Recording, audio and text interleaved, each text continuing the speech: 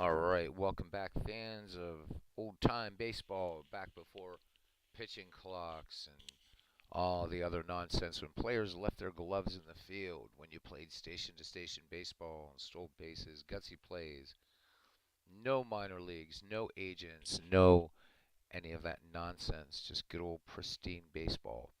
19th century dead ball. This is our Ned McGreevy Baseball League winding down. There's about 6 games left to the season. However, what's on the line is second place Cleveland. Once Cleveland loses, we will auto play out probably the last 3 or 4 games left to the season, and then we'll take a little break, simulate a travel day or two, and we will have our 3-game World Series. But right now, it's a toss-up. Let's get to it. Ned McGreevy will take off here, and thank you, Ned. And we'll see you next time, mate. All right. So Manchester um, pretty much is locked down. They'll be the home team. So it will be, I think we're going to do a home team, visiting team, home team World Series. I think that'll be fun. Manchester 6 games in front. Cleveland 1 game from elimination as far as mathematically. Nobody is going to catch Manchester in terms of getting home field advantage. The rest of the teams have been eliminated for that. However, for that coveted second place, which would be the visiting spot, the visitor spot in the game in that World Series, we have Cleveland at second, 6 games out. So really, our race now comes down to what team is going to be in second place, who's going to do it. Cleveland, and then Philadelphia is 2 games behind Cleveland, as is Providence. And then 3 games behind Cleveland is Butler and Bellingham. So those teams still in the race, and we've got to start doing some elimination. So I think what we're going to do tonight is we have Bellingham at Carolina. So Bellingham and Butler. In fact, Butler playing Manchester. I think actually we're going to do that instead. So Manchester at Butler. First place Manchester will take on Butler. Butler's 9 games back, but tied with Bellingham. So let's do this.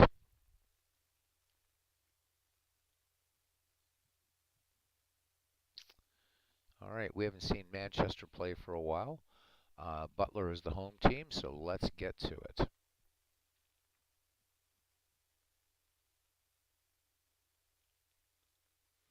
All right, and it looks like Grover Cleveland, old Pete Alexander will be starting for Manchester. So for the Butler Yankees, let's look at what's going to be going on here with them. And let's go to the pitchers. And it looks like, ooh, this could be a tough one. It looks like it's going to be Amos Russi.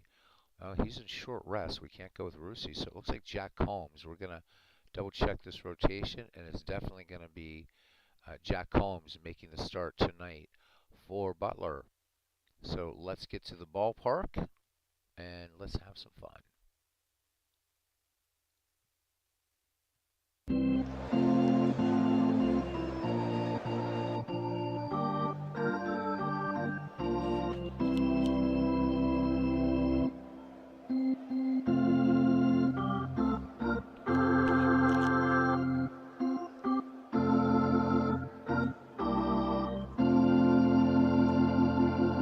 All right, welcome to Hilltop Park, New York City, where Manchester will take on Butler.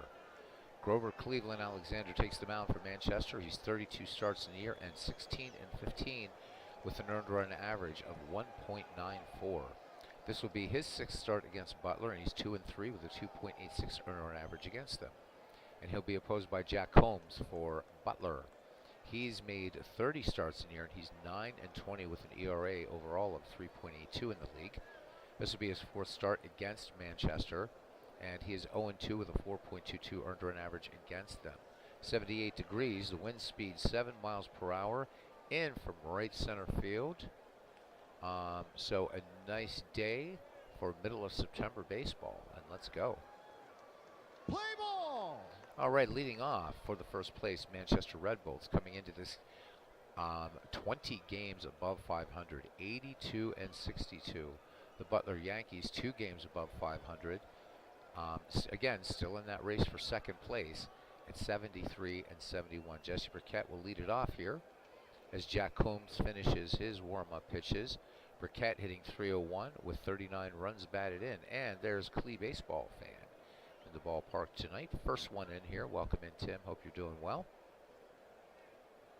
And we're set to get underway here. Beautiful day for baseball as Combs gets ready to deliver to Burkett. Burkett chops this one to third. Jimmy Collins up with it across the diamond to Tommy Tucker. Burkett has speed and will beat it out. So infield single to start the game for first place Manchester. And here's second baseman Cupid Childs. 254 for him, 40 runs batted in on the season. Jesse Burkett has 40 steals, so good speed there. Johnny Kling, good arm behind the plate. It's going to depend a lot on Jack Combs' delivery home or his move to first. And he throws over, and Burkett dives back to the base and just in there ahead of Tommy Tucker's tag. Burkett, good lead off at first as Jack Combs winds and delivers. There goes Burkett, the throw down, and Burkett picks up the steal. That's number 41. So Manchester with a runner in scoring position, nobody out. Back in the box now, Cupid Childs, and the 1-0 count on him. Childs swings, chopper to short. Freddie Perrin has it over to Tucker, and they do just get Childs. Burkett will move to third on the play, one away, and Manchester threatening here in the top of the first. Dan Bruthers now, 309, one of the league leaders in hitting. Also, along with Burkett, there's only 3 full-time players hitting above 300. Bruthers hitting 309, 6 home runs, 63 runs batted in. And I hope all is well with you, Tim. Bruthers bats from the left. Combs winds and delivers. Full count to Bruthers. And this payoff pitch is a fastball. And Bruthers laying off on the payoff pitch, drawing the walk. Dan Bruthers with 30 steals in the season, so lots of speed here for Chick Stahl, center fielder, hitting 261. He has 42 runs batted in, including a home run for first place Manchester. Good crowd here today at Hilltop Park.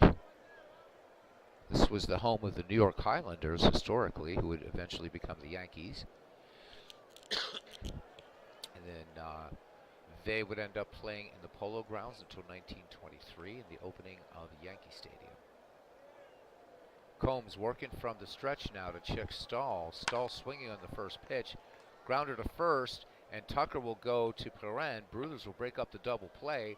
Stahl safe at first, and Jesse Burkett scores the first run of this game. So Manchester tallying 1 here, 2 down. Chick Stahl at first, and there is MV getting to see his team play tonight. Chick Stahl 18 steals on the season. Chief Wilson 255, 5 home runs, 56 ribbies. Combs winds and fires the 1-2 delivery to Chief Wilson. Wilson swings, sends this one to left field. It has some distance. Al Shear going back in front of the Staber cigar sign makes the catch for out number 3. 1 run, 1 hit, no errors, and 1 left. 1/2 inning gone. It's Manchester 1, and Butler coming to bat.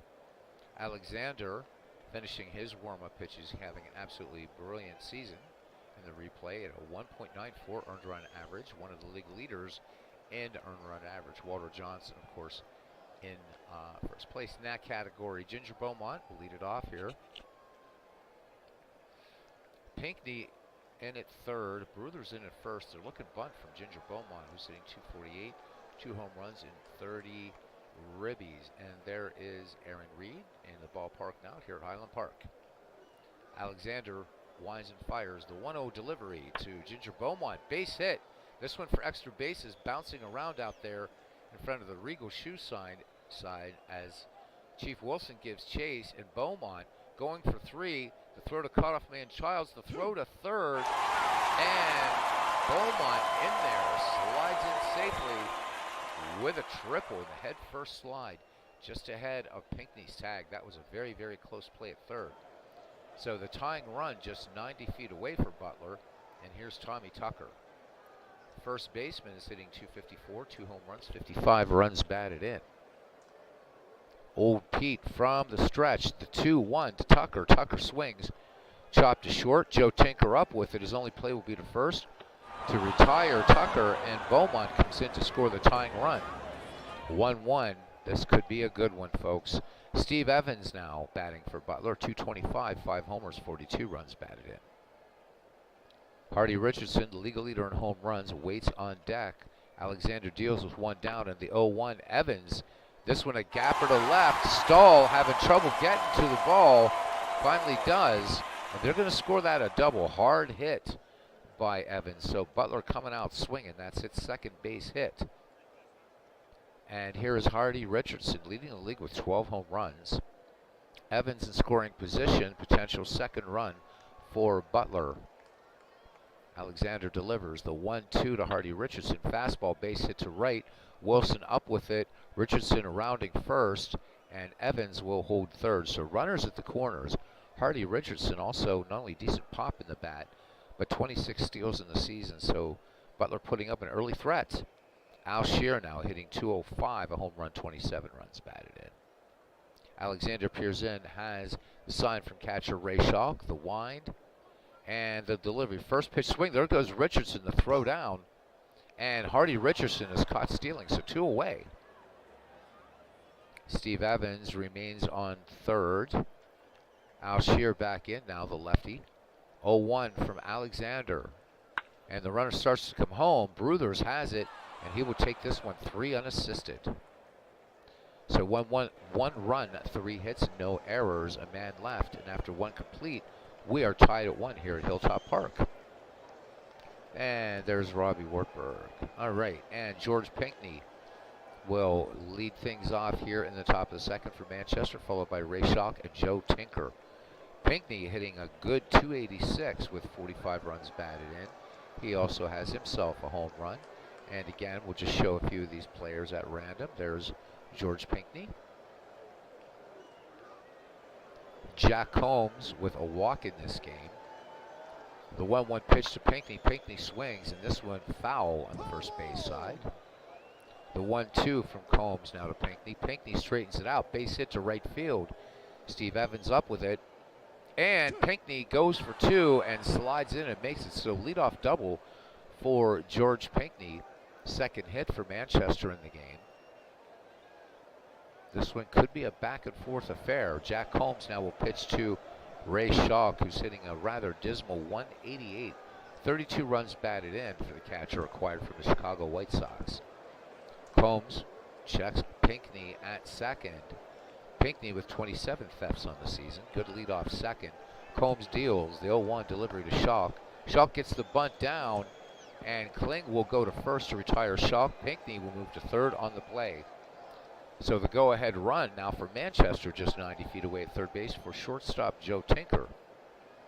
Joe Tinker coming over to Manchester from the Chicago Cubs, hitting 237, a home run, 44 runs batted in. And there's a picture of Joe Tinker, Hall of Famer. Combs fires it in, the 2-0 to Tinker. Tinker swings, this one chopped up the middle. Richardson has it on to Tucker, but into score is George Pinckney, and Manchester picks up its second run. It is now 2-1 Red Bolts over the Butler Yankees. And here's Pete Alexander. Alexander batting with the bases empty, a 221 average for him. He's batted in 7. Jack Combs kicks and fires the 1-0 to Alexander. Fly ball shallow to center, and Ginger Beaumont makes the play for out number 3. 1 run, 1 hit, no errors. We go to the bottom of the second, and it's first place Manchester leading the Butler Yankees 2-1. The Yankees in a tie for 4th place, still in the hunt for the visitors spot in the 3-game World Series that will be coming up. We have, including this game, 6 games left to the Ned McGreevy League. Third baseman, Jimmy Collins, be followed by Freddie Perrin and Johnny Kling. Jimmy Collins on the year hitting 219, 10 home runs, 53 runs batted in. So Collins with some pop in his bat. And to go along with that. 18 stolen bases. Alexander into his wind. Here's the payoff pitch, and Collins fouls that one off. 3-2 from Alexander. And Jimmy Collins chased this one out of the strike zone. And Alexander picks up strikeout number 1.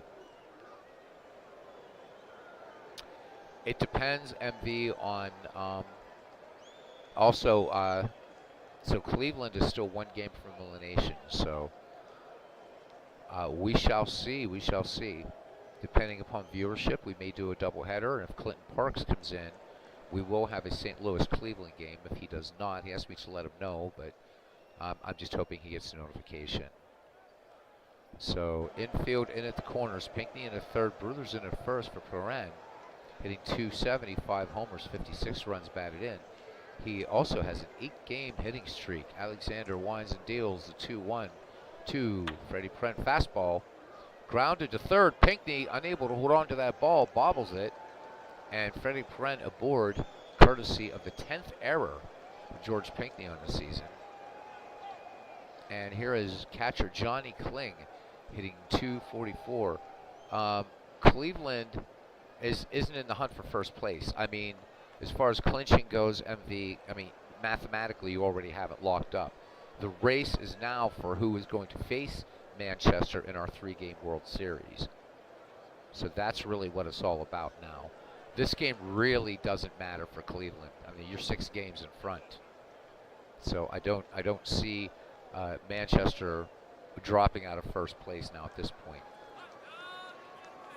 All right, Perrin leads off first. Alexander with a check of the runner. Alexander with a strikeout in this game. Comes home with it, the 1-0. Throws over, actually. And Perrin back just in time. The Bruthers tag. Alexander deals again. Johnny Kling swings. Fly ball to left. Burkett back, and in front of the scoreboard makes the catch. So Kling gave it a ride, but a very, very loud out as the ball comes back into Joe Tinker. And Jack Combs now up to bat. The pitcher hitting .208. He has 8 runs batted, including a home run. Perrin into his lead again. Schalk sets up for Alexander. Here's the 0-2 delivery to Combs. And this one lined, but right to Cupid Childs at second. And that does it. So nothing across for Butler here in the bottom of the second. As we head to the third, it's still 2-1 in favor of Manchester. There we go. Clinton, is there any way you could just possibly copy and paste it in here rather than me going off to Facebook? I'd really, really appreciate that. And we will definitely do your lineups. You're the visiting team, so that's fine, Clinton. If you could please just copy and paste that into chat, I'd appreciate it. All right. Even though I have a lot of mods here, the mods I can really count on to kind of watch the room. I like them to be here if I have to leave the screen. So, but I would appreciate that, my friend, and you can definitely, we'll set your lineups and you can do substitutions. Cleveland is the home team, I believe, in that game. And if I don't get to it, then I can run to Facebook, but it's just going to depend on the mods that I have in here tonight. Not a knock on the mods that are in here. Not that, but I have a couple guys here that are a lot quicker with the wrench that I really like to have. All right, back at the top of the order for Manchester and Jesse Burkett. Infield single for Burkett last time up. Jack Combs brings it home. Burkett swings, and second base hit for Burkett in the game as Ginger Beaumont comes in and gets to this ball. So clean single for Burkett over the head of Hardy Richardson. And that brings up Cupid Childs, who's nothing for one. He is grounded to short.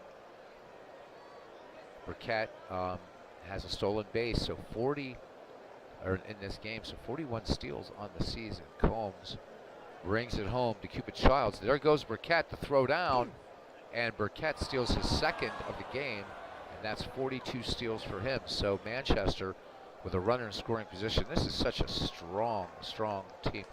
I will double check Clinton at the end of this. You know what? I'll check now. cabrón. So, no. Cleveland is the home team. I was right. I don't know who told you differently. It's St. Louis at Cleveland. All right, back to the game. Childs is nothing for one. Combs delivers the 1-0 and grounder to Combs. Combs to Tucker to retire Childs, and Burkett will hold a second. One down for Dan Bruthers, who walked back in the first. All right. Clinton says never mind. Okay.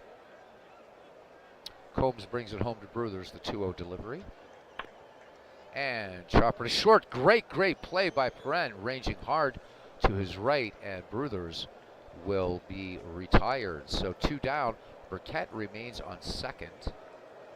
And Chick Stahl is nothing for one. Grounded to first. Burkett scored on the play. Combs fires it in, the 0-2. And Stahl sends this one to center field. Airmail to Ginger Beaumont as he backpedals to retire the side. So no runs, 1 hit, no errors, a man left. And we go to the bottom of the third. Manchester 2, Butler 1. Ginger Beaumont will lead it off here. Tripled back in the first. Tucker waits on deck. Alexander into his motion and the 2-1 delivery. Beaumont, fly ball to right. Wilson goes back on this ball and right in front of the advertising makes the play. Tommy Tucker now due up. 1 down here. 2-1 Manchester lead. Again, this game, any game remaining is pretty meaningless for Manchester, as they really do have first place locked up with Cleveland 1 game from elimination. So we're trying to concentrate on breaking up the 3rd and 4th place teams who are just behind Cleveland. St. Louis Wolves having a chance to play spoiler, and should they defeat Cleveland tonight, we play out the rest of the season and then go to our World Series. And should Cleveland lose tonight, we'll have Robbie Wartburg on, hopefully on the broadcast, even just for a few minutes, to reveal. I had him autoplay. He very nicely agreed to autoplay this version of the league that he recreated in Diamond Mine Baseball, mostly using their all-time great players, which is very, very similar to the Baseball History Collection, and then some homebrew seasons. And we will get that before the final game, which would just sort of be a send-off, or before the first game of the World Series. It'd be nice to see how these two compare and see who finished first. So Robbie is the only one that knows that right now. Well, Robbie and God, or Goddess, or whatever. All right. Clinton, what I'm going to do for you really, really quickly is, let's see, D-E, okay, gotcha. So I'm going to copy this on a notepad, Clinton, and then I'll have it right down here so that way I can keep chat open. So I hope you understand why I don't want to jump onto something else. This way I can keep an eye on chat. And I appreciate that, and I'll make this text document for you now. And we'll just say Wolves line up. And what is today's date? 27 February. All right, and put it in there. All right, and Demontreville, McGuire, Jennings, Donlin, Clark, Roger Connor, Elmer Flick. Be nice to see Elmer Flick play tonight. Lave Cross and Bob Carruthers. All right, Clinton got you covered. And I'm just going to minimize this, and there we go. Appreciate you doing that for me. I know it's a pain in the butt to go back and forth. And I really wish I could figure out what this logo is out in center field, because I've seen this logo very, very recently on some modern advertising, and I have no idea what it is. All right, Tommy Tucker is nothing for one. Tucker grounded to short, scoring Beaumont back in the first, tying this game. So Alexander, first pitch swinging, Tommy Tucker, fly ball to right. Chief Wilson back on it, makes the catch. So 2 up, 2 down. Alexander with only 1 strikeout, but a lot of flyouts today by the great Pete Alexander. Steve Evans is 1 for 1. Talking about some one-offs here and there, some one-off games. And while we may not he may not appear. We're going to revisit that game in the 1926 World Series. It was the Cardinals' first ever World Series win in 1926, and see if Pete Alexander comes in and what a gutsy performance. Another one-off game we'll be doing we'll see Walter Johnson in 1924 World Series did much the same as Alexander did 2 years later. We'll be going back and having some fun doing that great 1951 Giants-Dodgers game. So yeah, any other ideas for games that you guys might have, preferably older baseball, but I'll certainly do quote-unquote newer baseball too. We'll go back to Joe Carter and his awesome World Series exploits back in the early 90s. Certainly willing to entertain those as well, so great things. We'll go back and visit the Bucks and Yankees, Game 7 of the 1960 World Series. So a lot of one-off projects while we work through the tournament that's coming up next. And just another thing really quickly, I ordered today, and those are due out in a couple days because Steve Tate is really, really busy and such. I went ahead and ordered the Negro League's all-time top 20 teams. So although we'll miss Black History Month, it's going to be really close, but unless Dave could release them a day earlier, but I don't think that's going to happen. So we will get at least 2 Negro League teams, or I'll try to create something from those. I don't want to use Steve's file until he gives permission. So I will try to create 2 baseball or Negro Leagues teams from those 20 and hopefully get in a Negro Leagues All-Star game. At least March. We'll be missing Black History Month by just a couple days. So that and other things coming up. And I appreciate everyone. And Ken Castro comes in. What are those 2 punks, Big Clue and Todd B? I don't know, but hopefully Todd B does make it in tonight. I know it's with his hours. I understand we both work crazy hours. See if Todd B will manage. He'll be St. Louis out for blood tonight, trying to knock Cleveland out. Alexander brings it home, 3-2. Evans on the payoff pitch lines this right to Joe Tinker at short, and it's good to see you, Cousin Ken. No, I did not see that, Clinton, but if you're willing to help find some logos for those teams, that would be awesome of you. Clinton, of course, you're looking at one of the ballparks that Clinton gave us.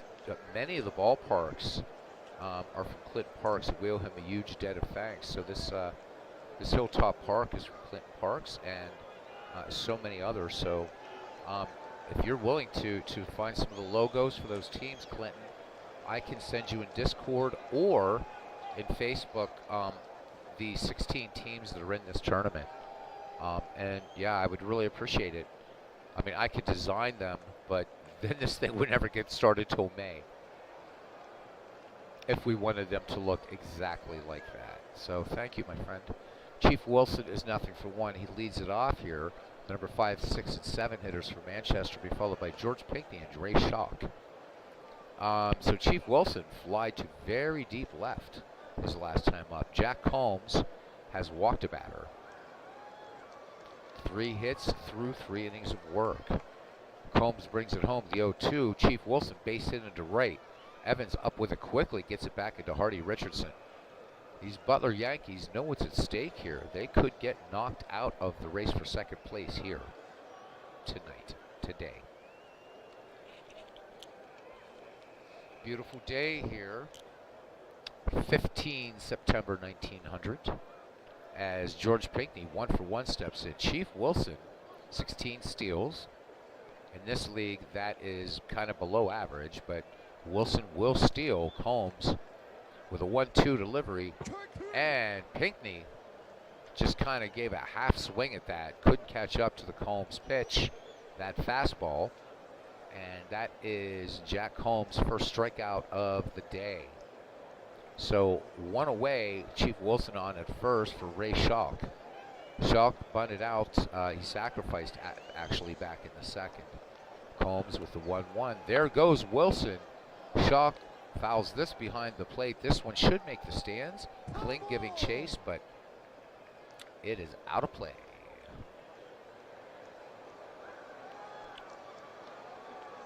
Combs deals to Schalk once again. Schalk swings, chops to second. Freddie Perrin up with it. He'll go to Richardson.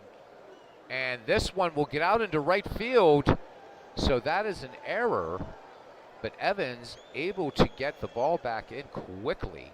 So error number 48 for Freddie Perrin. And Schalk is safe at first. So 2 on, 1 out. Chief Wilson at second. Ray Schalk at first for shortstop Joe Tinker, who has a 6-game hitting streak. Combs into his motion delivers the 1-2 pitch. Tinker, shallow fly ball to center. Beaumont coming in fast, making the catch. Runners aren't going to advance. Beaumont practically behind second base. And there's D. Scott Howard. Ken Castro saying 16 steals. That's cute. All right, and Clint Park says that he has cousin Ken's logo already. The 1884 Providence Grays. That's awesome. Clinton, actually, big, quick question for you, Clinton, because you seem to have a gift for tracking down ballparks. Trying to find an image of Messer Field, which was, as you know, the ballpark for the Providence Grays. Don't know if you can find it, if you can track it down, that would be amazing. So I'm gonna do some detectiving myself. Again, to find a park from the 1880s, that's gonna be tricky. Not out there. I wish we knew what it looked like, because what I would do is use Out of the Park Baseball's ballpark builder and try to build it. I wish we knew what it looked like. But we'll find some old ballpark, and that's where we'll put Providence, unless Providence would like to remain in Huntington Avenue grounds. We can do that since Boston will be covered by Fenway Park, and we do have an early Fenway for them. So, cousin, if you're fine with Huntington Avenue grounds, we'll keep you in there, but would have been so much fun to have Messer Field.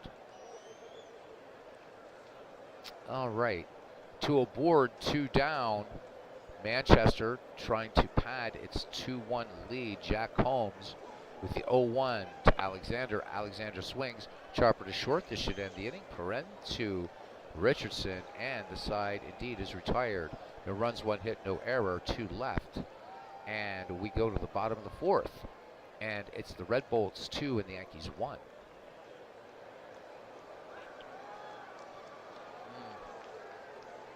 All right, Clinton, I can't click on links while I'm in a stream, but I will or while I'm doing a broadcast, but I'll look for that after. So it's Wikipedia for Messer. I will look for that. Thank you.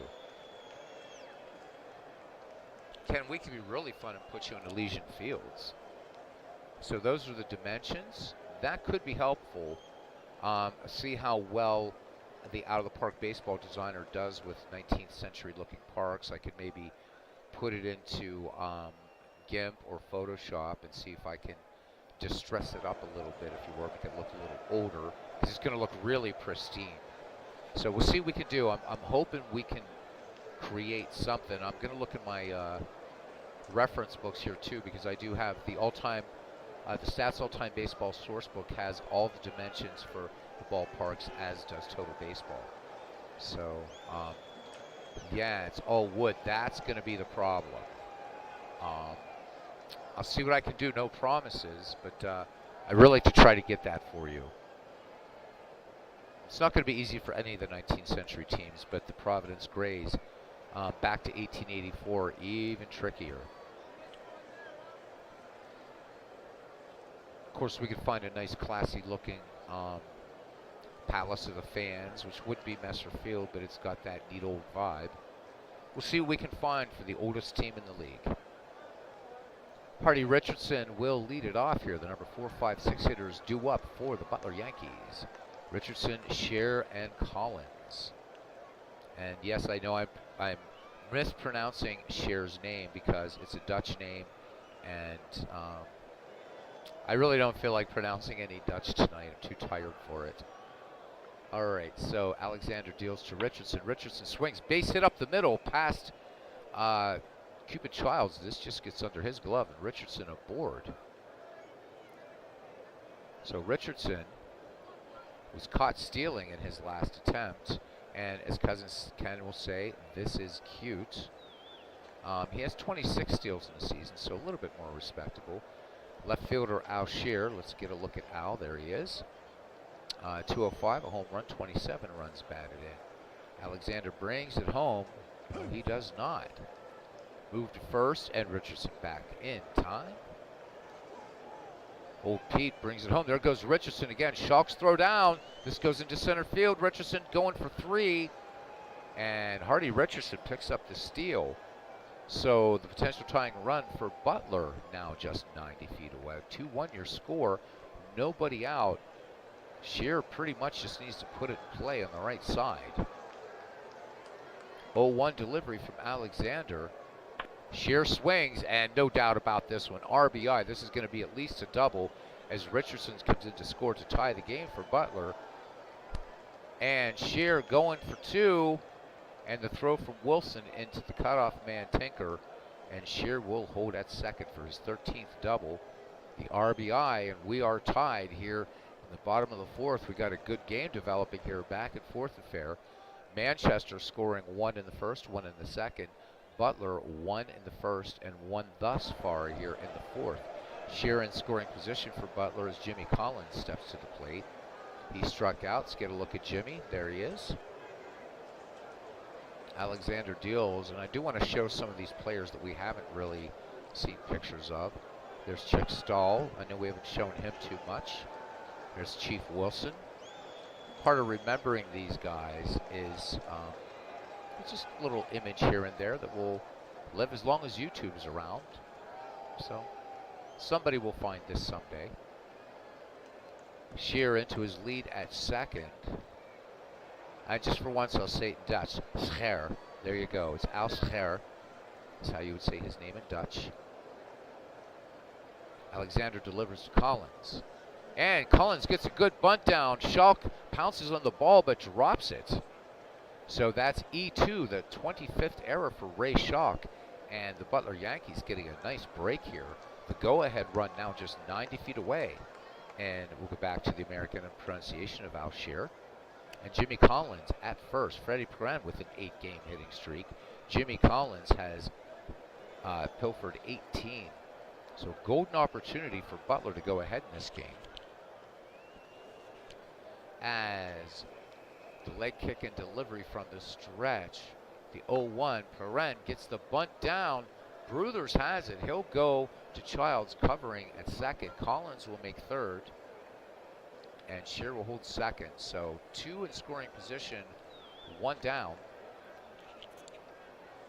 for catcher Johnny Kling. Johnny gave it a ride deep down the left field line. But Burkett making a nice catch in front of the scoreboard there along left field. Alexander working from the stretch. Here is the 2-0 pitch to Kling. He swings, fly ball to right. This should be deep enough to score Shear, but Wilson fairly shallow. We'll see. Shear tags, and he will score. And Butler jumps into lead. It's 3-2. So Butler looking to stay in the hunt for the coveted possible overtaking of Cleveland. It can happen. First time through this league, Manchester winning the league by 2 games, this time by 6. Jack Combs batting now. He has nothing for 1, and he lined to second. 2 away, 1 in. Collins in scoring position. Alexander brings it home, the 0-2. And this one lined down into foul territory, and Bruthers unable to catch up to this one. Combs back in the box now in the 0-2 pitch. Combs smacks this one into center field. Jake Stahl up with it. Combs with his 4th double of the year, and it's an RBI, and Butler now leading Manchester 4-2. And we're so used to seeing Manchester being such a dominant team. But Alexander touched up for 6, hit by these 6 hits by these Butler Yankees. Ginger Beaumont now 1 for 2. We're back at the top of the order for Butler. And he tripled in the first and flied to deep right center in the third. So Alexander's been giving up a lot of fly balls and a few extra base hits. Alexander comes home with it, the 1-1 pitch. Fastball to Beaumont. Fly ball, left field, down into the glove of Jesse Burkett. Side retired, 3 runs, 3 hits, 2 errors, 1 left, 4 in the books. And it's Butler 4, Manchester 2. Clint Park says, because with the Union Grounds Brooklyn do, he says he has an artist's rendition. Actually, that would be really nice. Clinton says he can also get the Palace of the Fans. Those are interesting dimensions for Messer Field. So it's 281, 356, 318, 356, 431. That's a strange ballpark there. So thanks for getting those, Cousin Ken. We'll see what we can do to see if we can get some approximation of Messer. If I can create the park. The problem with the out of the park ballpark creator is it's still only good at doing more modern looking ballparks. But if I could somehow get that and then make the fences wooden, see what we can do, get that modern look out of it. But I have a feeling that our professor, Clinton Parks, is going to have a much better chance of finding a ballpark that would be more representative of 1884. The only thing is, of course, if he finds something that's an artist's rendition, it's going to be different looking than all the rest of the parks too, which will be fun. And the pitcher's box is going to be a lot closer, and that'll be fun. And I wonder if Action PC will. We can't. It's not going to account for that, but it'll just be fun. It'll be fun to see a very different looking ballpark. All right, Jack Combs delivers to Jesse Burkett. We're at the top of the order here. Burkett is 2 for 2 and 2 steals. Cupid Childs and Dan Bruthers will follow him. Jack Combs with a strikeout and a walk and a 4-2 lead and an RBI double for him. A 1-1 pitch. Burkett laces this one to left for the base hit. And Burkett going for 2, and he has it. So Burkett is 3 for 3, 2 steals, 2 singles, and a double. So Jesse Burkett having a great game. Runner in scoring position for Manchester. And here's the tying run, and Cupid Childs, not a home run threat. He's grounded out twice. Combs throws back. Burkett is not buying it. So the quick turnaround by Combs, throwing back to Richardson, trying to catch Burkett napping off the bag. Burkett, too much of a veteran to fall for that one. Hall of Famer largely forgotten today. Burkett, one of the great players in the 19th century into the early 20th. Combs brings it home, and when I say forgotten, I don't mean by this group. 3-1, Cupid Childs taking all the way, and Jack Combs delivering walk number 2. So when I talk about largely forgotten, I mean by just the average baseball fan, not you guys in here. I know you guys know about Jesse Burkett. Dan Bruthers is nothing for 1. He walked and grounded to short. 2 on for Manchester, no one out. Combs looking for a double play ball here. Kicks and deals, the 0-1. Change up to Bruthers, not going to be a double play here. Long fly ball, deep, over or off the Staber cigar sign. Burkett will score, Childs will score, Dan Bruthers with a 2 RBI double, and we're tied up again. So the back and forth continues in this one. It is now 4-4 here in the top of the 5th. So big hit by Dan Bruthers, thought that was gone. And here is Chick Stahl. And again, you know, going through, guys, I think what I'd like to do is after the tournament, if we decide to revisit Ned McGreevy Part 2, I'm seeing so many players that, and good players that weren't drafted onto the Ned McGreevy League. So I think after the tournament, I'm going to be releasing all of those players into a draft pool. And we may revisit this again another time. Maybe later in the year, we'll see. So many good players that didn't make the cut this time round.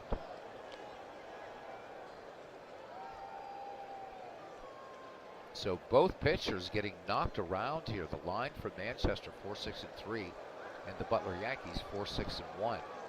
Manchester thus far has stranded 4, and Butler has stranded 3. Bruthers in scoring position at second. Still nobody out. Combs into his wind, and the 1-1 pitch, fastball, and Stahl sends this to right field. This one kind of deep, but in front of the Regal shoe sign. Evans makes the catch. Bruthers tags the second, and he will go to third. The go-ahead run 90 feet away for Chief Wilson. Wilson is 1 for 2 in the contest, and he singled back in the fourth. 1 away, good chance for Manchester to jump into the lead here. Manchester has held the lead once in this game. Technically twice, but we don't really count the top of the first.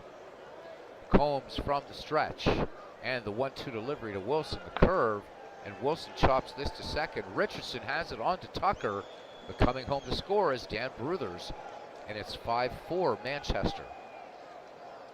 So perhaps we're getting a good sense again of why this Manchester team is in first. They're either going to dominate you or they're going to battle you hard all the way back. George Pinckney batting with the bases empty and 2 down. George doubled in the second and struck out in the fourth. Let's get a picture of George. There he is. Combs brings it, full count. Pinckney lays off, draws the walk. Jack Combs has walked his third batter today. And Cracker Shock up there, he was safe on an error back in the fourth. And that was an E6. Combs delivers. The throw over. George Pinckney has 27 steals in the season. Combs trying to keep him close, 2 down. Combs fires it in. There goes Pinckney. Kling's throw, not in time. George Pinckney was steal number 28. And Manchester with a runner in scoring position, 2 away here in the top of the fifth, 3 in. Combs twirls it to Shock, the 0-1. Shock lays off, ball 4, so Jack Combs has now walked 4. And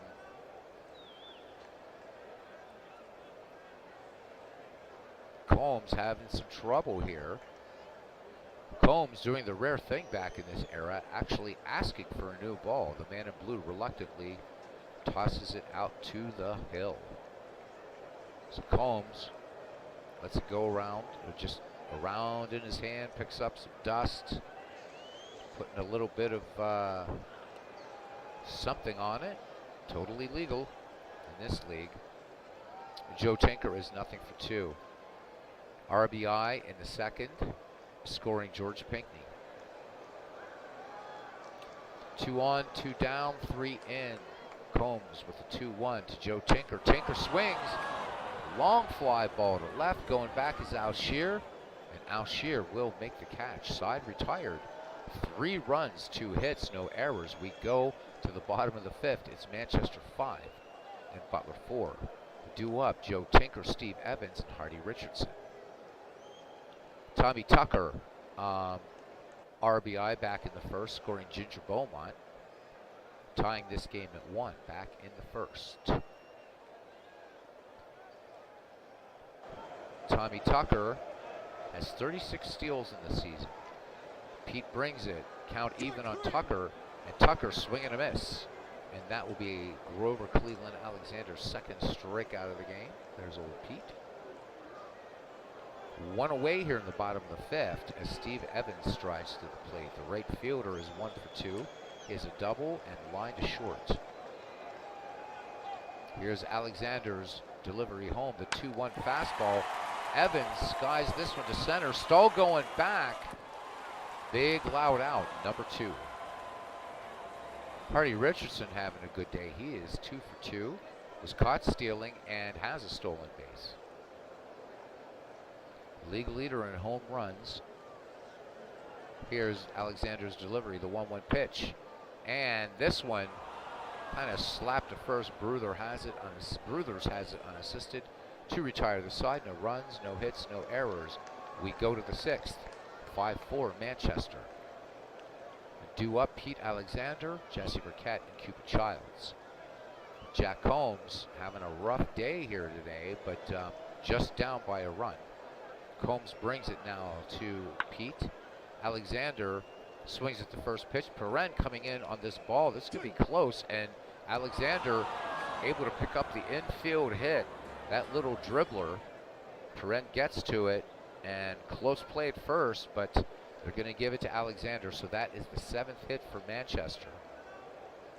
And Jesse Burkett, Manchester wins this one. Jesse Burkett is the definite MVP in this game. 3 for 3, 2 singles, a double, 2 steals. Combs comes home with it, the 1-1 to Burkett. Burkett swings, this one lined right to Freddie Perrin. Perrin, a little bit of a juggling act out there, but holds on to the ball. 1 down. Alexander remains at first for Cupid Childs. Childs is nothing in 2 attempts against Combs. Alexander at first only has 1 stolen base. The 0-1 to Childs. Childs swings, fly ball to center. Beaumont going back on this ball, and right in front of that center field advertising.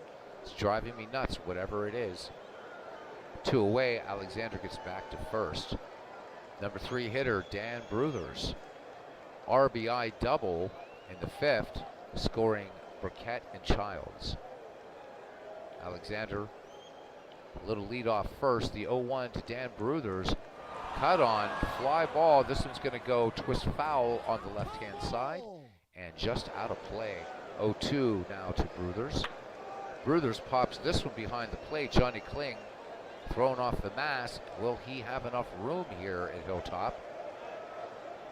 And he does not.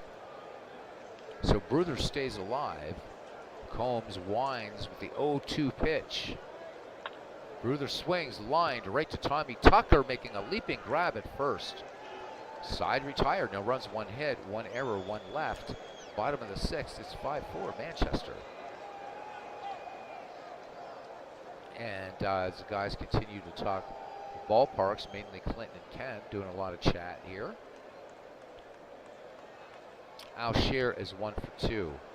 RBI double, scoring Hardy Richardson back in the 4th. Alexander brings it home. Here's the 0-2 to Al Shear, fastball. And this one sent deep to center. Stahl, plenty of room, makes the catch. 1 away. Jimmy Collins, nothing for 1. Again, we're in the original home of what would become the New York Yankees. We'll be seeing this again in our tournament, and it will be home to the 1904 New York Highlanders. Hilltop Park. Third baseman Jimmy Collins sacrificed back in the 4th. Alexander's 0-2 delivery, fastball. This one chopped to third. Pinckney coming in. This is going to be close, and they get Collins by half a step. Nice stretch by Dan Bruthers to get the out. 2 away here for Freddie Perrin, riding an 8-game hitting streak. Nothing for 1 today. Alexander's 1-1, and Perrin will extend that hitting streak. And Perrin, as Jesse Burkett is given chase deep to left here and having one of those weird glitches by Action PC Baseball.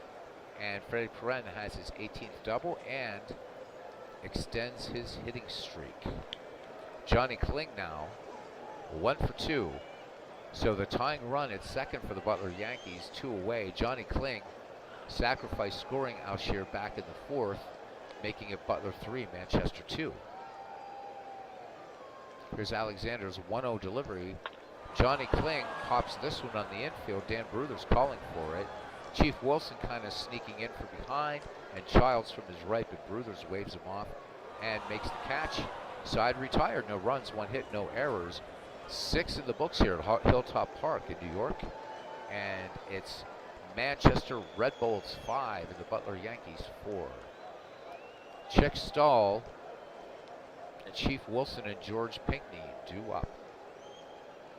No sign of Todd B here. Our nightcap will be St. Louis and Cleveland. St. Louis looking to play spoiler and pretty much end any reason for playing out the rest of these games.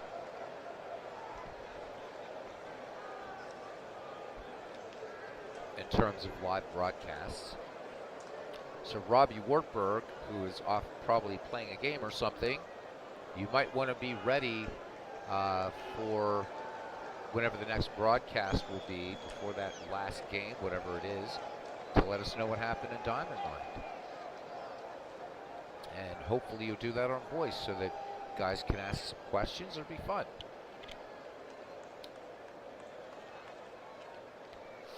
All right. Jake Stahl leads it off here.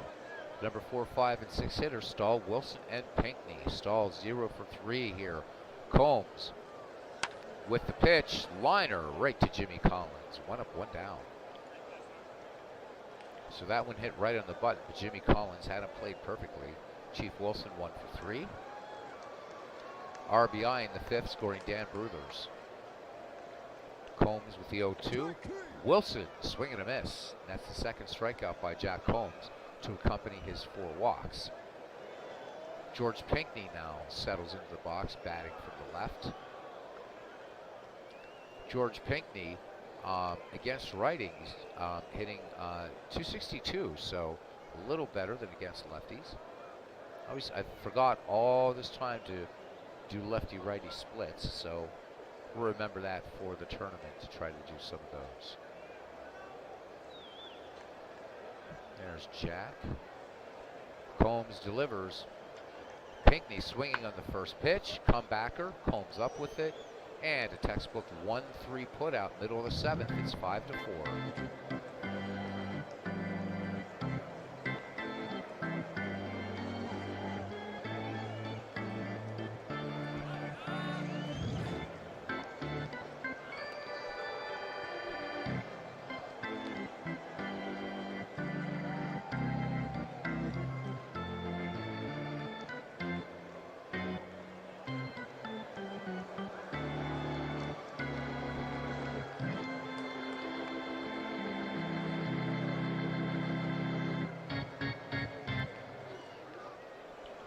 Yeah, I mean, once the race is decided, Robbie, so you'll know because you're pretty much at all these games, and then we'll just set that up.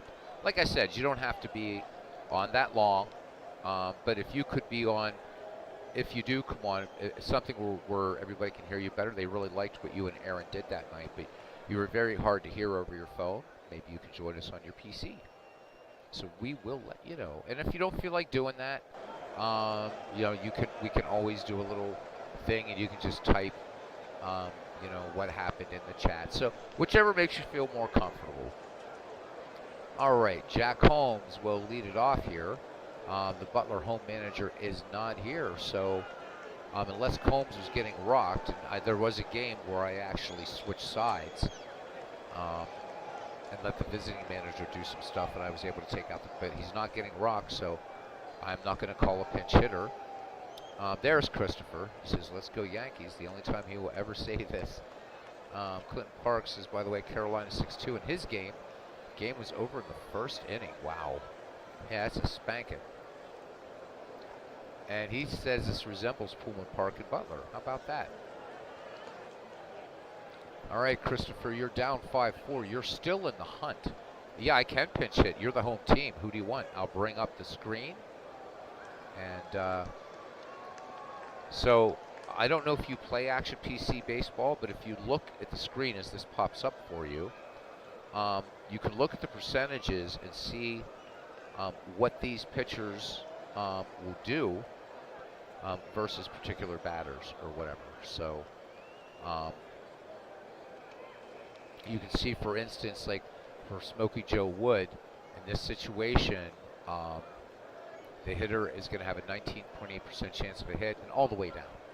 So pinch hit Smokey Joe Wood, he'll get a double. All right, Smokey Joe Wood it is.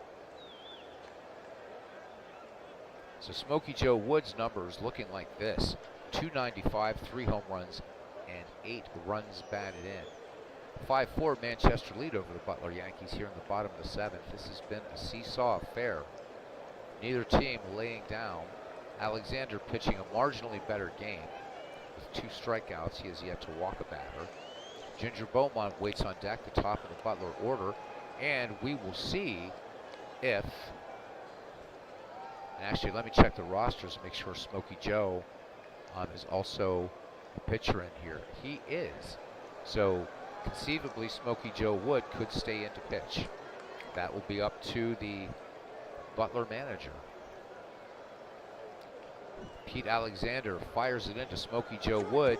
Smokey Joe Wood, a swing and a miss, strike 3. So third strikeout by Grover Cleveland Alexander. We're back at the top of the order for Butler with 1 down and Ginger Beaumont. Beaumont is 1 for 3 in this game. Tripled back in the first, as Christopher says, dang, and then a bit of cursing there. All right, Alexander brings it home to, let's just look at this. All right, and we can hide that. The delivery to Beaumont, 3-2 the count. And Beaumont looks at a called strike 3 on the inside corner. Alexander now bringing it alive here. That's his 4th strikeout. 2 in this inning. 2 away for first baseman Tommy Tucker. Tucker nothing for 3. He does have an RBI back in the first, however. Alexander with the 0-2 to Tucker, and Tucker strikes out. So Alexander strikes out the side, and we go to the 8th. So you're going to have him pitch. You got it.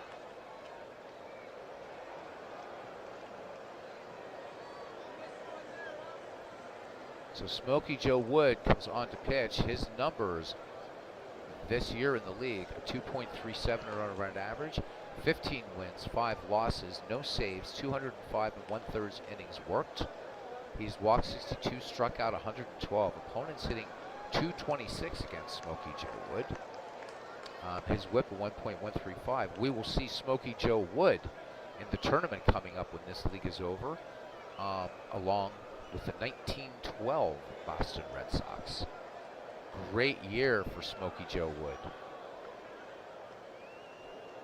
Smokey Joe Wood, one of those players, what might have been. I mean, he was a pretty fine position player, but had he been able to sustain what he had done in 1912, a definite Hall of Famer. Walter Johnson said nobody was faster than Smokey Joe Wood. High praise coming from the big train. Ray Schock is nothing for 1. He walked in the 5th. Wood with the 0-2 delivery to Schock, and Schock sends this one to right field. This one a lazy fly ball. Steve Evans makes the catch for out number 1. We haven't shown Steve Evans. So there is Steve Evans. Again, showing some of these players. Ginger Beaumont. We've shown Al Shearer a number of times. There's Jimmy Collins, Freddie Perrin, Hardy Richardson, Tommy Tucker, who looks like the quintessential, wearing his Boston livery there. I do not think we'll see Tommy Tucker. Can't remember at this point. And there's Johnny Clay. Joe Tinker batting with 1 down. Smokey Joe Wood with the 1-2 delivery. Change up. This one slapped to third. Jimmy Collins quickly up with it, because Tinker is fast, on to Tucker for the 5-3 put out, and 2 down here in the top of the 8th. And here's old Pete. He is 1 for 3. Infield single back in the 6th. Smokey Joe Wood brings it, the 1-1. Alexander swings, fly ball to right. Evans camps under it. No problem. Side retired. We go to the bottom of the 8th. And it's still 5-4. Butler will send up Steve Evans, Hardy Richardson, and Al Shearer. Evans 1 for 3 in the contest.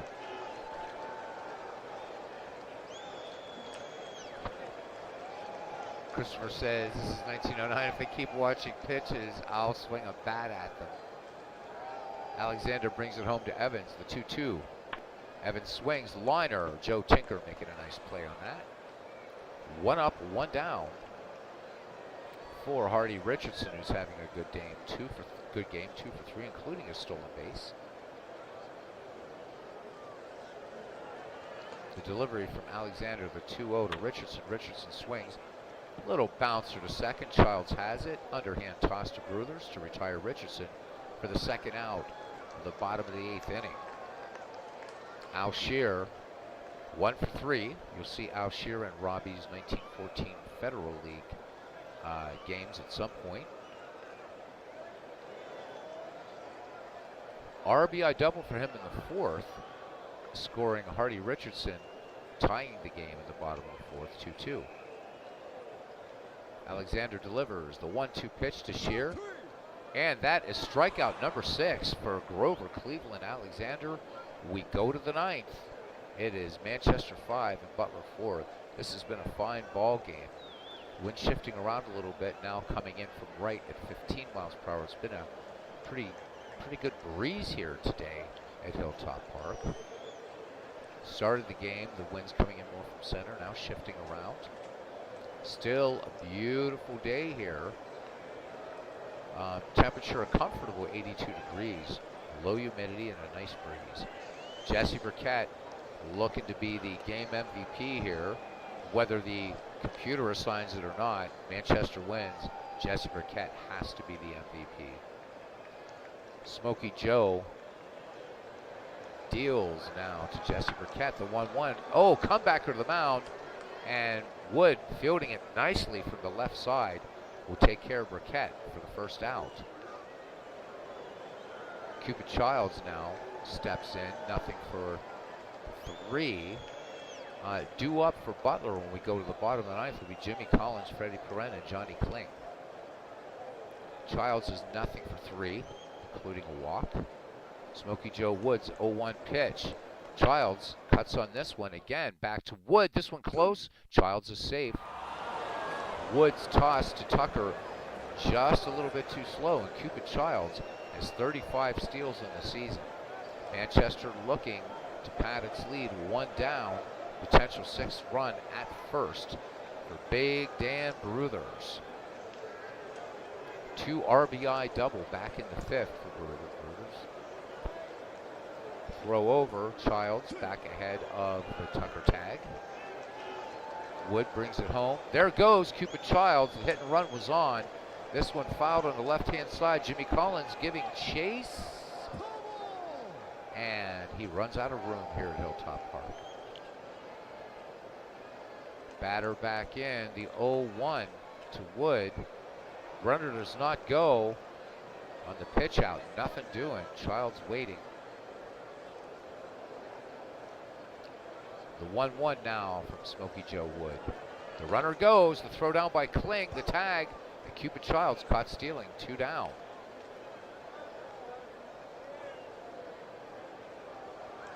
One for 3 for Bruthers. Back in the box. And the 2-1 delivery. Bruthers, base hit. This one for extra bases off the Columbia Bread and Cake sign out there in left. So the caught stealing may have prevented a little bit of padding here for Manchester.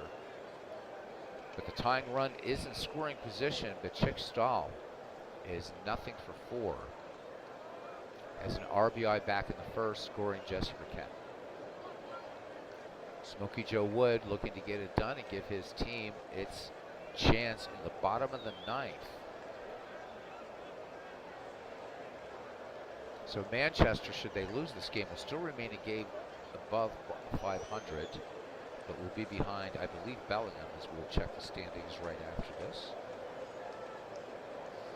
And here is the 0-2, and Stahl, little nubber to Tucker, who underhand tossed to Smokey Joe Wood, covering at first, and that ends the Manchester 9th, and we go to the bottom of the 9th. 5-4 your score. Jimmy Collins will lead it off. He is nothing for 2. 3 chances for Butler to tie it. You want to try to go for that win at home. Obviously, get it done. Alexander to Collins, fly ball to right. Chief Wilson going back on it, makes the catch. 1 up, 1 down. And Christopher Slovic, who said he would only say it once, has now said it twice, and this time in all caps, go Yankees. Freddie Perrin, 1 for 2 now. Perrin doubled back in the 6th. Sacrificed in the 4th and grounded out in the 2nd. Alexander with the 1-2 pitch to Freddie Perrin. Perrin base hit into left. Here we go. Tying run aboard for Butler. Johnny Kling 0 for 3. Freddie Perrin has extended his hitting streak in this game. 20 steals in the season. Johnny Kling, he has 10 game winning RBI on the season. Karen, good lead off first. One down. Alexander deals, throws over. Karen back safely.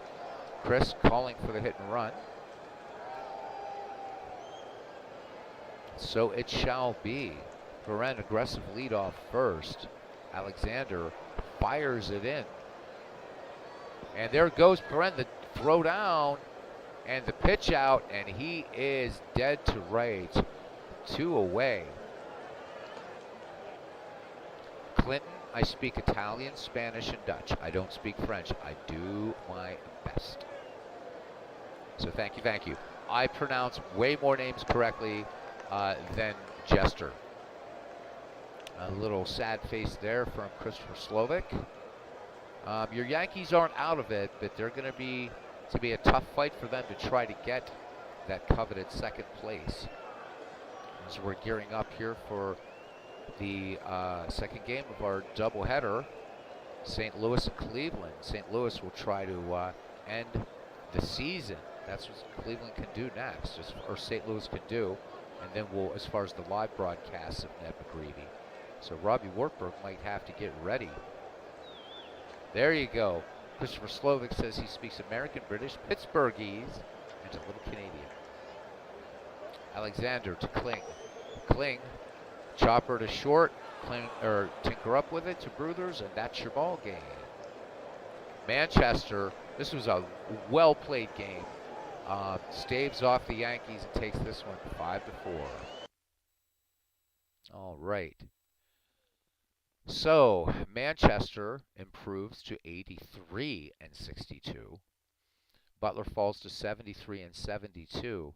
For Manchester, Jesse Burkett 3 for 5 with a double and 2 stolen bases. Dan Bruthers 2 for 4, 2 runs batted in. For Butler, Ginger Beaumont he went 1 for 4 with a triple. Alexander gets the win, goes to 17-15. Jack Holmes takes the loss, goes to 9-21. Let's look at the pitching line here very, very quickly. Pete Alexander went 9, 8 hits, 4 runs, 2 earned, and struck out 6. Jack Holmes with the loss, 7 innings, 5 runs, all earned, walked 4, struck out 2. Smokey Joe Wood came in and worked 2 innings. And we'll go to our miscellaneous, and we will see. The MVP is Pete Alexander. I have to disagree with the game. Alexander certainly won it, but I'm awarding MVP to Jesse Burkett in this game, and that does it. So we'll do the half game standings here and see how things are going to start to shake out.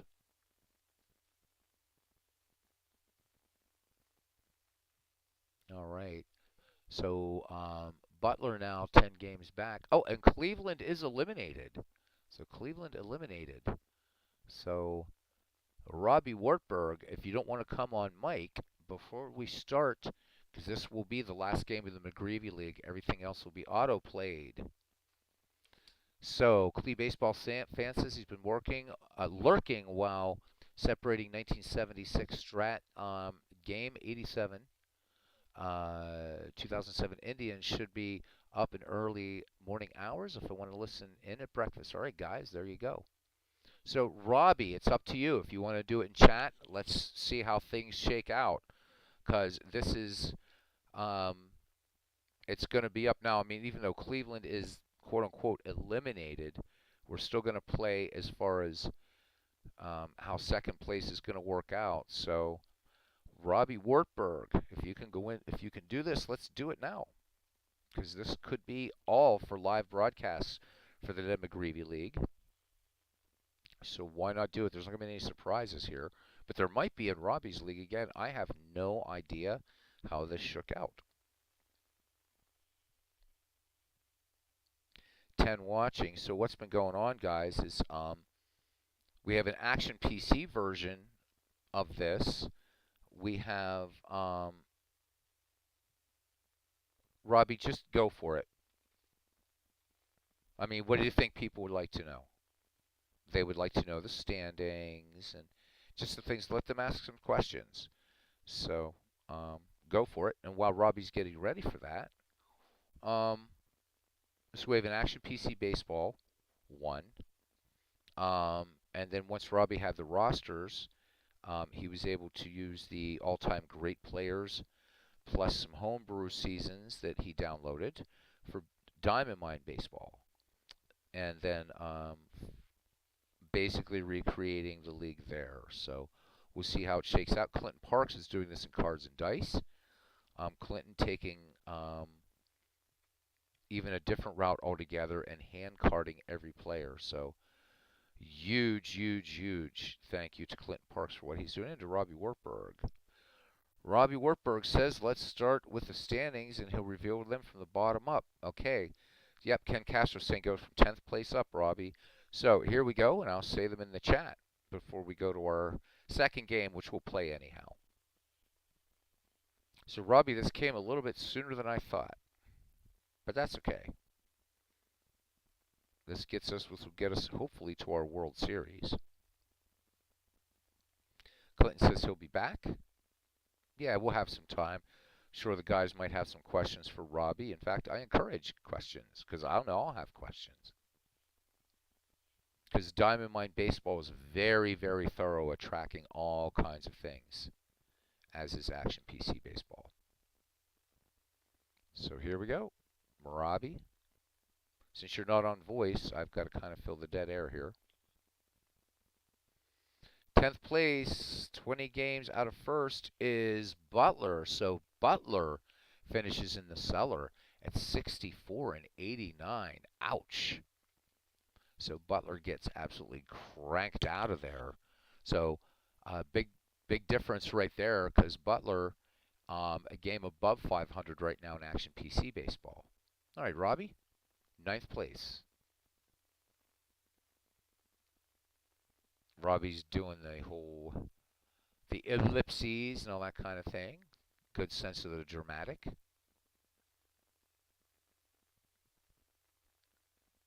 Christopher Slovik saying he overachieved. 9th place, 13 games out. St. Louis at 71 and 82. So St. Louis doing better in terms of wins and losses in Diamond Mine Baseball than in Action PC Baseball. Good work, Robbie.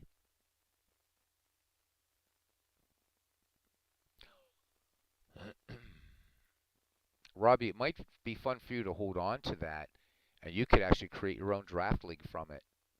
I think that'd be really cool. Up to you. If you decide to kill it, though, before you kill it, if you could zip it and send it to me, I'd appreciate it, because I would certainly have a ball with it in Diamond Mine Baseball offline. Ken Castro would probably like it, too. 8th place, 12 games out, Carolina at 72 and 81. Ow, wow. Or is that 72 and 61? 72 and 61, sorry. So Carolina, 69 and 75. So Carolina doing better in Diamond Mine Baseball also. So Butler so far the only team doing markedly worse. If I'm reading this right. Are those 80s or 60s? My eyes are so messed up. Let me see something here. So I don't want to get this wrong. Those should be 80s. Those are 80s. So St. Louis is 71 and 82. Carolina is 72 and 81. We only had one team lose more than 80 games in the Action PC version of this, the original version. Okay, Robbie, you're doing awesome. Keep her going, buddy. 7th place, 10 games back, Arsenal at 74 and 79. So Arsenal doing better, and Diamond Mine also. Arsenal finishing 68. Well, will finish 68. Or tonight is 68 and 76. At game, yeah, we're almost done. Jeez, this is sad. 5 games to go. All right, keep her going, Robbie. Hopefully MV hanging out. So guys, yeah, 2007 Indians will be up in the early morning hours, Tim says, if you guys want to get some baseball for breakfast. 6th place, 8 games out, is Bellingham at 76 and 77. Bellingham at 73 and 71 tonight. All right. Very different, but when we look at the overall standings, No real. The big surprise is Butler.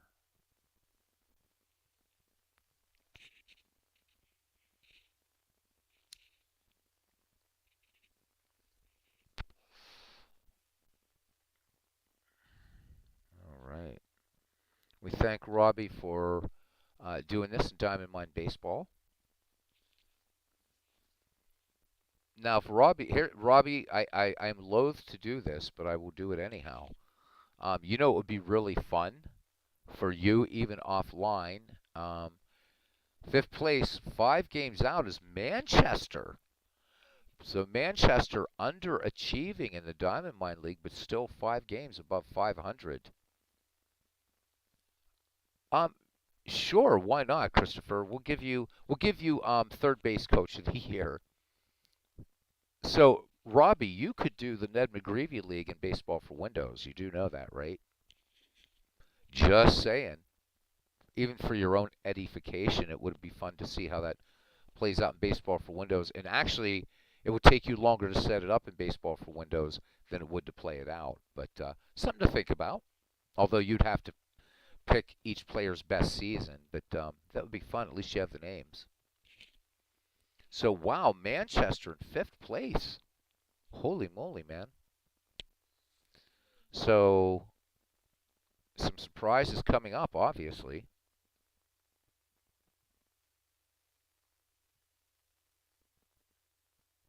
So I'm surprised to see Butler uh, fourth place, 4 games out. Cleveland, all right, at 80 and 73. So we only had one team hit the 80 win threshold, and that was Manchester.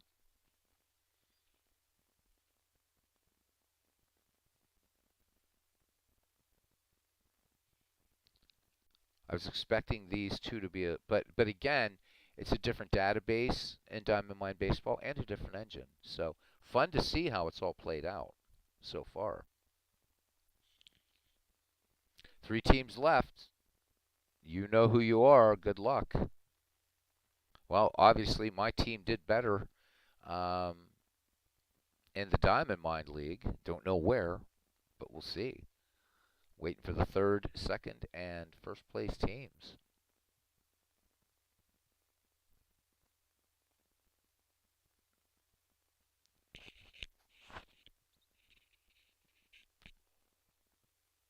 Robbie keeping up the suspense here.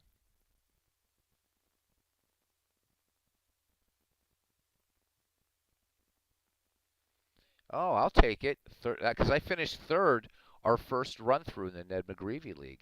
Third place, 2 games back. Liverpool at 82 and 71. Go Fabs. Overachieved in Diamond Mine, apparently. As Liverpool was 71 and 73 here.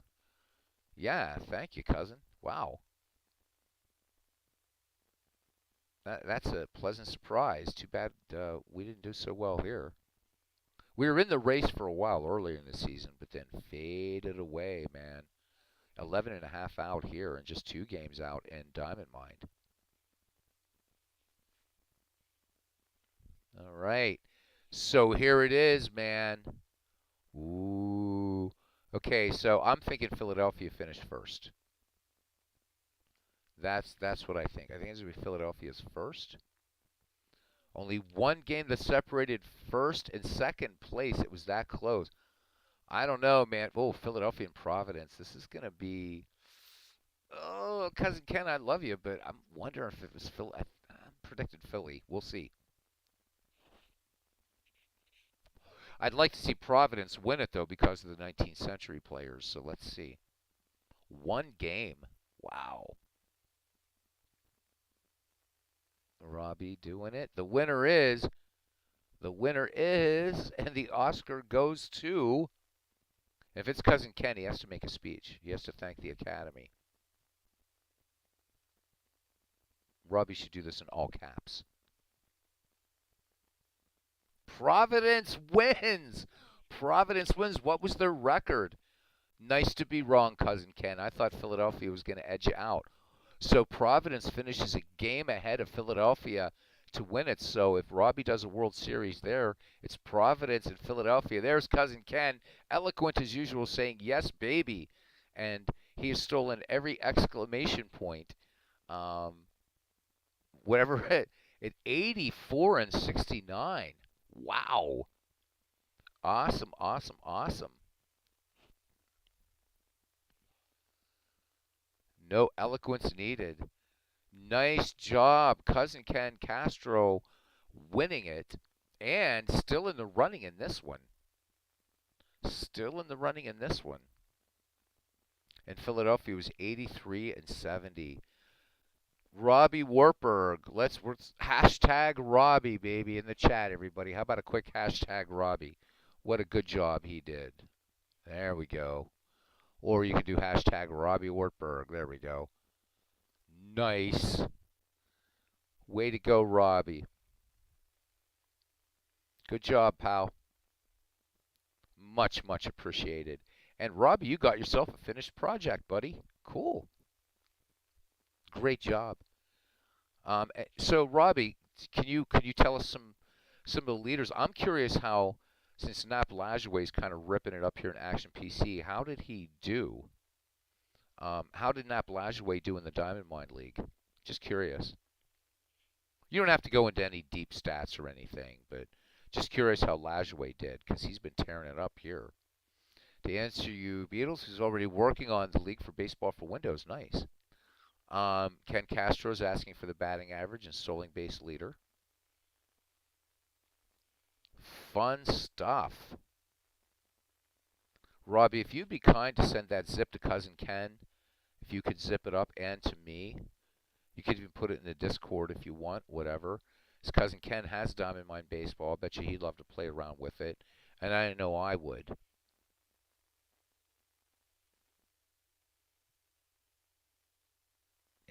Cousin Ken almost lost his snack. That was eloquence right there, cousin. Your best journalistic efforts pale in comparison to your yes baby and the fact that you almost lost your snack.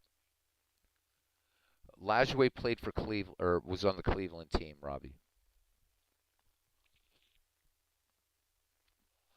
The Cleveland Spiders. And then we'll see who won batting average and stolen base. I know what Ken's wanting here. We should keep all-time stats from all the leagues. Agreed. Robbie Wartburg. Hashtag Robbie Wartburg from Aaron Reed. Ooh, yeah. Nice, Robbie. You really did a great job, buddy. Thank you. And I'll make you an honorary Italian and Irishman for keeping it secret. How about it? We'll make a mobster out of you yet, buddy. A baseball mobster. So you don't have to kill anybody. Because let me tell you, buddy, it's hard to keep enough lime around the house. Ken was thinking fourth at best, which is, and Ken, you're tied for third in this league, so nice.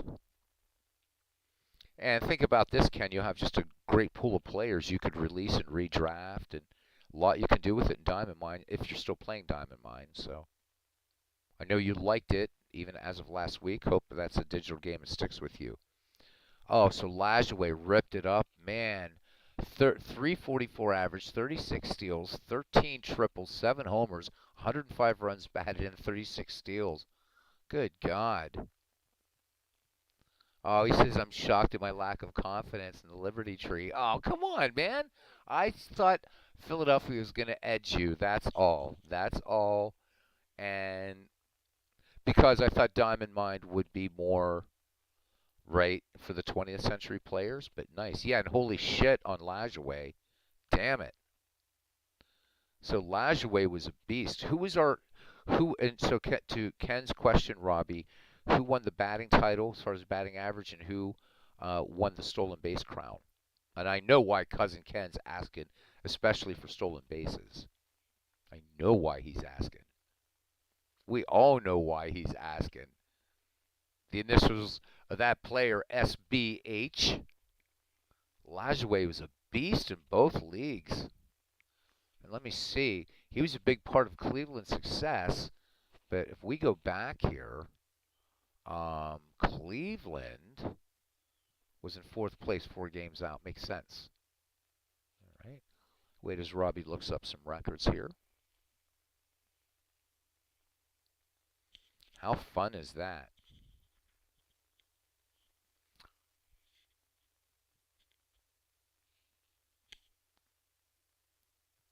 And the batting title goes to, Cousin Ken says he's predictable. I'll give you that. Not when you manage.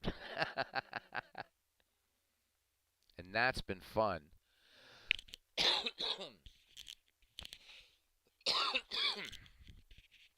We could have a potential 1-game playoff situation. So Ty Cobb at 392. Okay.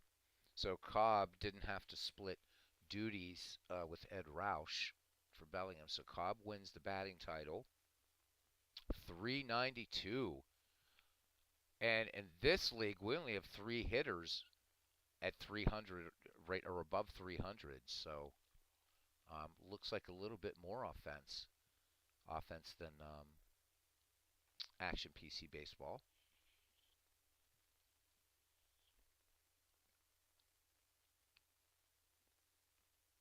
Now we wait for the stolen base leader.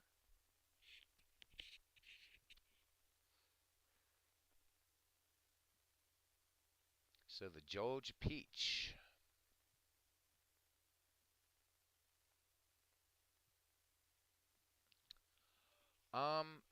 I don't know if Robbie what year Robbie normalized this to, if he normalized it to 1900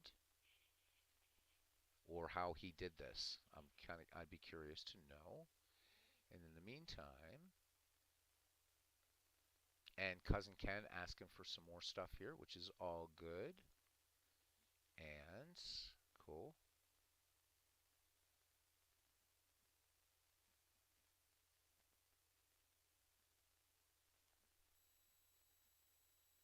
Stolen base title was John McGraw. So John McGraw with 74 steals. Hannes Wagner leading in this one with 50 something. So where'd Sliding Billy Hamilton come in, Robbie? I know we're hitting you with a ton of questions here, but you know, it's what we do. And is this game gonna crank out? Nope. There we go. So let's go back up while we wait. Leaders.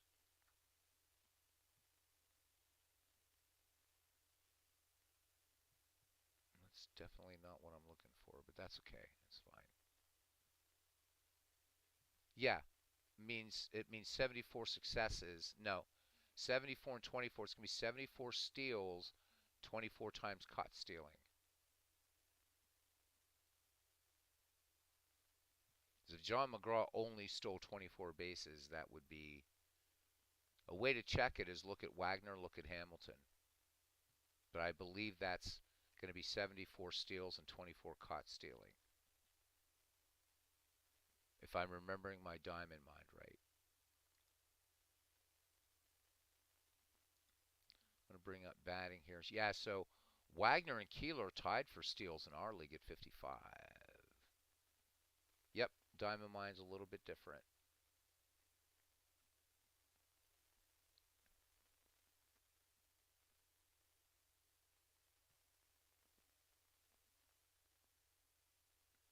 Ken also looking for most wins for a pitcher and home run leader. I'm guessing it's not going to be Hardy Richardson as the home run leader in Diamond Mine. I'm gonna go out on a limb and say Dan Bruthers. Could be wrong, of course, but I think Dan Bruthers probably wins the home run title in Diamond Mine. But we'll see.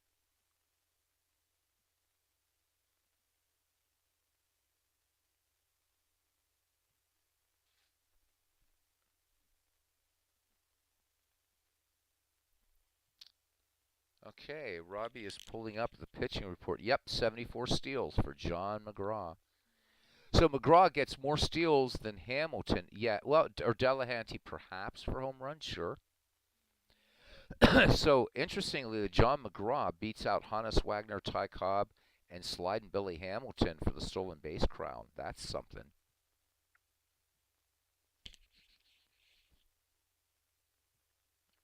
Interested to see for pitching. Does Walter Johnson hold the earned run average crown?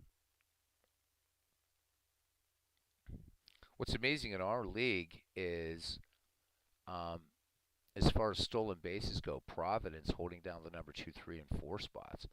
And McGraw with 51 steals, Keeler with 55, Kelly with 49 in our league. Jimmy Collins for so Butler absolutely just destroying the league as far as home run goes. And on the Action PC version of this league. Lajoie, God, what a beast.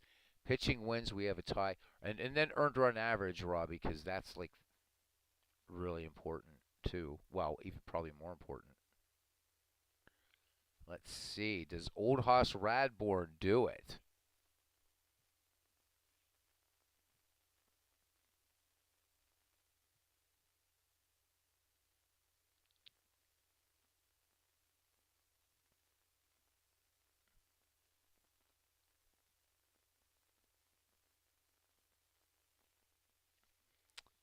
As far as batting title here in this one, man, I mean, Lajoie just outclasses everybody at 343. Bruther's at 310.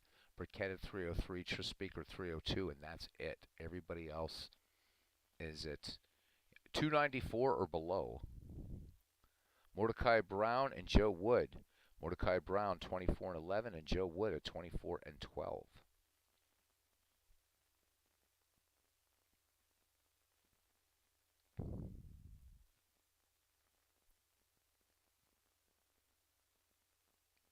So until the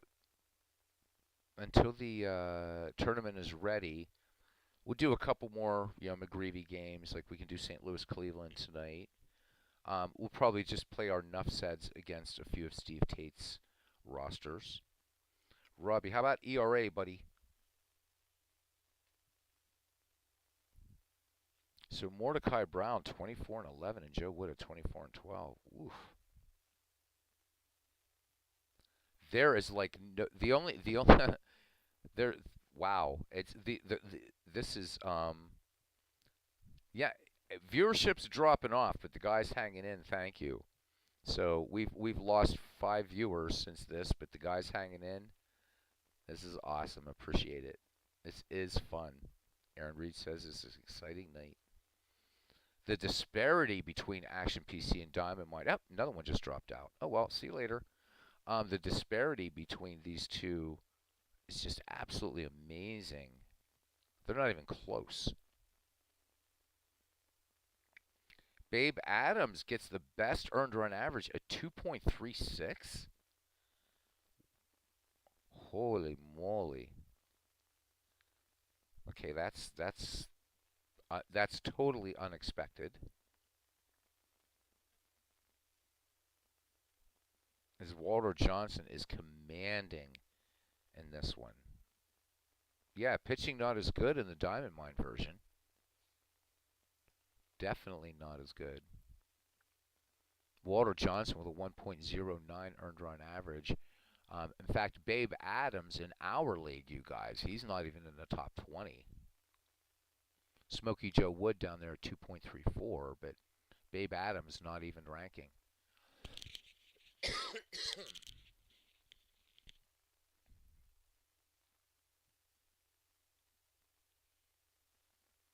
Strikeouts, Cy Seymour 143. Rube Waddell in our league 227. Cy Seymour not ranking even in the top 10 in Action PC baseball. Robbie, may I ask you a question? Did you normalize the league to 1900?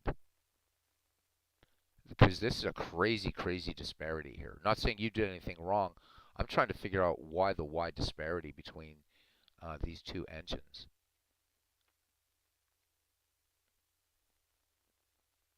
Cy Seymour at 143. Waddell had 131.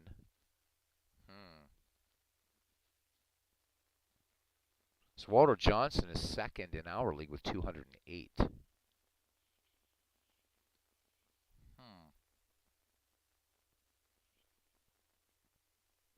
Interesting. There's another game I could do this on offline, would be old time baseball just for giggles.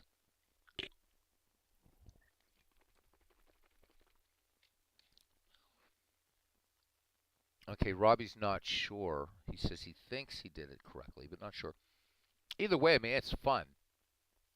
It's just that there's a huge it's almost a chasm of difference between Action PC and Diamond Mind in this league.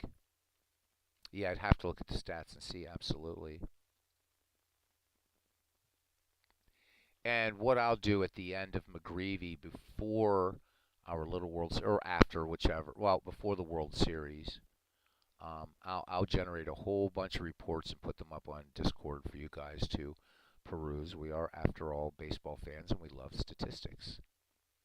Ken's asking who the home run leader was. Yeah, so Ken's thinking Delahanty, I'm thinking Bruthers. I really don't think it's Hardy Richardson.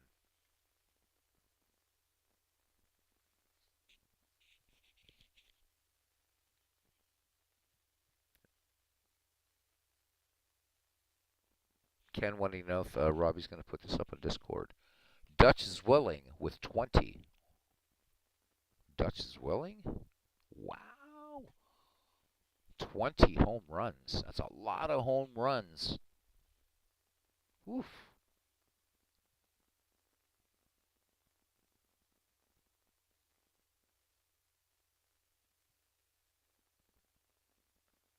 Well, Ken, you and I were way off the mark. I would have never thought of Dutch as Welling as leading the league in home runs, but okay.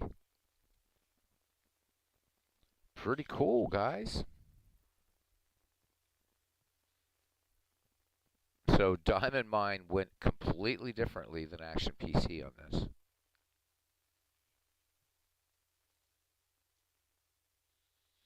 What surprises me is the ERA in terms of pitching. That Babe Adams was out pitching guys like Walter Johnson and Pete Alexander and Christy Mathewson. I'm not taking anything away from Babe Adams, greatest pitcher in Pirates history, but wow.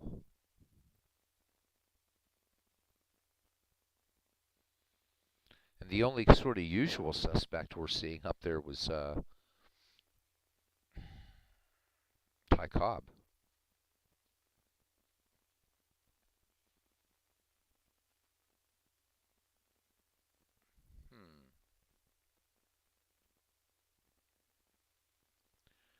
Now, I do wonder how much different I get if I reset this and sim it all again.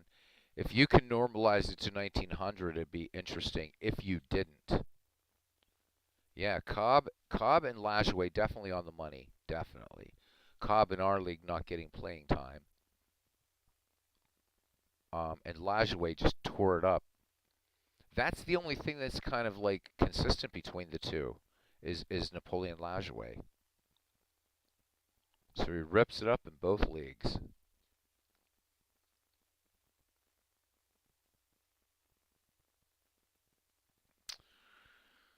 All right, Robbie, are you going to be posting like some reports and stuff up on the Discord? Just some screenshots for everybody?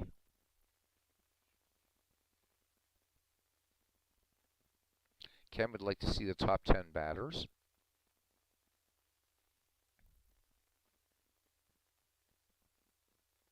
Yeah, it really would. So Providence wins it all.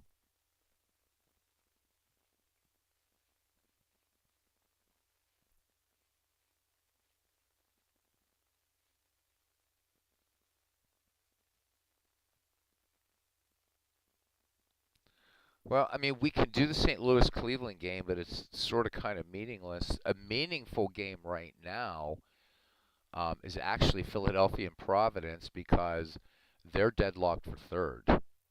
But unfortunately, Philadelphia and Providence aren't playing each other. I wish they were. Philadelphia playing Liverpool and Arsenal playing Providence. Okay, so Robbie says in the next few days. All right, we'll be looking for it, Robbie. Well, guys, we can do another game. St. Louis and Cleveland we can play, certainly. See if St. Louis can play some spoiler baseball to turn up the heat on Cleveland. That's a possible game. Any one of these now. Bellingham and Carolina is really not. mm,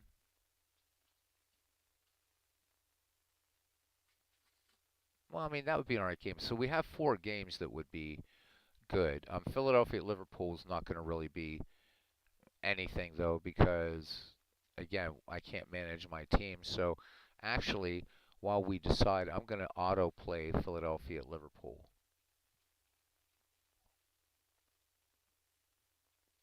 And here goes. Liverpool defeats Philadelphia 6-2. This could make things interesting. So Liverpool just a game under 500. John Clarkson gets the win, 18-13. Ed Walsh takes the loss for Philadelphia, 21-18. Kepselbach for Liverpool goes 2 for 4 with a triple and a stolen base. So we'll jump out of this. That will make a little bit of a difference. That helps. That the Philadelphia loss should help Providence. And indeed it does. So Providence now in third place, thanks to Philadelphia's loss to Liverpool.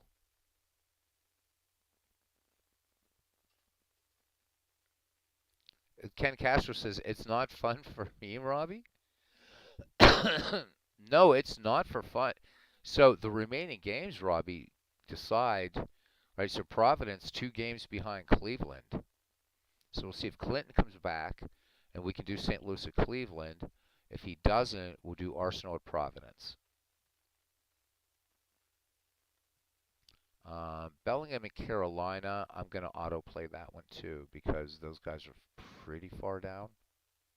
Not out of it. So Bellingham and Carolina, here we go. Bellingham defeats Carolina 3-0. Dutch Leonard with the win, 16-12.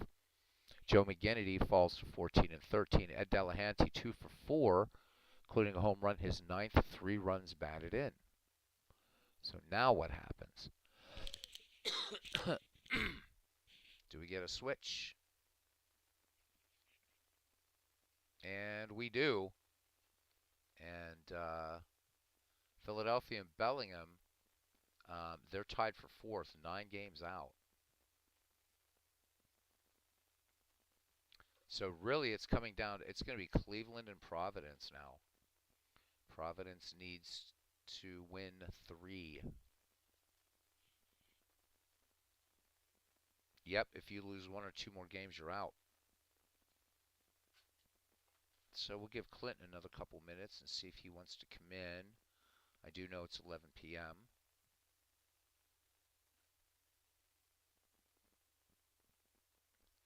Cousin Ken says fun for him is winning. And we don't have Todd here. So we have 2 games we can play, St. Louis at Cleveland or Arsenal at Providence.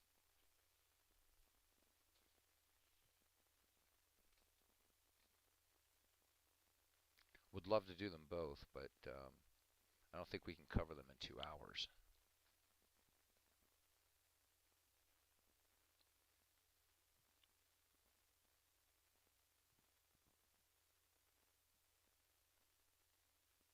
And I know Cousin Ken wants to play because he wants to make sure Billy Hamilton's in there. So what we could also do is St. Louis at Cleveland tonight, and then Arsenal at Providence the next time we meet, and then that should give us a pretty good idea.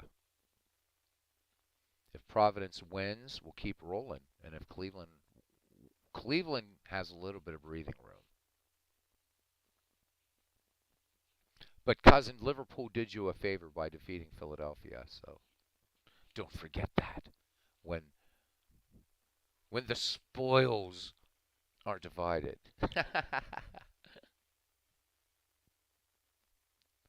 Or if you guys aren't into another baseball game, we can just with McGreevy, we can just stop right here with McGreevy for the night. Sim them if Clinton doesn't come back, but if you sim, you need your lineup in.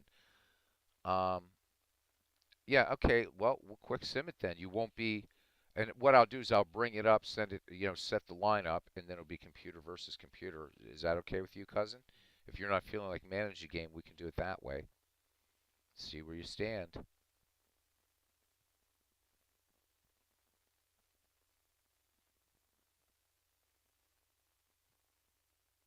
right, we'll do this. We're going to play Arsenal and Cleveland as far as a quick play, but we'll have the starting lineups. We'll do it that way. Okay, so Providence is the home team. This is going to go quick. All right, Providence would be facing Lefty Grove. So let's look at your lineup versus lefties. Hamilton, Keeler, Kelly, McGraw, Chase, McPhee, Ewing, and Elberfeld. Cousin, if you want to pick your, you have George Mullen and Jack Chesbrough are the only two pitchers in your rotation not pitching on short rest. So, okay, so you want Chesbrough, and you're saying just sim it. You don't want to play it out. I just want to make sure, because I can do that as soon as I click OK. I set preferences of both computers, and this game is over in like, seconds.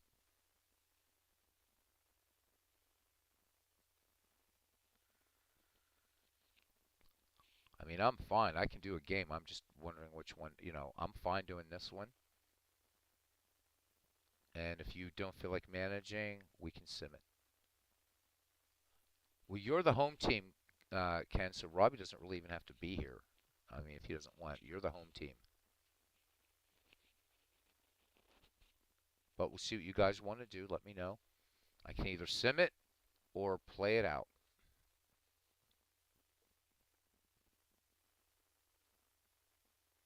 Chesbrough versus Grove. Hey, there's PQ River. And the Red Devils will just we won't get to see their lineup. So, and Caps are fine.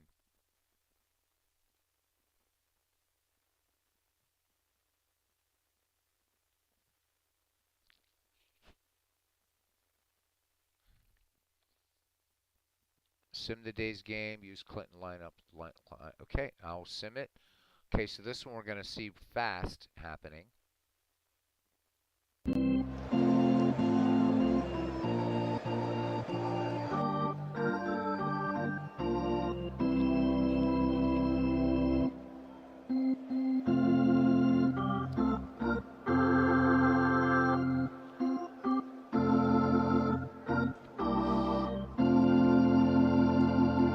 All right, we'll just do the intro and then we'll sim it out.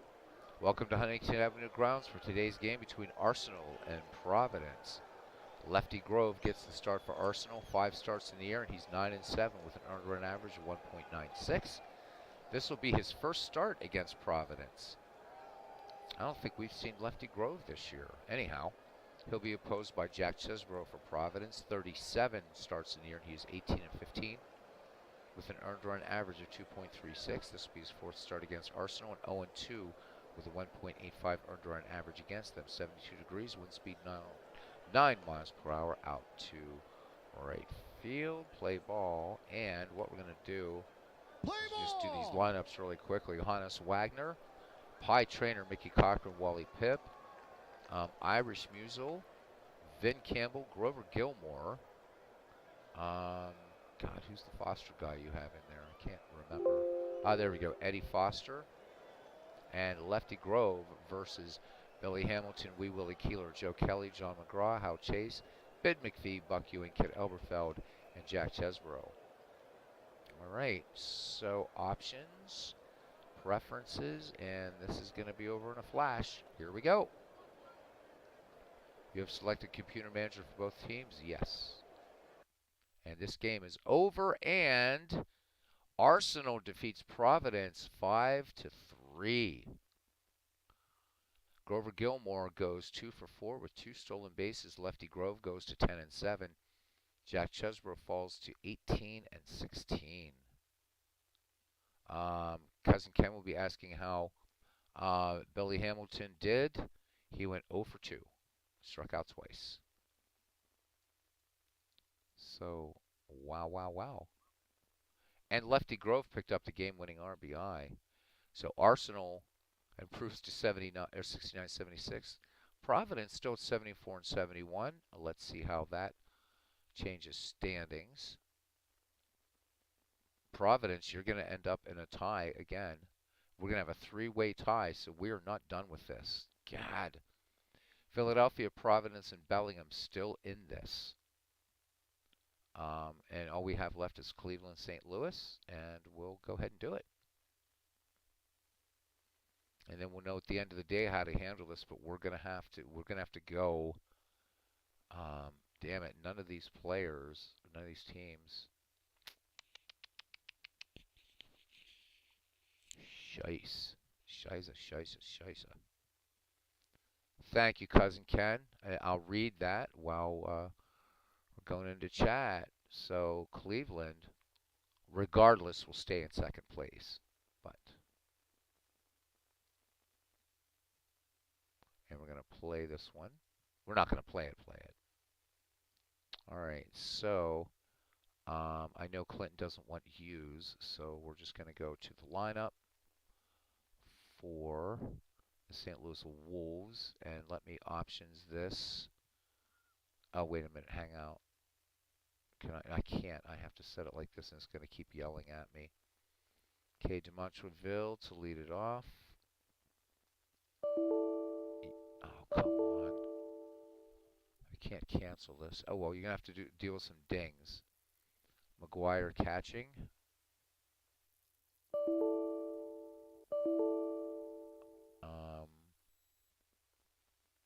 Jennings at short.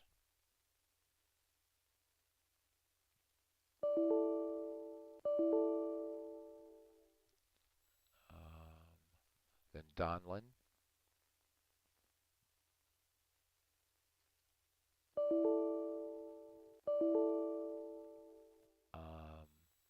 Clark. Fred Clark in there. So, just word to the wise, if you ever want, I wasn't thinking, so you don't keep getting these warnings. All you have to do is just set both teams to human. You can set lineups and then switch one to the computer or however you want to do it. Okay, Clark, then Roger Connor.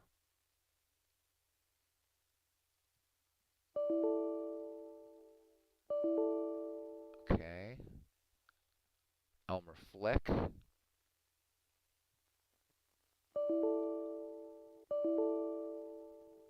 And Lave Cross.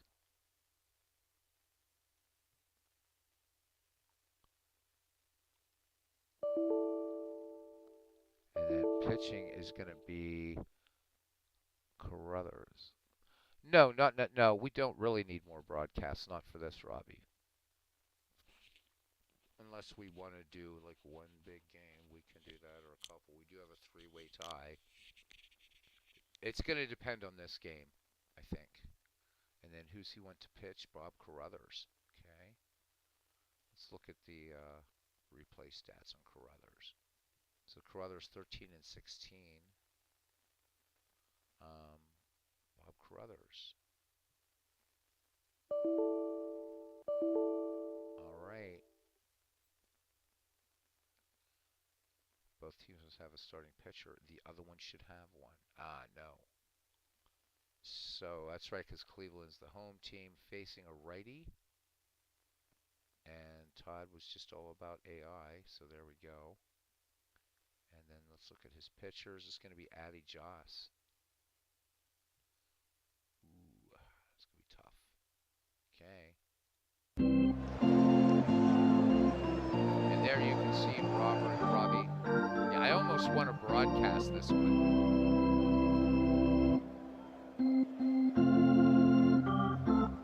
Tell you what, we'll broadcast it, and if Clinton comes in, let's just do the game. Welcome to League Park in Cleveland for today's game between the St. Louis Wolves and the Cleveland Spiders. Bob Carruthers takes the mound for St. Louis. 31 starts in the year, and he is 13 and 16 with an earned run average of 2.35. His fourth start against Cleveland, and he's 2-0 with 3.30 earned run average against the Spiders.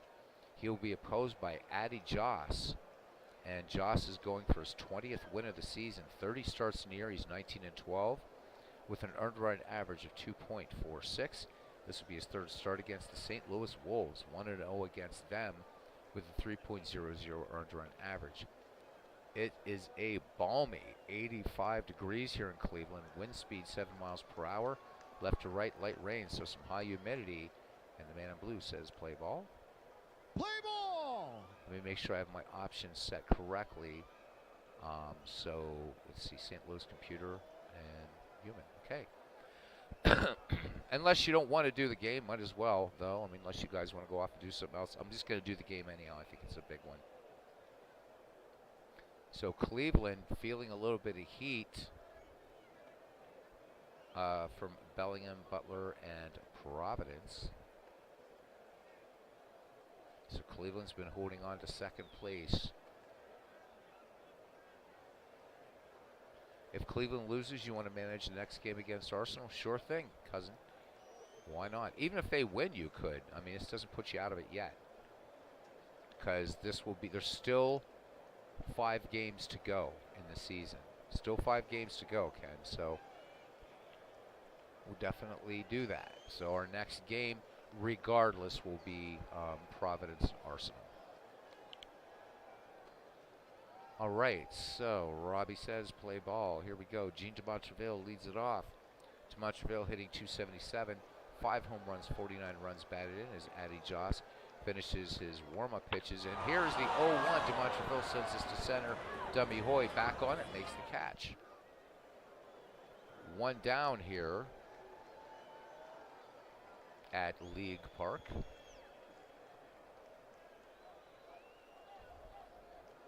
And stepping in is Deacon McGuire, hitting .192, 2 home runs, 41 runs batted in. Take a look at Deacon McGuire, show off some of these players. As some we will see next time round, others we won't. So Fred Tenney at first for Cleveland. Napoleon Lajoie at second. Ray Chapman at short. Home Run Baker at third. Got to get a picture for Home Run Baker for the tournament. Jimmy Sheckard in left. Dummy Hoy in center. Sam Thompson in right. George Moon Gibson catching. And Addy Joss pitching. 1 away here for Deacon McGuire.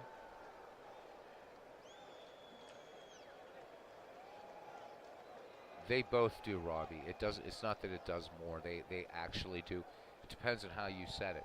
No, because you can get down to the player level in this one as well. So no, Diamond Mine in action. So just real quick pause here. Why I'm curious about the disparity is because these games are very similar in the way they do things. So I'm kind of curious. Not saying you did anything wrong. It's just that the only constant was Napoleon Lajoie. So we will see. But you did a great job. It'll be interesting to compare the two. I expected them to be more lined up, and they weren't. And I'm just curious. And they are different engines, too. They are different engines. Joss delivers to McGuire. The 1-2 delivery. McGuire swings, and this one popped on the infield. Third base side. Baker giving chase. Makes the catch. 2 away for Huey Jennings, who we will see with the 1894 Baltimore Orioles. Jennings hitting .189, 3 home runs, 34 ribbies in the league. The human hairpin, Addy Joss has the sign from Gibson, the wind in the 1-1. Jennings swings, fly ball to center. Hoy back on it, and it makes the catch. So no runs, no hits, no errors. The Wolves go in order. We go to the bottom of the first. St. Louis nothing, and Cleveland coming to bat, leading it off. Right fielder Sam Thompson, but let's do this defense. Out and left, Fred Clark. In center, Turkey Mike Donlin. And right, Elmer Flick. At third, Lave Cross. Huey Jennings at short. Gene de Montreville at second base. Roger Connor at first. Deacon McGuire catching. And Bob Carruthers pitching. So Carruthers, a 2.35 earned run average for him, 13 and 16 for the Wolves. 282 or 286 and 2/3 innings pitched. 63 walks, 139 strikeouts for him. Sam Thompson leads it off with a 261 average, 3 home runs, 41 runs batted in. Carruthers with the 1-1 pitch to Sam Thompson. Thompson, base hit into center field. Donlin gets it in quickly to Jennings. So one aboard for Cleveland here in the bottom of the first. Sam Thompson has stolen 27 on the year. Home run Baker hitting 279, 2 home runs, 46 runs batted in. Baker had a 17-game hitting streak in the season. Carruthers checks Thompson at first. The 0-1 delivery to Baker. Baker swings, gets the bunt down. Carruthers only played at first to Demontreville covering, and Thompson into scoring position now for Cleveland here. And here is Napa Lajoie. Lajoie 343, a home run, 96 runs batted in. Here is the pitch from Carruthers. Lajoie swings the liner to Huey Jennings, and Thompson gets back. Nice stop on that liner by Huey Jennings. Great play. 2 down, runner in scoring position. And here is Fred Tenney, who's hitting 289, 33 runs batted in. Robbie says he'd love to run the League of Baseball for Windows, see what happens there, because isn't normalization not a thing there? I can't remember. But it's going to take a while to put that together because there's not a baseball history collection or all-time great players for that. So as you're creating that, Robbie, you're going to have to use a lot of baseball resources to decide and create your own criteria for each player's and pitcher's best season. So I can't remember if it is or not. Where the normalization I think is going to come in is in your managers. But I can't remember. I'd have to dig deep into Baseball for Windows and see. Carruthers deals the 3-1 to Fred Tenney, but that'd be a nice idea. Tenney slaps this one to third. Lave Cross is just gonna. That's an error on him, so this one just gets under his glove. Runners at first and third for Cleveland. 2 down. Thompson at third. Tenney at first. Aboard courtesy of the E5. So Lave Cross with 17 errors on the season. Dummy Hoy hitting 177, 45 runs batted in, 2 home runs. Bob Carruthers winds and deals the 0-2 to Hoy. Hoy swings, base hit into right field. That's going to score Thompson. Flick up with the ball. And Tenney going to third. Here's the throw to third, and Tenney in there easily. And going to second is Dummy Hoy, and he is safe. So a little delay by Dummy Hoy, and he will get to second on the play. 2 in scoring position for Cleveland, 1 in. It's 1-0, bottom of the first. And Jimmy Sheckard, left fielder, steps in. Jimmy Sheckard hitting 228 with 32 runs batted in. Yeah, but that'll be good. That's going to be a great learning experience for you, Robbie. A great learning experience for you. And I'd suggest even consulting Sabre. Use Baseball Reference and use Sabre, and Sabre will help you to make some decisions on the players. That's going to be a big undertaking, but have fun with it, man. Carruthers from the stretch, pitching with 2 down, and the 2-0 to Jimmy Sheckard. Sheckard, fly ball to center. Turkey Mike Donlin back on it, makes the catch at the wall. 1 run, 2 hits, 1 errors, 2 left. Cleveland leads St. Louis 1-0 as we go to the top of the second inning. Donlin, Clark, and Connor due up. Turkey Mike hitting 279, a home run, 39 runs batted in for him. Addy Joss kicks and fires the 1-0. Change up to Donlin, popped on the infield. Going foul on the right-hand side. Fred Tenney giving chase, and Tenney will bring it down. 1 away. Here's Fred Clark. We will see Fred Clark in the tournament. So Hall of Fame left fielder and player manager for the Pittsburgh Pirates. Clark hitting 207 with 15 ribbies. Joss brings it home, the 0-2 to Clark, curveball. And Fred Clark, strike 3 called on the hammer. 2 up, 2 down for Roger Connor. 236, 3 home runs, 68 ribbies for Roger Connor. Joss brings the 0-2 to Connor. Routine fly ball to center. Dummy Hoy has it in his sights and in his glove. So St. Louis goes quietly into second. It's 1-0. Cleveland will send up Ray Chapman, George Gibson, and Addy Joss. Chapman hitting 193, 2 home runs, 60 runs batted in. And again, we want to thank Robbie Wartburg for the Diamond Mind results of this Ned McGreevy League. Vastly different from the Action PC results, and Robbie promises in the next few days to get up some detailed reports on how the McGreevy League played out over there. Carruthers to Chapman in the 0-2 pitch. Fastball, Chapman swings, hard ground ball, and Carruthers quickly off the hill to his right, and good strong throw to Roger Connor to retire Chapman for out number 1. George Gibson now, 231 hitter, a home run, and 41 runs batted in. One away, Carruthers deals the 1-1 to Gibson. And this one chopped to second. DeMontreville juggles the ball, E4. And Gibson aboard courtesy of the error. And here is Addy Joss infield in at the corners. Crossing at third, Connor in at first. Carruthers deals home the 0-2 to Addy Joss. Fastball. This one gets away from McGuire, and Gibson will move to second on the pass ball. As Cousin Ken says, for sake St. Louis. Yep, but Saber, Robbie, Saber, as Ken Castro once typed in the chat. And I'll just do it. 2, Saber. There you go. Saber will be a nice help for you. It's a big undertaking, man. I hope you'll have fun with it. I think you will. Now that you got the tools to do it. All right, Carruthers will now deal to Addy Joss again. The 1-2 delivery to Joss. Joss swings, and Carruthers off the mound.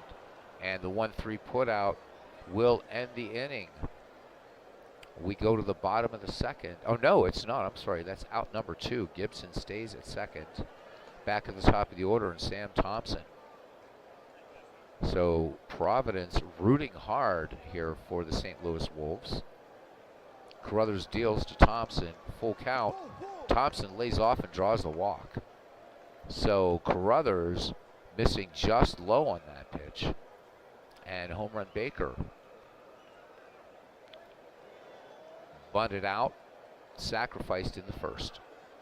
The delivery to home run Baker, the 1-1. Baker, chopper up the middle. DeMontreville has it, and he will go to Connor. Side retired. 2 in the books here, and it's 1-0 Cleveland. St. Louis will send up Elmer Flick, Lave Cross, and Bob Carruthers. Elmer Flick hitting a good 279, 3 home runs, 65 runs batted in.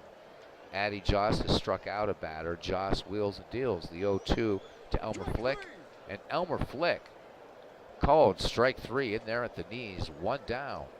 So Joss picking up strikeout number 2. This Cleveland team is a strong, strong team.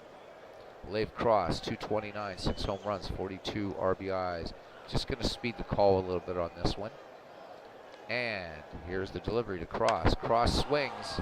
They were playing him to bunt, but instead he skies it to right. Sam Thompson brings it down. Out number 2. Bob Carruthers now. Pitcher hitting 238, 8 ribbies. Joss with a 2-0. Carruthers swings, base hit into left. So Carruthers doing some putouts and now getting the first hit for the St. Louis Wolves here in the visitors' half of the 3rd inning. Gene DeMontreville, 0 for 1. Fly to deep right center. Carruthers with 8 steals in the season. Projected for 21. So Carruthers does have some wheels at first. Josh checks his runner. And there goes Carruthers, the pitch down, and Carruthers picks up his 9th steal. So the tying run in scoring position with 2 down for the Wolves. DeMontreville, the 1-0 count from Josh. DeMontreville swings, chopper to second. Lajoie up with it, and they do get DeMontreville by a step and a half. Side retired, no runs, 1 hit, no errors, a runner left. Bottom of the 3rd, it's 1-0 Cleveland. Due up, Nap Lajoie, Fred Tenney, and Dummy Hoy. Lajoie line to short back in the 1st. And here is the great Lajoie. Bob Carruthers with the 0-1. Lajoie Skies this to right, flick back on it, and makes the catch at the wall. One away. Fred Tenney is nothing for one. Safe on an error back in the first. 2 errors by St. Louis in the game as Carruthers with the 1-0. Change up to Tenney, base hit, right field, pass to Montreville, and Fred Tenney aboard. Fred Tenney going for 2, and he is safe. Close play, but potential second run now for St. Louis. And Dummy Hoy is 1 for 1. RBI single scoring Sam Thompson back in the first. Bob Carruthers winds and fires the 2-1 delivery to Hoy. Hoy swings on this one. Popped behind the plate. McGuire throws the mask aside and back toward the backstop, and this one will get out of play. 2-2 coming into Hoy now. Hoy swings. Hard ground ball to third. Lave Cross will throw across the diamond to Roger Connor, retiring Hoy for out number 2. Fred Tenney holds at second. Jimmy Sheckard, nothing for 1. Sheckard fly to deep center in the first. Carruthers deals to Sheckard. Sheckard cuts on this fly ball. Left field. Clark coming in fast and making the catch, and that is it. No runs, 1 hit, no errors, a man left. We go to the 4th. And it is still 1-0. Deacon, McGuire, Huey Jennings, and Mike Donlin, the number 2, 3, 4 hitters, due up for the St. Louis Wolves. McGuire popped to third, back in the first. Addie Joss with 2 strikeouts, winds and fires. McGuire, first pitch swing, hard ground ball to Baker at third. With Baker making a beautiful play on this ball, across to Fred Tenney for the 5-3 put out. 1 up, 1 down. Huey Jennings now, nothing for 1, gave it a ride to deep center. Joss comes home with it. And Jennings hit. So Addie Joss, this one gets away from him. It was a fastball. And the tying run aboard for St. Louis. Mike Donlin, nothing for 1. He's a dangerous bat. Popped to first back in the second. Joss brings it home. Donlin, there goes Jennings, the throw down. And Jennings picks up steal number 46. Tying run now in scoring position. Aaron Reed says headhunting. Donlin back in the box. The 0-1 count from Addie Joss after checking Jennings at second. Donlin swings, comebacker to Joss. Joss off the mound to his left will make the play. Jennings does not advance. 2 down for Fred Clark. Fred Clark is nothing for 1. He struck out in the second. Only 1 hit off of Addie Joss thus far. Joss with the 1-1 to Fred Clark. Clark swings, bounding ball to second. Lajway to Tenney, inning over. No runs, 1 hit, no errors. We go to the bottom of the 4th. It's still 1-0. So St. Louis is stranded 2, Cleveland stranded 5. So tight ball game here. And again, Providence hoping for a Cleveland win, or for a, for a St. Louis win, as I'm struggling to put on a shirt here, getting a little chilly. Our weather is crazy. Tomorrow's supposed to be in the 40s, and then Wednesday and Thursday back into the 50s and 60s. Cold again this weekend. Gotta love it. What a spring. A blizzard out near LA. Late last weekend of the weekend. A blizzard. Bob Carruthers has walked a batter in this game. Touched up for 3 hits and a run. Ray Chapman is nothing for 1. Grounded out to Carruthers. Back in the second. Carruthers deals the 0-1 delivery. Chapman, ground ball to third. Lave Cross makes a nice play on this one. Over to Roger Connor in time to retire Chapman. Out, number 1. George Gibson now grounded to second, but was safe on an error. Carruthers brings it home. Gibson first pitch swinging, base hit into right field. Turkey Mike Donlin coming in, converging with Flick. Donlin gets the ball in. Infield looking bunt from Addie Joss, who is nothing for 1. Gibson at first with just 4 steals in the season. And Joss grounded out to Carruthers his last time up. Here's a delivery by Bob Carruthers, the 1-1 to Joss. Joss not bunting, swinging away, and lines this one right to Gene de Montreville. 2 away. Gibson remains at first. We go back to the top of the Cleveland Spiders order and Sam Thompson, who has singled and walked in this game. So 1 for 1. Carruthers checks Gibson at first. First pitch swinging. There goes Gibson. McGuire throwing down. And Moon Gibson picking up stolen base number 5. And Carruthers is tired. So we're going to have to make a decision here. And we're going to switch this around. So we're going to have a human manager for St. Louis and computer manager for Cleveland. I don't expect Todd to come in. And we need to make Corcoran. There he is. All right. So Clinton, you're going to be managing as if you're the home team. Since Todd isn't here, we're going to switch it around. All right. So Larry Corcoran, you have, just to let you know, Clinton, you have 3 pitchers not working on short rest. Tom Hughes, Hooks Wiltsey, and Lefty Leafield. Your other 2 pitchers are working on short rest, and you want to bring in Larry Corcoran? You got it. Corcoran will pitch. Carruthers' day is done. Oh, now you want Leafield. Do you want to let Corcoran pitch a little bit? Because, like Ken, your bullpen's kind of depleted.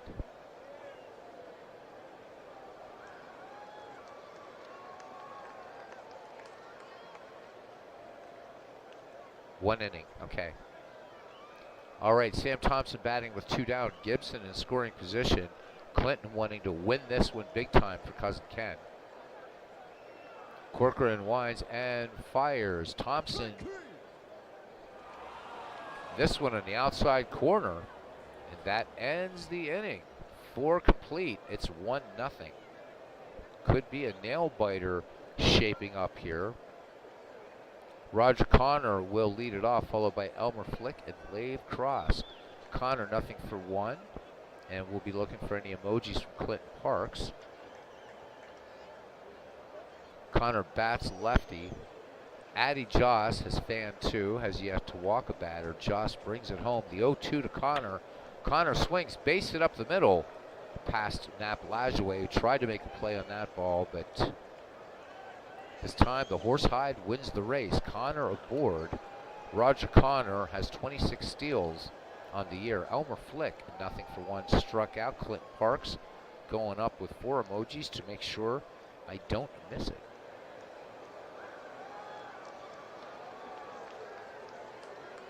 Steal. All right, gotcha, Clinton.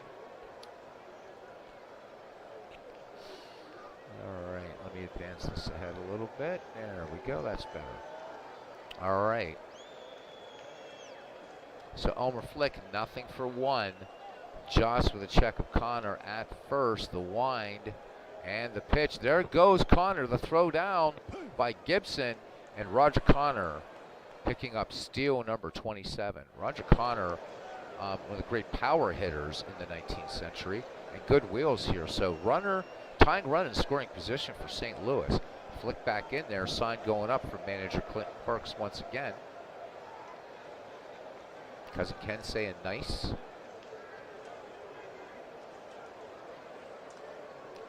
Bunt for hit or sack bunt, Clinton? Nobody out, 0-1 on Flick. See what you want to do here, sack or try for the hit? I never like to assume.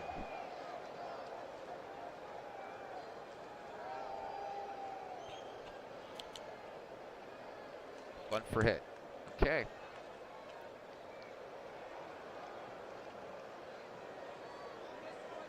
Copy that. Flick back in. Here's the 0-1 delivery. The pitch from Addy Joss. Flick gets the bunt down. Gibson's going to go to third, and Connor is gunned down. So 1 down and Flick aboard. As Cousin Ken says, be bold.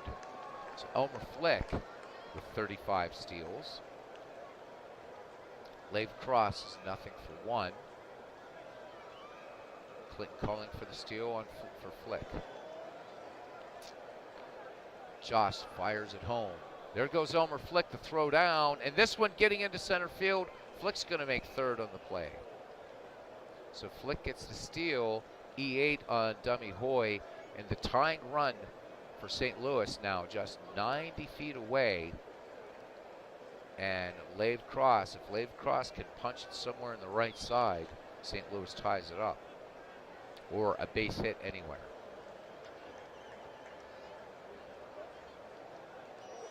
All right, so cross aboard, or cross in there, the 0-1. Fly to right his last time up. Joss from the stretch and the 0-1. Lave Cross sends this to center field. This is going to tie the game. Hoy back on it, makes the catch. Flick tags at third, and St. Louis manufacturing a run ties it up here in the top of the fifth. It is 1-1. So Larry Corcoran now up, since he was just supposed to go an inning. We'll see if manager Parks would like to pinch hit for Larry Corcoran. As Cousin Ken says, nice work.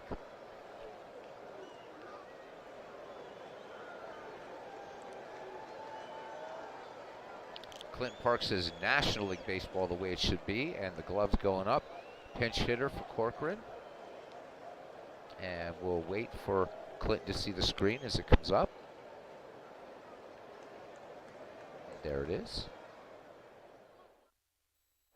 So St. Louis has some good hitters on the bench. Lefties Jake Beckley and Paul Wainer, and right-handers Tip O'Neill, Wilbert Robertson, and Sully Hoffman. Going for Paul Wainer. So right fielder Paul Wainer, drafted from the Pittsburgh Pirates, one of a sprinkling of 1920s players in this league. We will not see Wainer in the next project. Wainer, the numbers on him in the replay, he is 0 for 2. Cousin Ken says this is exciting, need another snack. 2 down, bases empty for the Hall of Fame Pirate right fielder. And who is playing right field? Elmer Flick playing right, so boy, it looks like, guessing maybe Paul Wainer is going to be taking a seat after this. We shall see. Yeah, actually, I guess he will. Unless you're going to bat the pitcher in the 7th spot. Josh brings it to Paul Wainer, who bats lefty. Wainer swings, and this one for extra bases as Schecker chasing this ball down in left field. And Wainer will get 2 on this one as the throw comes in to Ray Chapman. That is the 3rd hit for St. Louis. And here, back at the top of the order now, Gene DeMontreville. Gene DeMontreville has flied out and grounded out. Robbie, yeah, we kind of said that. So Robbie saying that one thing he can do, Beatles, is zip up the Diamond Mine League, is 2, and you guys can cruise it even more. I want to actually play it out, and I'm sure Cousin Ken would like to play with that league too. So yeah, Robbie, you probably didn't hear me earlier. So yeah, that would be greatly appreciated. Getting a zip of the Ned McGreevy League and Diamond Mine, and I would definitely play that offline, but I just want to play with it. So thanks, buddy. Appreciate it. All right, Gene DeMontreville, 0-for-2. We're back at the top of the order for St. Louis. 1-1 your score. St. Louis manufacturing a run here in the 5th. Joss works now the 2-2 to DeMontreville, who swings. Chopper down to first. Tenney has it, flips onto Joss covering, and that ends the inning. But 1 big run, 2 hits, 1 error, and we've played 4.5 here. And it is 1-1, and we need a pitcher for the St. Louis Wolves. So we'll bring up the bullpen. Thank you, Robbie. Appreciate it.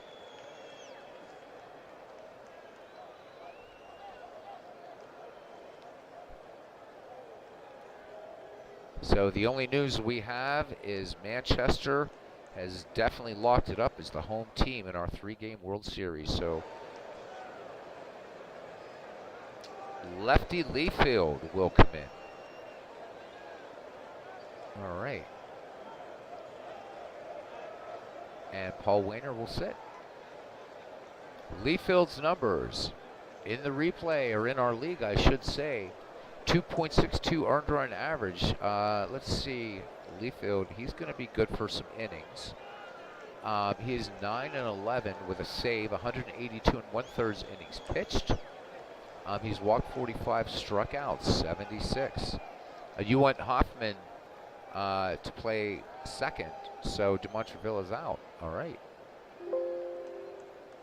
And Sully Hoffman will come in as the new second baseman. DeMontreville is out of there. So Sully Hoffman in. Sully Hoffman hitting 225. We'll get to him when he comes around. No, Robbie. Game 1 at Manchester, Game 2 at the second place team, and Game 3 back at Manchester. No, I don't want to, I mean, because I'm doing it, it's just going to be 1, 1, and 1. Doing it that way. I mean, Manchester should get home field advantage for the first game, but not for the entire series. That would be extremely unfair to the second place team.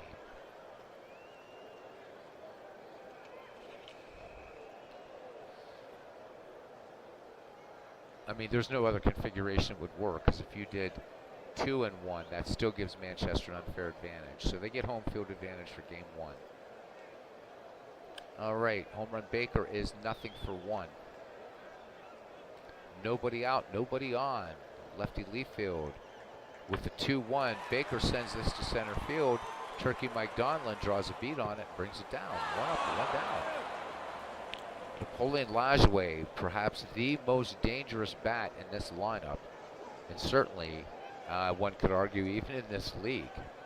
In both leagues is the only consistent thing between this one and Robbie's Diamond Mine play out of this season is that Nap Lajoie just tore it up like a beast. One away, Leafield delivers now to Lajoie. The 0-2, and he hits Lajoie. Who's going up big time? Lajoie at first. 24 steals. McGuire a 5-arm behind the dish. And Fred Tenney is 1 for 2. He was safe on an error in the first and doubled in the third. And Clinton Parks says this is payback a bitch. All right, and the proctologist glove going up. We've named it the proctologist glove thanks to Big Clue. I think it was, no, it was Todd B, I think. Yeah, it was Todd B. A pitch out, okay. Lefty Leafield with a check of Lajoie at first. Tenney in the left side of the box. And McGuire up, but Lajoie not biting. The count 1-0 on Fred Tenney. See if Clinton wants to go hit away or go pitch aggressive, pick off, pitch out, see what he wants to do. So we'll stop gameplay here while Clinton decides.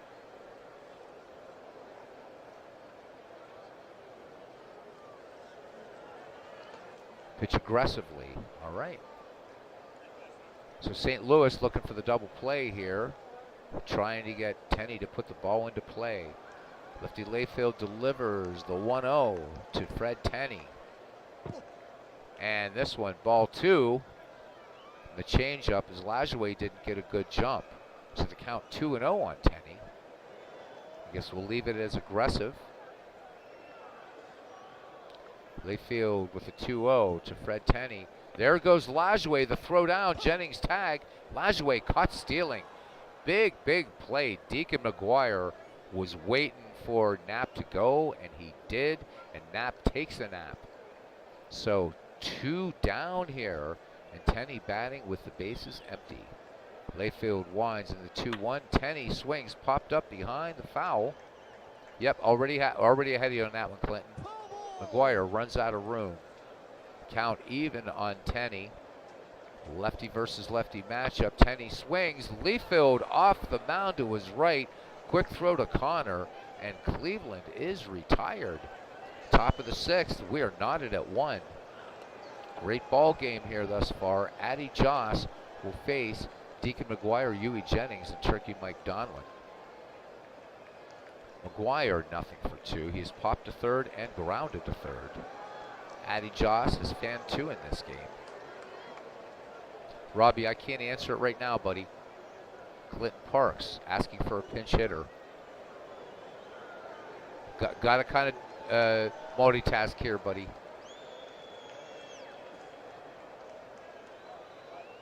Oh, Robbie says there's no such thing as autoplay. So just reminding you, I see you there, Clinton Parks, Uncle Wilbert Robinson coming in. So Robbie, you know you're in the 4th year of your 1908 replay. So if you do the same with the Ned McGreevy League, you will have, I'm guessing by the year 2031. Hopefully I gave you a laugh, buddy. All right, Wilbert Robinson will come in to pinch hit. McGuire's day is done, and Wilbert Robinson, so beloved by the Brooklyn team, they were named the Robins for a time. Robinson hitting 140 with 12 runs batted in. So guys, look for the Baseball for Windows result in 2031 from Robbie Wartburg. But it'll be a fun one for you, Robbie. Joss ready to deal now to Robinson, and he'll be followed by Jennings and Donlin. Guessing Robinson will stay into catches. There's only one catcher left on the bench that I can think of for St. Louis. Joss with the 1-0 delivery, and Robinson pops this one in the infield, and Thompson coming in, Tenney waving him off, makes the catch. 1 out for Eod Jennings, the shortstop, hitting 188. Cleveland looking bunt here. Baker in at third, Tenney in at first. Addy Joss with the wind. Full count on Jennings. Jennings lays off and draws the walk. So Ea aboard, so called because he would yell that from the third base line. Ea, Ea. Huey Jennings, a very intelligent man, an attorney. Jennings has 46 steals, and Clinton Parks calling for a steal with 1 down. And Turkey Mike Donlin. Donlin has popped to first and grounded the pitcher, but Donlin's had a good season all year. Wouldn't expect to see the center fielder taken out of this game. And as Ken Castro says, important game here, absolutely. Addy Joss delivers to Donlin. And there goes Jennings, the throw down. Jennings is safe. Stolen base, number 47. So the potential go-ahead run on second for St. Louis, 1 down. We'll see if Clinton wants to call for a possible steal for third, or hit away, or what he wants to do here. Donlin just rated a 6 as a bunter and 6 for hit and run, so just slightly above average.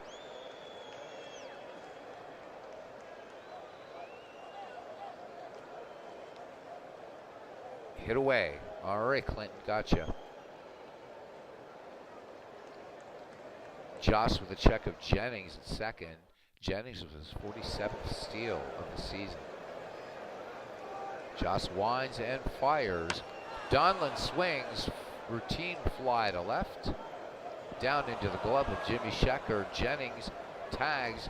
There's a 31% chance that Jennings would be safe if he goes to third. So send him or hold him, Clinton.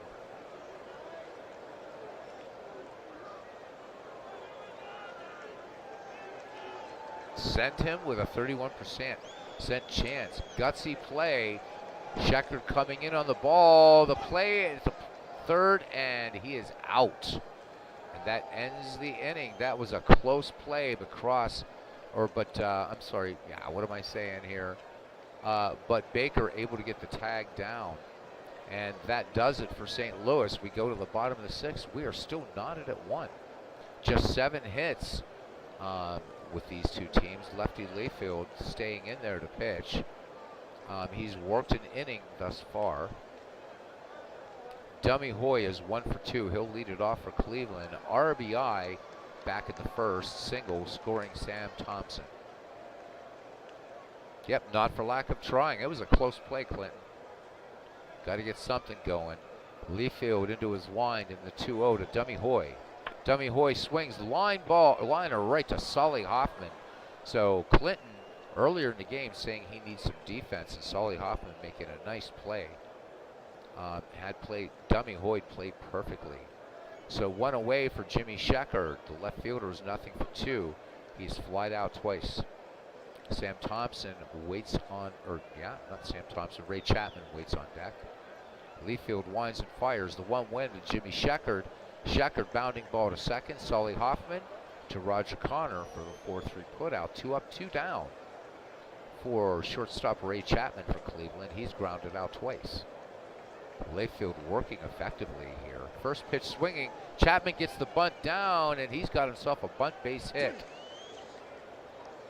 So Cleveland picks up its 5th hit in the infield single by Ray Chapman, and it brings up George Gibson. Catcher 1 for 2. Aaron Reed says Beatles was looking for you all afternoon. Aaron, I was working today, as I reminded you. So, and I do, with my job, dude, I sometimes have to crash, seriously. Scoreboard still shows snake eyes. So, you just got, I've got to get you to be a little bit more patient there, Aaron. Can't get baseball for Windows out to you yet, but you do have the other game, and you said you're able to get to load it and navigate it, so we'll get you there, buddy, all right? I need your patience, man. My job is such that I come home, I'm absolutely knackered. So, and as I told you yesterday, I'll do my best for today, but I just couldn't do it. It was a super tough day at work. Pickoff. All right, Clinton. We were able to get Aaron into old-time baseball and into a game. We still got to just figure out how to get him to navigate that game, and then he's off to the races there. Keeping him honest. Yeah, I crashed, Aaron. I hit the pillow. I had to go to the store, hit the pillow, and I was out. Just out. And I'm not a heavy sleeper, and next thing I know, I woke up, and it was like 2.5 hours I slept. Leafield checks the runner, Chapman. Chapman with 22 steals. Leafield ready to work to George Gibson, the throw over. Chapman is back. This was a close call.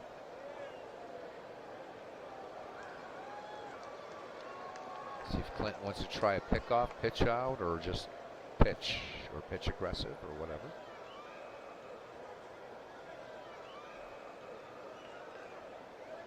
Tight ball game here, huh? 1-1. Aaron's girlfriend's trying to help him with out of the park baseball. Pitch aggressively. All right. Trying to get this out here. Leafield, the 0-1. Gibson swings, grounder to third, and up with it. And we have a new third baseman. How about that? Didn't even see that happen. Bucky Weaver in there at third for the Wolves. So Lave Cross is done. So sometimes the AI, because of the tendencies, will still do that. I think Bucky Weaver is a good choice, but we'll see. Fred Clark, nothing for 2, followed by Roger Connor and Elmer Flick. Fred Clark has struck out, grounded to second.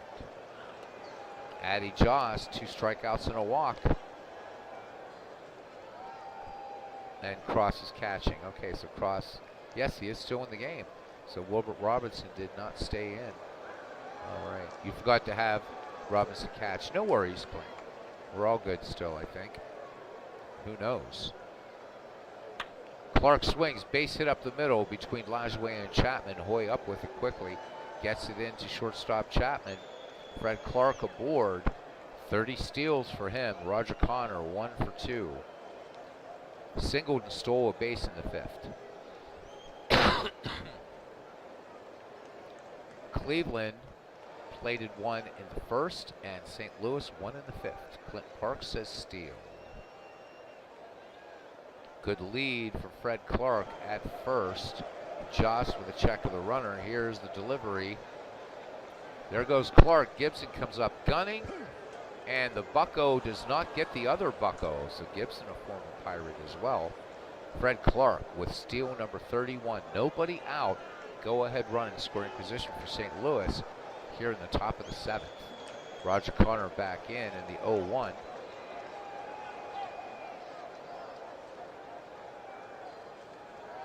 Josh with the 0-1. And that was a little bit too late there, Clinton. Calling for the run and hit. So 1 down for Elmer Flick. Nothing for 2. Struck out, bunted to catcher. I'll hold up and wait for each prompt from you now.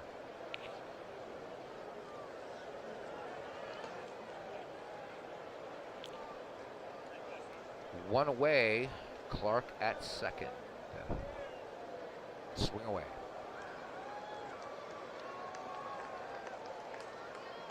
Addy Joss checks Clark at third. Joss winds and fires the 0-1 to Flick. And they will intentionally walk Elmer Flick to get to Lave Cross. So we're going to hang on and see what Clinton wants to do here.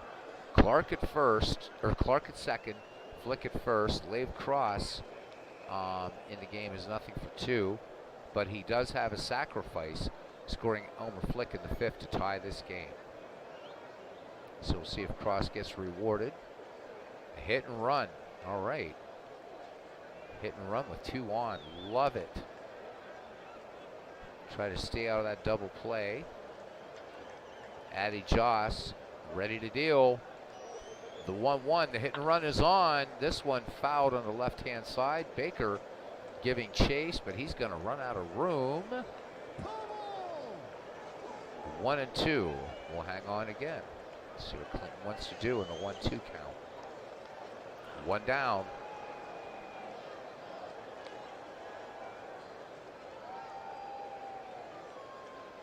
Okay. Hit and run. The 1-2 to Lave Cross. There go the runners. Cross swings. Base hit. This was going to be for extra bases. St. Louis will take the lead. So Cross with a big RBI as Clark comes around to score. Flick rounding third. He will score. Cross going for 3.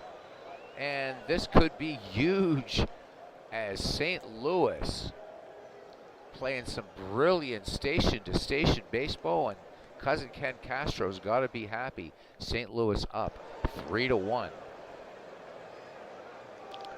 So now the pitcher is batting lefty Leafield with 1 out, and Lave Cross at third. Ken Castro says, great call.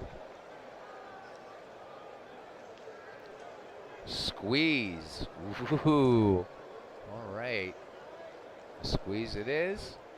Clinton, do you want suicide squeeze or safety squeeze?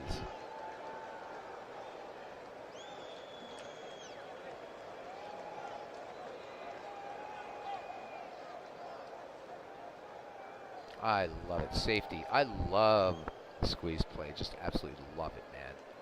Joss pitching from the stretch to pitcher lefty Leafield. And the runner comes home, and this one, Leafield making some contact, but this one bunted off to the left side. Count 0-2. Again, we'll wait for manager Clinton Parks.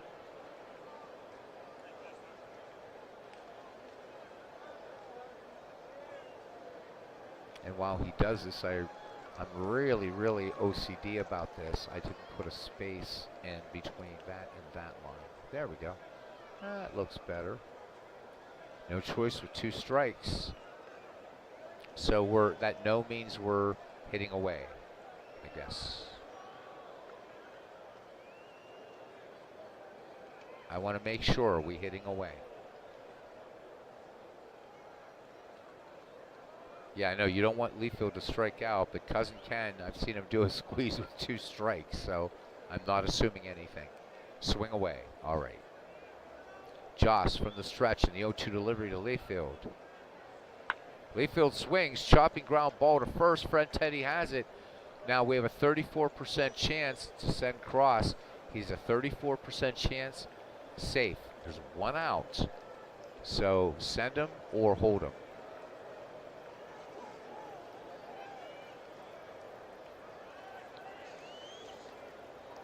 Send him. All right, here we go. And the throw home.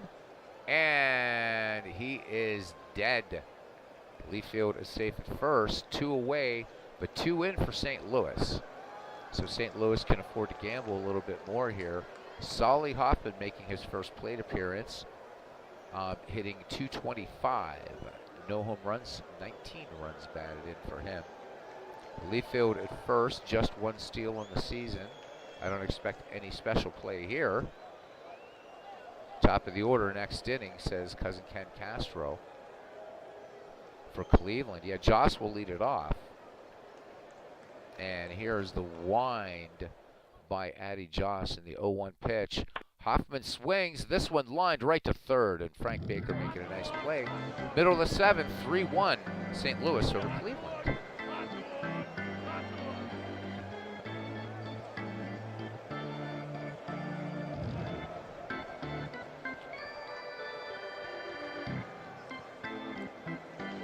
Six viewers in here now. Nice. Thanks, guys. Watching Clinton Parks managing in a very, very important game here. St. Louis trying to spoil it for Cleveland. Bottom of the seventh, and it's Addy Joss, Sam Thompson, and Home Run Baker due up for Cleveland. Lefty Leafield has worked 2 innings thus far. Last inning for Leafield, says Clinton. Leafield has pitched well. In fact, the Spiders have not, they have 1 run way back in the bottom of the first. Oh, so somebody else is doing some dead ball baseball. Love it. Ken Castro says you guys catch Appa Bryan's afternoon game today, the 1915 Red Sox, and the 1910 Chicago American Giants. Wow, fun game. Risk taking, says PQ River. All right, PQ. We're gonna, by the way, just to remind you guys, coming up, we're gonna do some one-offs, revisiting some classic games as Ned McGreevy comes to a close before the World Series in this game. And we're gonna be doing, as soon as Dave Cook actually releases them. Today I ordered the all-time top 20 Negro Leagues teams because I don't feel right using Steve's files without his permission or having him actually host that All-Star game. But I will put together from that league file 2 teams of Negro League players, and that way we'll be able to get in that Negro League All-Star game. Sorry we couldn't get it in during Black History Month, guys, which is something that we wanted to do, but Steve right now with a lot of stuff with job and family, and we don't want to hurry him. So that hopefully is coming up this week. I am hoping Thursday night we will devote to the Negro League All-Star game. So we will miss Black History Month by 1 day, but those players above all deserve to be remembered.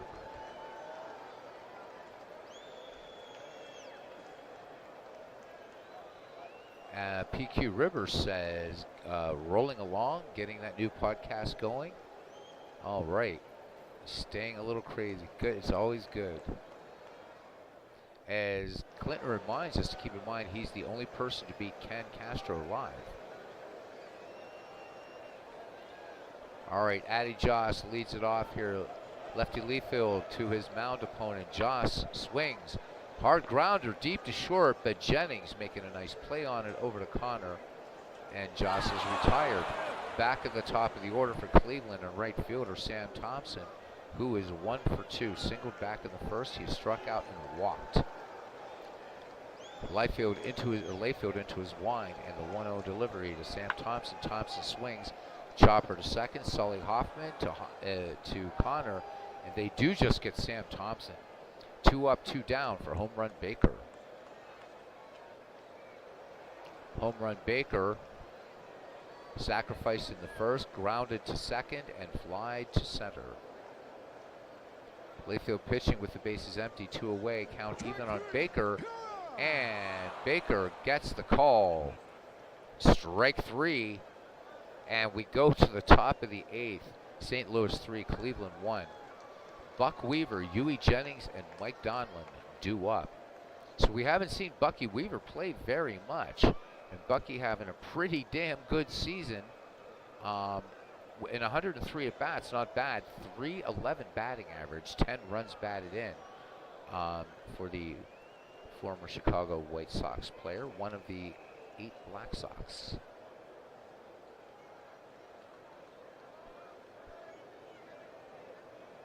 PQ River says, yeah, having a big line of plates spinning is how I seem to operate. Some break, but oh well. All right, so Bucky in there to lead it off for St. Louis. Bats left. Let's get a look at Buck Weaver.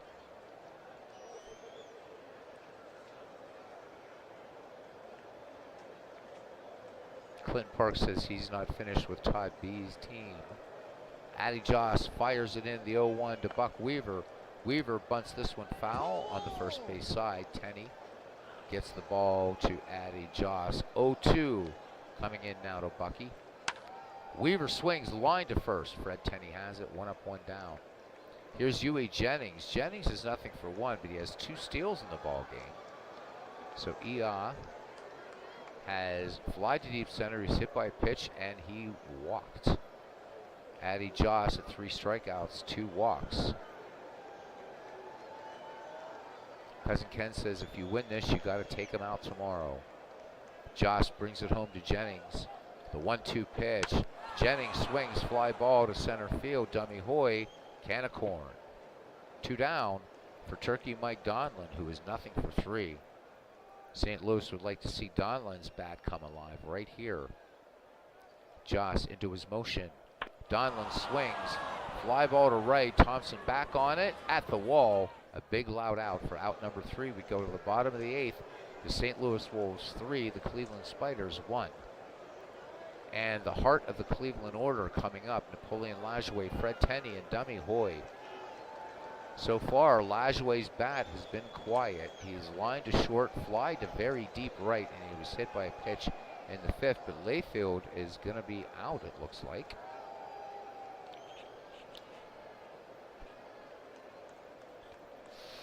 We'll wait for Clinton Parks to decide. Oh, I've got to bring up the pen for him. There we go. You got Tom Hughes, the only one not working on short rest. Then you have Hooks Wiltsey and Kid Nichols. I know Wiltsey's been a real weapon for you this year, so not sure what you're going to do here, but we'll hang in and wait for you. And man, don't you just love baseball? Greatest game ever.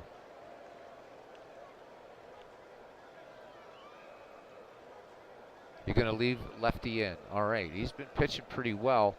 I know we don't worry about, we're only worrying about pitch counts in terms of sort of rest, if you will, Clinton. So he's good for another, 43 pitches.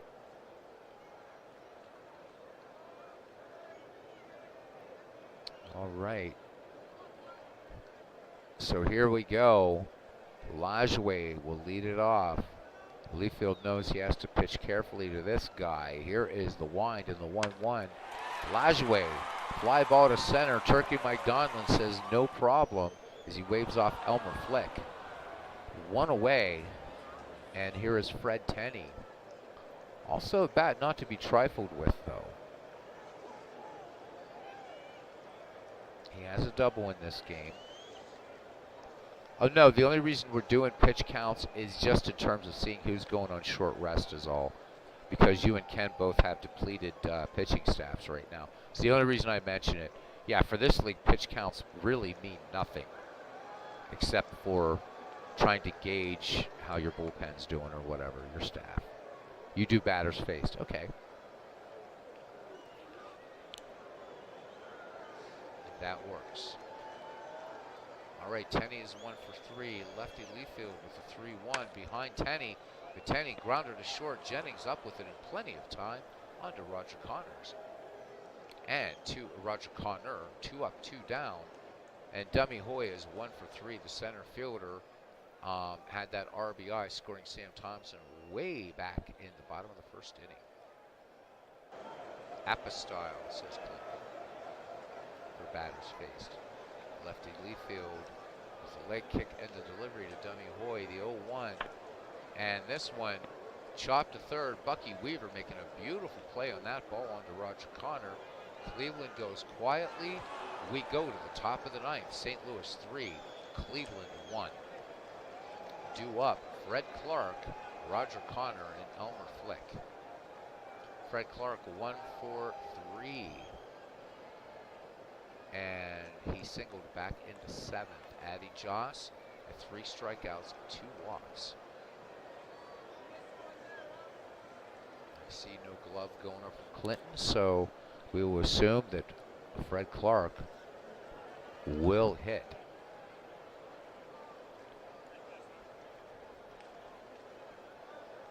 Joss deals the 2-0 to Fred Clark. Changeup, and Clark chopper deep to short. Ray Chapman up with it, and the 6-3 put out of Clark for out number 1 here in the top of the 9th. Roger Connor 1 for 3. He's flied out, singled, struck out, and a stolen base. Addy Joss rubbing up the ball, has the sign from Gibson, the wind, and the 2-1 delivery. Connor swings, high fly ball to center. Dummy Hoy backpedaling. 2 up, 2 down. And what will Elmer Flick do here? He is nothing for 2. He was intentionally walked back in the 7th. Flick hitting .278 as of this at bat. 65 ribbies, 3 home runs. So somebody else not to be trifled with, a forgotten Hall of Famer, Elmer Flick. I'm trying to think who it was that said that every time that Flick was a terror in any league that he had Flick in, kind of what happens with me with George Sisler, just an absolute terror.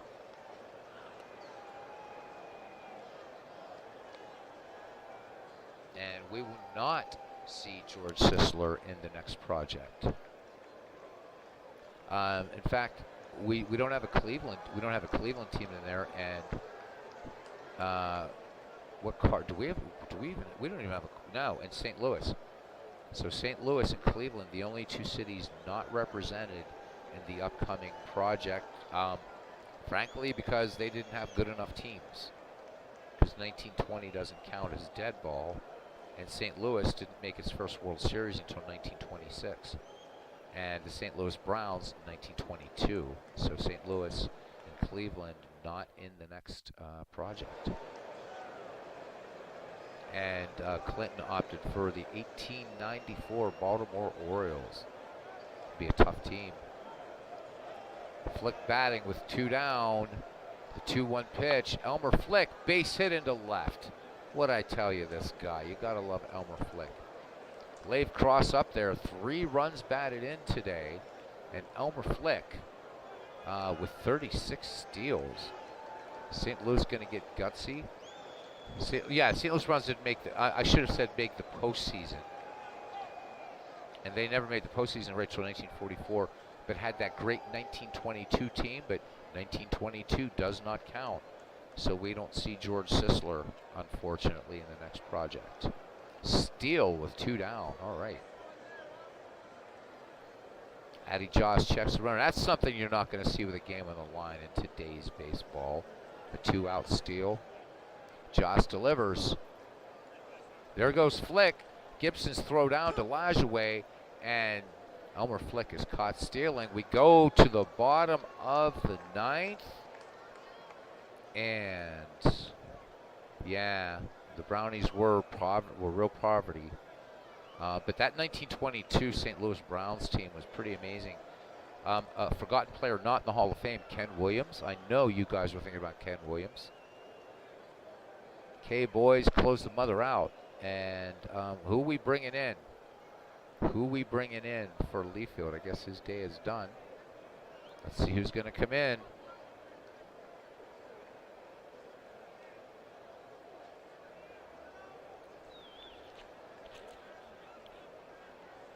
Who do I think? Hooks Wiltsey, of course, but I could be wrong. Yeah, Ken Williams, virtually unknown, unfortunately. Yep, Hooks Wiltsey called it. So Hooks Wiltsey has been, he's done very well for St. Louis this year, very well. He's been a weapon for them.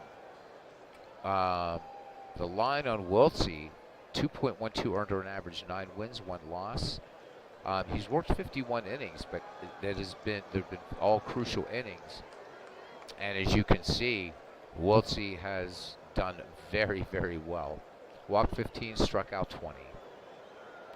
And he will face the number 6, 7, 8 hitters for Cleveland. Jimmy Sheckard, Ray Chapman, and George Gibson. Jimmy Sheckard is 0-for-3, and we're going to go to pitch mode for this. Now we'll go to pitch mode if it gets closer. We'll leave it here. Wiltsey has finished his warm-up pitches.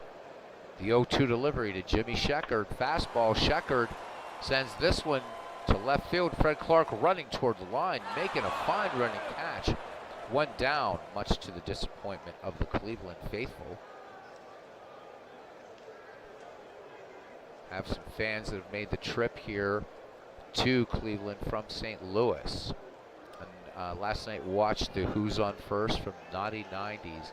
That never gets old. Ray Chapman hitting 194, bunt single back in the 6th. Wiltsey ready to close it out here. He deals to Chapman. Chapman swings, base hit up the middle. Clean base hit. So Chapman aboard. Cleveland not giving up, and the tying run comes to the plate, and George Gibson. Chapman with 22 steals.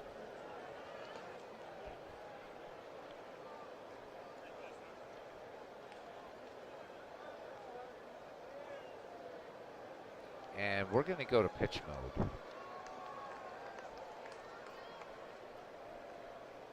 This is definitely pitch mode situation, and Clinton calling for a pitch out. Got it.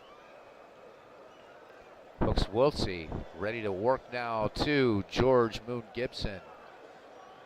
And pitch out, nothing doing. Count 1-0. So Clinton going pitch by pitch now. So whatever you call is what we'll do.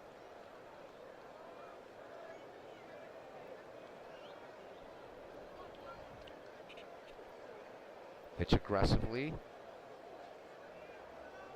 The count 1-0 as George Gibson steps back in. Hooks Wiltsey. Peers in, has the sign.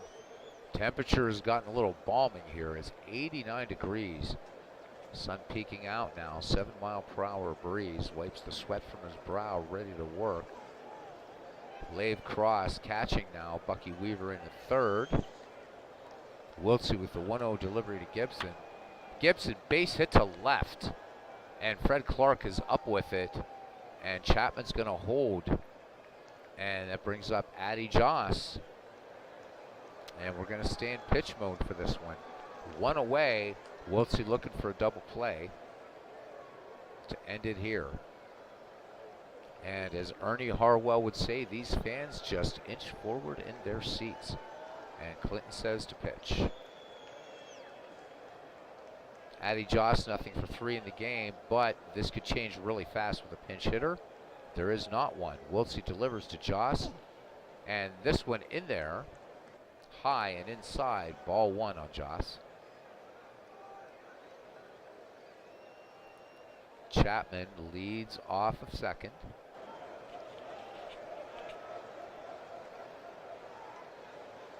Wiltsey, as Clinton says, keep it going. And this one, swing and a miss. Count 1-1 on Addy Joss. Wiltsey rubbing up this misshapen dark ball here. Has the sign from Lave Cross. 1-1 from Wiltsey to Joss. Joss swings, fly ball. This one going into foul territory, left side. And this one gets out of play. And the count goes to 1-2. As Ernie Harwell, the Ernie Harwell reference makes Robbie a happy man. 1-2 on Joss. Wiltsey ready to work. The lefty has the sign from Lave Cross. The 1-2 curveball. This one in there. High, ball 2. Count even on Addy Joss. Joss calling time, steps out of the box for a minute. Back in now. Wiltsey peers in. One final check of Chapman at second. Chapman at second. Gibson at first. And here is the line by Hooks Wiltsey. The 2-2 to Joss. Joss chopper to second. This could end the game. Hoffman to Jennings, and they will not turn the double play. So the drama continues with 2 down, and we are back at the top of the order. Sam Thompson with 5 game-winning RBI on the season. But Thompson would have to really smack one out of here to get that done. And Sam Thompson on the year, 3 home runs, not known as a slugger. Staying in pitch mode. Pitch aggressively.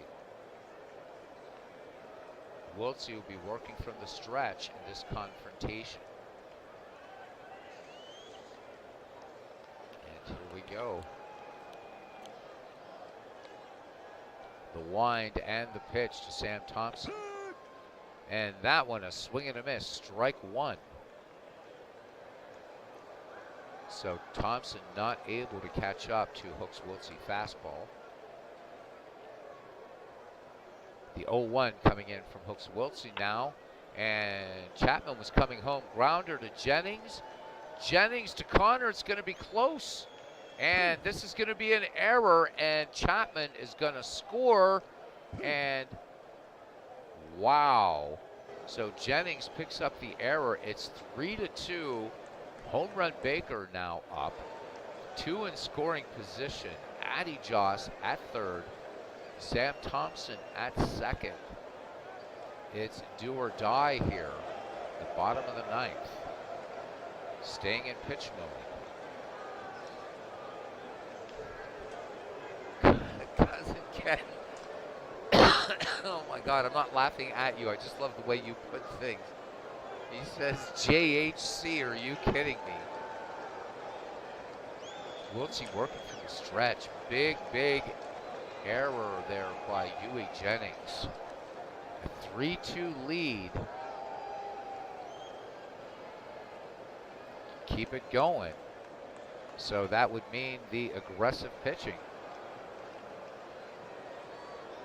2 in scoring position, 2 away, bottom of the 9th.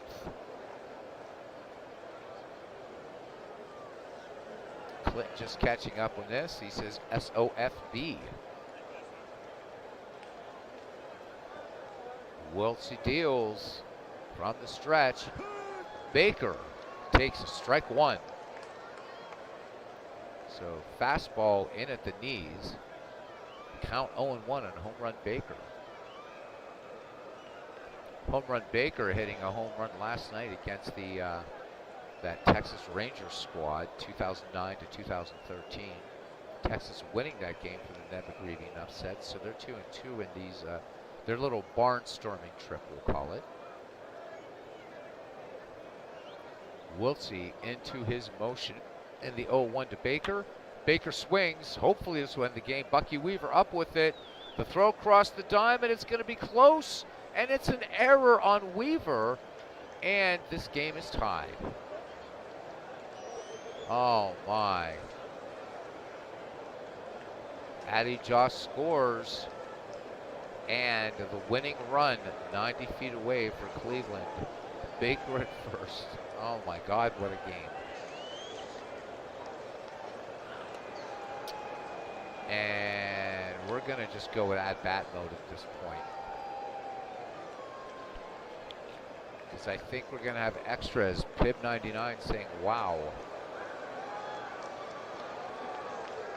So we'll go back to at-bat mode now that this is tied. Game could be over here in 1 pitch. Wiltsey has the sign from Cross. Will we have extra innings, or will Cleveland pull out and come from behind to win? Here we go. The 0-2 from the stretch to Lajoie. Bounding ball to second. Hoffman to Connor, and we will go to extra innings. 2 runs, 3 hits, 2 errors. We've played 9. We are tied at 3. St. Louis will send up Lave Cross. I'm guessing a pinch hitter for Hooks Wiltsey, but we'll see. And then Solly Hoffman. Cardiac League Baseball. Clinton always talks about Cardiac League Baseball. And this is what we have now. This is a big game.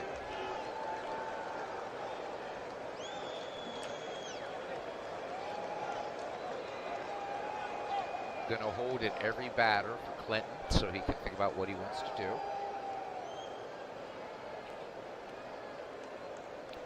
Lev Cross has batted in 3 today, and he is 1 for 3. Hit away.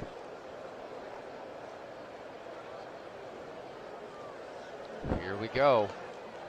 Addy Joss, 3 strikeouts, 2 walks, hanging tough. The line in these teams for the Wolves 3-6-4, and the Spiders are 3-8-1.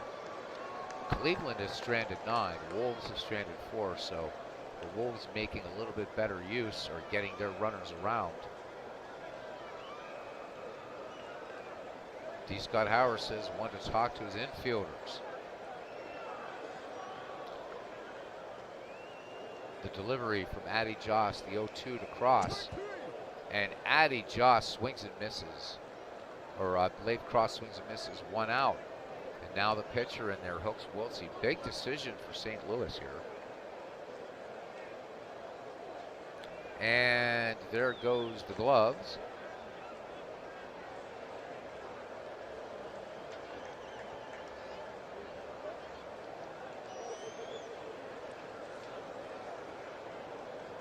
And we're going to do a pinch hitter. We'll bring up. You got Jake Beckley and Tip O'Neill left on your bench.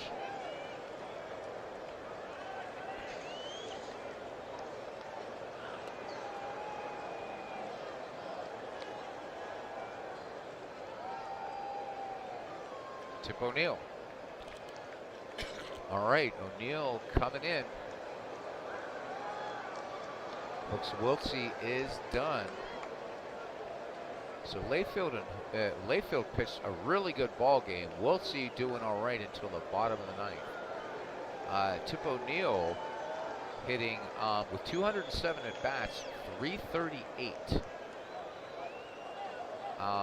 with 24 runs batted in. Joss ready to deal to Tip O'Neill. The wind into 3-1. O'Neill chopper to first. Fred Tenney will take this unassisted for out number 2. Back at the top of the order now for the St. Louis Wolves, Solly Hoffman. And there is just 1 hitter left on the bench for St. Louis.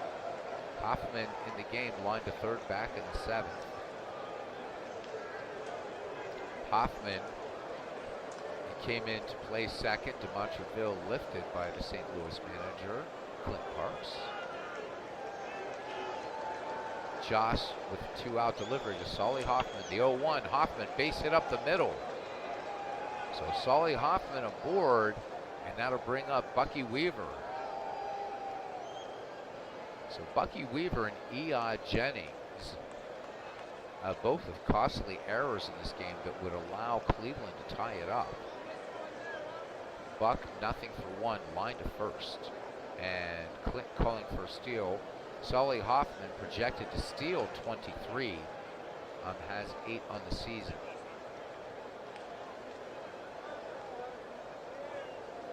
Two outs, top of the 10th. Joss works now. Weaver, there goes Hoffman to throw down. And Hoffman is safe. Stolen base number 9. Go-ahead run for St. Louis, now in scoring position at second base. Bucky Weaver now back in the box. 0-1, run and hit. Joss fires it in. There goes Hoffman, base hit into left, and checkered up with it. Hoffman rounding third, and he has a 93% chance to be safe. I'm guessing you're going to send him, but I'll wait. St. Louis with a chance here to take the lead.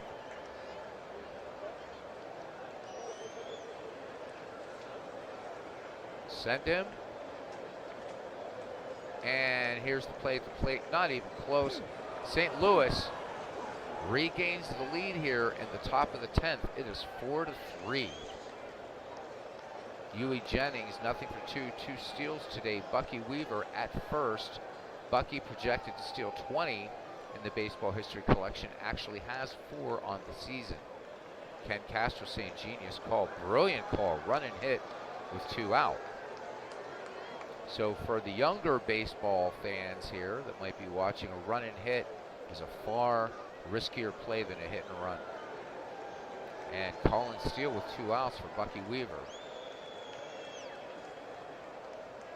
Josh checks Weaver at first. The wind, there goes Weaver, the throw down by Connor, and Bucky Weaver is caught stealing, and we need a pitcher for St. Louis as we go to the bottom of the 10th, but 1 run, 2 hits, no errors. Bottom of the 10th, and we have Kid Nichols and Tom Hughes left. All right, long Tom Hughes will come in. Kid Nichols, the only one left in this pitching staff. So it's up to Tom Hughes to get it done. Let's look at this just quickly, the St. Louis roster. And as far as hitters go, Jake Beckley is all that's left. So 2 players. Tight ball game. Seeing some similarities in management between Clinton Parks and Ken Castro. Very, very aggressive baseball, the way it was played. Fred Tenney will lead it off, followed by Dummy Hoy and Jimmy Shecker. Tenney is 0 for 1. Or I'm sorry, 1 for 4. Sorry, guys. Eyes getting a little blurry. Doubled back in the 3rd. Dummy Hoy waits on deck. Tom Hughes, a 4.64 earned run average. He's 2 and 19 with a save. 186 and 1/3 innings pitched. He has walked 94 and struck out 93. Opponents hitting 296 against him. And we'll not bother looking at the numbers on the left side of the screen, but if you see that black and white rectangle, you can see percentages here. Clinton not playing the percentages, he's playing baseball. Hughes ready to deliver to the lefty Fred Tenney. Lave Cross has the sign. Here's a delivery from Tom Hughes. Tenney swings, base hit to right field, and the tying run aboard for Cleveland.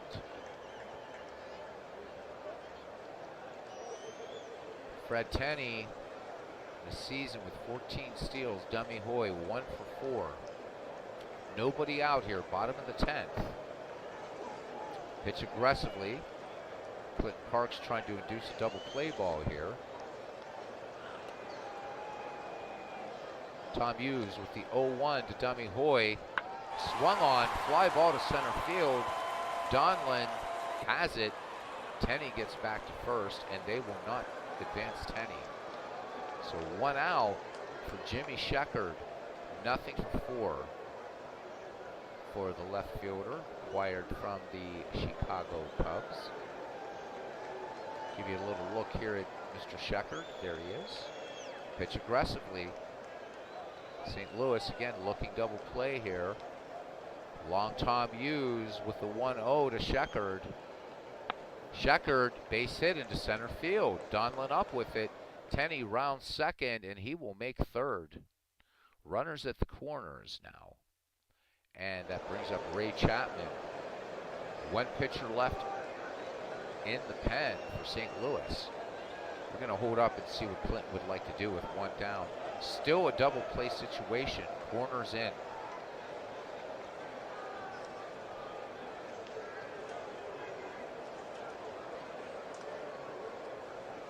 Corners in for Chapman. Interesting strategy here.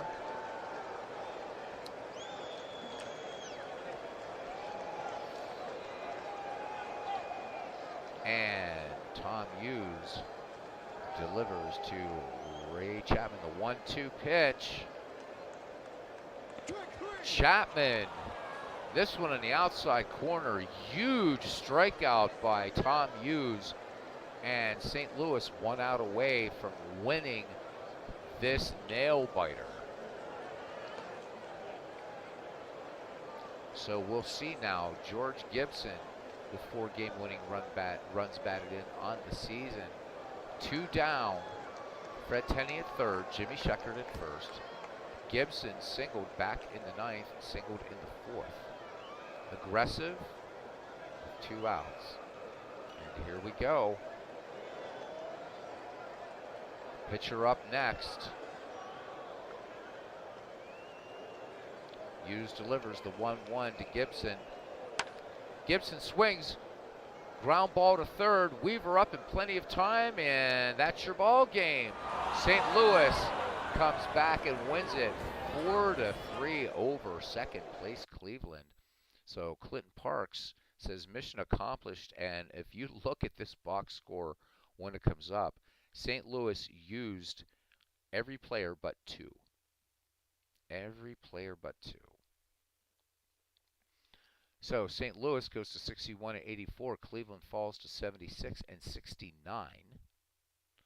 And just, yeah, there it is. Wow. So great managing by Clinton Parks. And it would be fun some night to have, if we could somehow work it out, to have them do an exhibition and have Clinton Parks somehow manage against Ken Castro. That would be fun. Don't know how we would do it. We'd have to have them both on here, actually, on Discord, and not looking at YouTube. But something to think about. Great job, Clinton Parks. What a great ball game. Ken Castro says, congrats, Clinton. Well done. This was a hell of a ball game. And this is one of the reasons why I love to do older baseball. It's so unpredictable. So the line for victorious St. Louis, 4-8-4. Cleveland, 3-10-1. We're just going to look at pitching just really quickly to see who got the win. So 5 pitchers for St. Louis. So Wiltsey Wiltsey gets the win and goes to 10-1, but gets the blown save. So how often does that happen? And then Tom Hughes gets the save. This was not a big strikeout game, actually. 3 strikeouts by St. Louis. Only 1 batter walked among those pitchers. Addy Joss went 10, 4 runs all earned, walked 2, struck out 4. Let's see who the MVP of this one was. Sam Thompson, 2 for 4 for Cleveland. And just lots and lots of stuff. St. Louis, all about the stolen bases tonight, by the way. So let me see. Huey Jennings had 2. Bob Carruthers, Roger Connor, Elmer Flick, Fred Clark, Solly Hoffman, all with successful steals for the Wolves. Gibson, the only stolen base for St. Louis. Elmer Flick was caught stealing, as was Bucky Weaver. Lajoie was caught stealing. And let's go down. And the game-winning RBI is Bucky Weaver, and the MVP, Leif Cross. And that does it. Now we look at and see where Cleveland. So this game helped Providence. So Cleveland now 7 behind. Philadelphia, Providence, and Bellingham just 2 behind Cleveland. So we are not done yet. We're done for tonight. But I guess the Ned McGreevy League is not over. So upcoming games again will be St. Louis at Cleveland, Philadelphia at Liverpool, Bellingham at Carolina, Arsenal at Providence, and Manchester at Butler. So believe it or not, pretty much all meaningful games at this point. We have 5 games to go in the Ned McGreevy Baseball League. Pib 99 says, Ken Castro 1970 Orioles just, oh man, beat the 1909 Pirates in the Final Four game 3-2. Great pitchers duel between Dave McNally and Howie Kamnitz. Merv Retman with a pinch hit walk-off single to win it. Damn it. Yeah, of course we can, Clinton. We can. Playoff tickets on sale now for Bellingham. So yeah, guys, the way this works is Manchester, obviously home field advantage in the 3-game World Series. It will be Manchester, the second place club, and then back to Manchester if it will go 3. I can't really see going 7 with this. We can always debate that, but I think 3 games will be good. Cleveland in sole possession of second place, 7 games back, so we're not really worrying about that. So let's think about Cleveland now. So 2 games behind Cleveland, we have a 3-way tie, Philadelphia, Providence, and Bellingham. Butler, the only other team above 500 a game. So they're 3 games behind Cleveland, Liverpool, Carolina, Arsenal, and St. Louis out of it. But St. Louis playing brilliant baseball tonight. Arsenal defeated Providence. So had Providence won its game, um, this would have gotten even more interesting because Providence would have been a game behind Cleveland. But Providence will have a chance against Arsenal. They are the home team. Whew. Yep, we did say that, cousin, that the Orioles Pirates games would be great, and I couldn't even call that one. We were right about the Giants, though.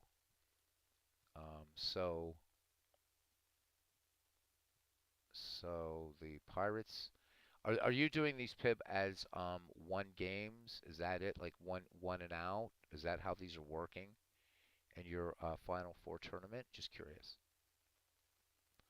Ken says tomorrow he's going to be running, so he's going to bring the running game against Arsenal tomorrow. What a fine game this one was. Clinton Parks, excellent managing. Excellent, excellent, excellent. Clinton Parks and Ken Castro taking us all to school on how these two eras of baseball are played.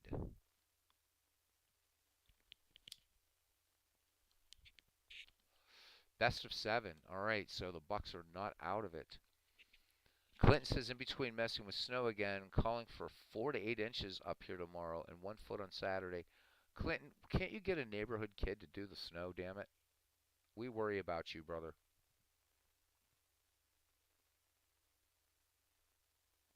Snowing there too.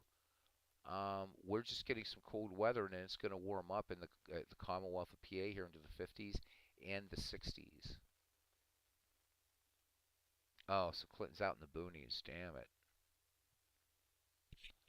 Yikes. Just please be careful. The mountains have snow.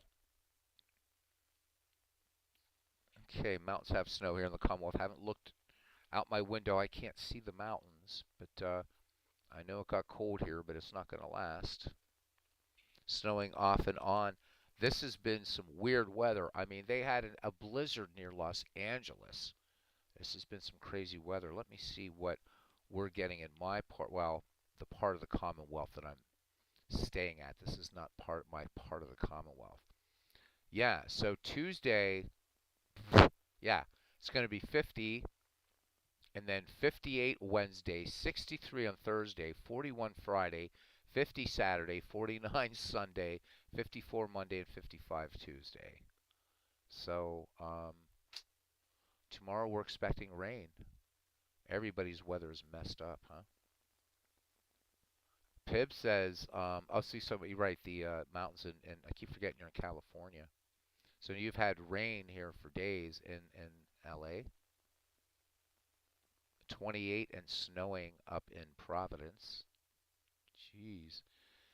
Santa Anita has been closed for a week due to snow. It's just crazy. This winter is weird, man. The coldest it's been here, believe it or not, guys, was Christmas Eve and Christmas Day. Right? It's been so weird. Can I see who's Robbie's starters might be? Um, yeah, we can. Yeah, because we don't have to play the game. We can certainly do. Just to give you an idea who's Robbie's going to be starting, I can do that for you. Because all I have to do is start the game and quit it. So, Providence home team. Let's play. And it's going to be Dave Fouts. And so I'll give you the line on Fouts. Let me look. Let me go to view opponent. And Dave Fouts.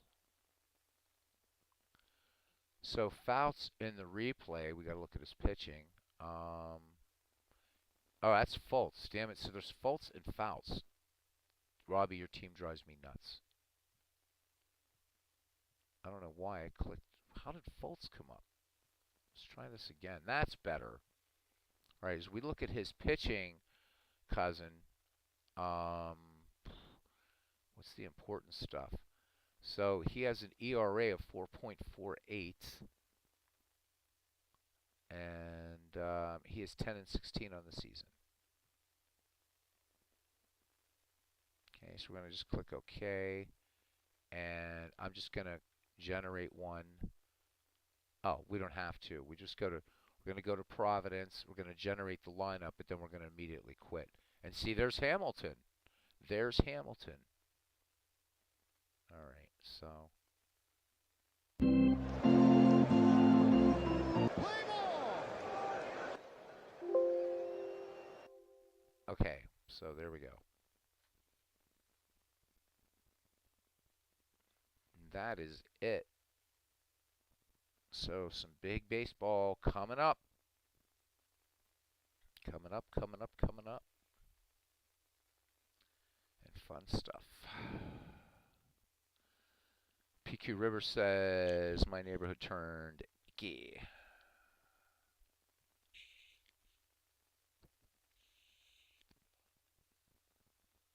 Have you ever noticed at the end of a drought it always rains? I never noticed that, D. Scott Howard, but thank you for that. I won't forget. And so let's take a couple more minutes while I finish this and let's talk about those teams in that the Ken Castro Corn League. So in the KCCL, and I will get the names of the teams into Discord. But we were going to have the 1885 Chicago White Sox, the 1884 Providence Grays, 1894 Baltimore Orioles, 1899 Brooklyn Superbas, 1907 Detroit Tigers, 1912 Washington Senators, 1909 Pittsburgh Pirates, 1907 Chicago Cubs, 1904 New York Giants, 1912 Red Sox, 1919 Reds, 1911 Philadelphia A's, 1906 Chicago White Sox, 1914 Boston Braves, 1904 New York Highlanders, and 1915 Philadelphia Phillies. Those are going to be the teams in this playoff, and again, or this tournament. The bracket is already set up. There it is. So that's going to be fun, and we'll be starting this one sometime next week, as Ned McGreevy will come to an end. First round is best of 3, round 2 best of 5, and rounds 3 and 4 best of 7. Which Chicago? We have Chicago in here 3 times. Oh, you mean the White Stockings, or which one, Clinton? I mean, the White Sox and Cubs should be okay. You're talking about the Chicago White Stockings. Okay, yeah, the White Stockings. Well, maybe I can be arsed to do one. Nobody's said they wanted to manage the White Stockings. So what has to be done is I have to assign ballparks, make sure all the layouts are fine, and that's pretty much it. And then this one's going to be ready to go.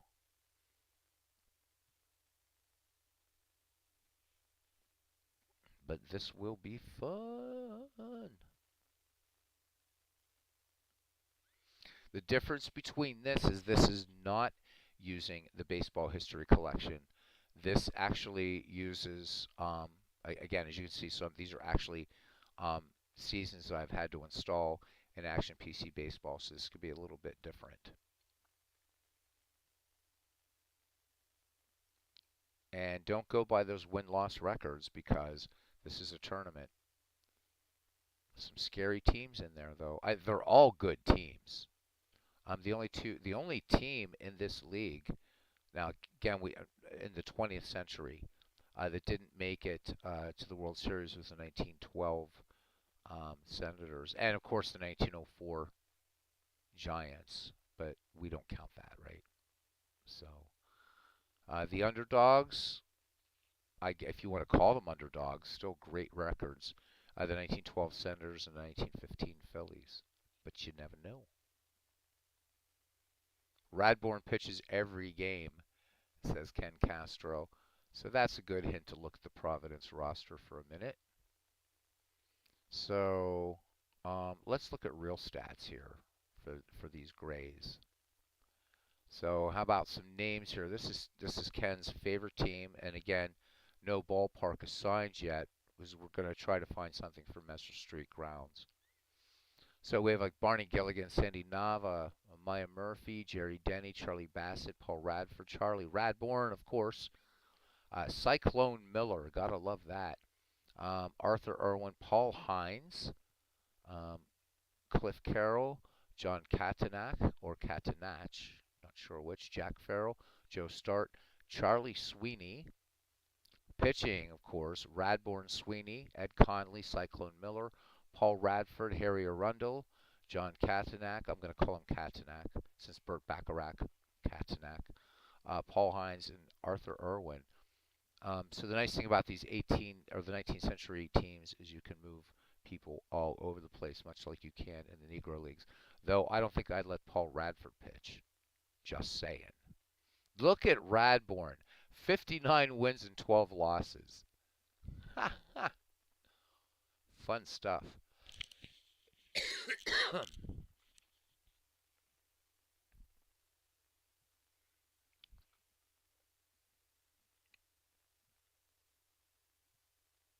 So let's pick another team at random here. Let's look at the 1919 Cincinnati Reds because I want to talk about some players that we haven't seen that weren't drafted that should have been. Jake Dalbert is not on anybody's team. Um, let's see who else do we have here. Ivy Wingo not on anybody's team.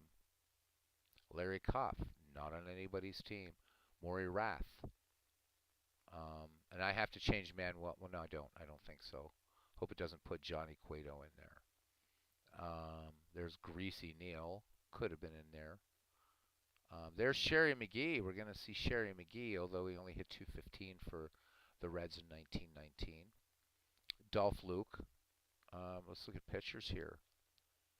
So Dutch Ruther, not drafted by anybody. Dutch Ruther, and he had a 1.82 earned run average in 1919. He went 19 and 6.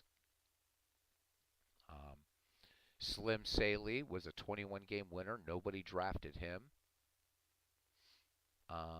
This Jimmy Ring, pretty decent, 2.26 ERA, 10 and 9. So there's a lot of players in this tournament that when we send them into a draft pool later on would make for really, really interesting. We won't have to bring any 1920 players in at all. Hud Eller is a beast. Yeah, Hud Eller, 20 wins, 9 losses, a 2.39 earned run average, but none of us drafted him. And we can bring up the cards for any of these guys if you want, but that being said, if we do a Ned McGreevy Part 2 later in the year, we're going to have more outliers, but I think that's going to make it interesting. So there won't be any 1920s players. And no Babe Ruth. I'm glad nobody picked the 1915 Red Sox. So look at 1885 Chicago. Sure, we can do that. And there they are. And what do we have to find for them? West Side Park. We already got an West Side Park. It'll be dead ball era, but good enough. Let's go to batters first. We see some players that we're going to know, but this is right. But let me see. Let's go by games, or let's actually go by at bats. That's better. Abner Dalrymple, Fred Pfeffer. We're going to see Cap Anson, Tom Burns, George Gore. George Gore and Tom Burns not on anybody's team. We didn't see Anson tonight for Cleveland. Interesting. Michael King Kelly. Ned Williamson. There's a forgotten player. He was all right. There's John Clarkson, Silver Flint. There's Billy Sunday. These guys are going to have there's Larry Corcoran from Clinton's team. Pitchers. John Clarkson, 53 and 16. I hope Clarkson and Radbourne get to face each other. 1.85 earned run average for John Clarkson. Beastly. John McCormick. Basically, Chicago running with two tough pitchers. Clarkson, McCormick, Ted Kennedy. Yeah, really, that's pretty much it for Chicago. Silver Flint first corn star. 1894 Baltimore Orioles, one of the most famous teams ever. Here they come. Always got to look at batters first. God, this reads like a who's who, though. Holy moly. So, Wee Willie Keeler. Steve Brody. Nobody picked up Steve Brody. 366 average. I don't think Steve Brody's on anybody's team. Dan Bruthers. John McGraw, Joe Kelly, of course. Huey Jennings. Heine Reitz, or Reitz. I'm terrible with German names. There's Uncle Wilbert Robinson, and then we got Frank Bonner. Boiler Yard Clark, what a great nickname. Kid Gleason, better known, of course, for being the manager of those of the 1919 White Sox. And then Kirtley Baker, pitchers for Baltimore. Pitching is not going to be the Orioles' strong suit at all. So Sadie McMahon went 25 and 8, but a 4.2 run earned run average. Bill Hawk, Kid Gleason went 15 and 5, but again, the ERAs are high, so Baltimore is going to have to go for serious defense. There are no big strikeout pitchers for these 1894 Orioles, which we have to change up this park to. Yeah, those whips are crazy. So Baltimore's going to have a time of it. There's Tony Mullane, one of the game's early racists. Hate to say it. Yeah, 1894 was a serious season. In fact, I have it installed.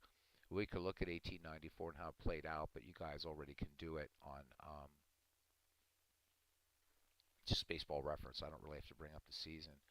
I do have to remember, I guess we should turn off the designated hitter for this league while I'm thinking about it. Unless you guys want a DH. I know that's usually a sin, though.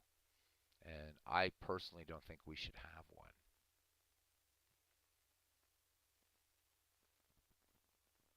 Where are the rules? The rules, the rules, the rules, the rules. Um, okay, so yeah, DH should be turned off as it looks. No 10-minute ticker. Okay, just make sure everything. I do not want a DH on. So yes or no on injuries? Do you guys? They're set for 1 game injuries. Do you want injuries off for this tournament? Right now, it's set for 1 game.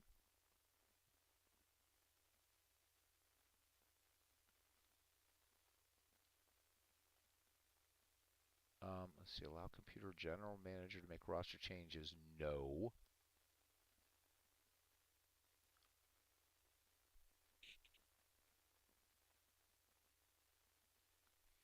PQ River says tempting.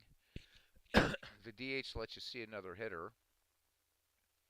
I mean, I think a DH is going to help the Orioles, but it's up to you guys. We can keep it like real and no DH. Leave it up to the folks here for some thoughts. PQ River says no on the DH for this tournament. Pure is better, and Ken Castro saying nah. So that's 2. We have 5 people here, so.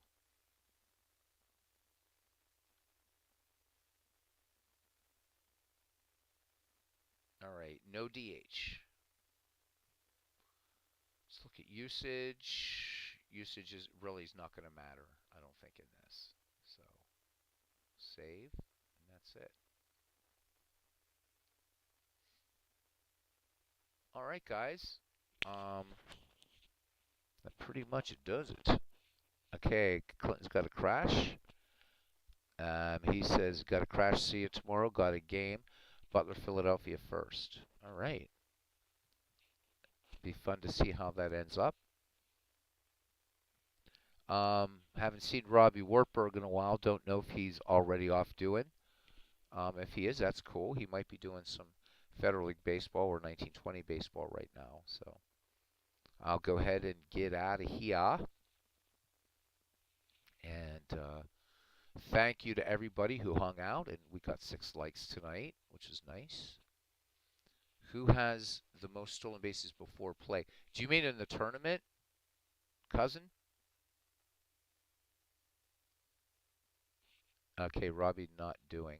Thank you, PQ Rubber. Glad to get a chance to say thank you before you head off into the sunset. Yeah, okay. I'll look at this for us here for you, cousin Ken. Let me see. Good Lord. Batting. So, glancing down the list, and this one, it's going to be Tris Speaker. This is before a game play ever starts. Tris Speaker with the most steals. Ty Cobb is second. Billy Hamilton not in the top 20. Well, of course, Billy Hamilton isn't even in this league, is he? No, he's not. How about that? Or is he? I don't know what team. I forget who Hamilton played for. But oh, is it Milan with 88? Did I miss that? Am I blind? No. Where? Where's the 88? I am not seeing 88 steals, cousin Ken. I'm going up and down stolen bases, and I'm seeing Tris Speaker with 52. Go down. I am going down. I'm just looking at the top 20 steals. Oh, down here. Oh, geez, I'm looking up here. Because I'm looking at the batting leaders. I'm stupid. So, yeah, so Milan with 88 steals, McGraw with 78, Speaker with 52, Cobb 49, and Sam Mertes and Bill Dolan each at 47. Thank you, cousin Ken. I'm looking up like, what are you talking about? Yeah, gotcha. Gabby Kravith, and we've talked about Kravith throughout the Ned McGreevy League, one of the game's early power hitters. 24 home runs, way ahead of Abner Dalrymple, Frank Baker, and Bills Becker, each with 11, and Tris Speaker with 10. Speaker's going to be nasty in this league. Oh, man, guess what? We have a problem, Houston. Willie Keeler's on 2 teams. Willie Keeler is on the Brooklyn team, and he's on the Baltimore team. Damn it. And so we have a problem. One of those teams has to go. Brooklyn or Baltimore has to go because Keeler and another team has to come in. Unless we get lucky and Brooklyn and Baltimore don't play each other. Let's look at this playoff bracket and see if Brooklyn and Baltimore meet each other, at least in the first one. Okay. We can try to stay with that. Because I did do that and only ended up with, let's see, Aparicio and Frank Robinson and my historic 16 replay. And those 2 teams, it worked out they never faced each other. So we'll go ahead because there's not really a lot to pick from. No, it's cool. It's cool. It's cool. As long as hopefully Brooklyn and Baltimore don't face each other. And let's face it, the only other team we can go with Brooklyn would be 19. We could drop Brooklyn and go with the 1916 Brooklyn Robins. We could do that. As much as we love the 1899 Superbas, we could go with the with Brooklyn in 1916. Who's going to get swept first? God knows, man. going back to this playoff, I'll tell you this: the Phillies, they've got to face the 1904 New York Giants in round one. Oof. Um, they, these are going to be some great tournaments. And I'm not counting the Phillies out, but I mean, they're facing a really tough Giants squad coming into this. Luck of the you think the Phillies are going to get knocked out, huh? That, these tournaments are funny. I mean, you are kind of playing if all these things go out, right? You're playing, let's see, 8, 15. You're playing. It would be 22. It's like a 22 game season. So who knows? I mean, over the long haul, probably, but who knows? The 71 Pirates did finally lose to the 61 Yankees in that historic 16 tournament, but I mean, they beat the 29 A's and they beat the 55 Dodgers, and I forget the other team they beat. Um, oh, the 57 or the 57 Braves.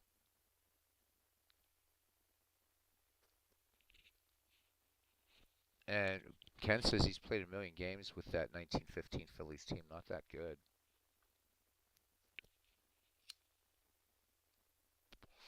Well, if Brooklyn, Baltimore meet, it'll happen. If it doesn't, it doesn't. So we'll leave it at that. That's the only. Although I should look at pitching leaders really quickly, just to see if we have any double ups here. Pitching. If I see a guy's name on here twice, that's like a red flag. Pitching looks pretty good. So, boy, if this wasn't one from heaven,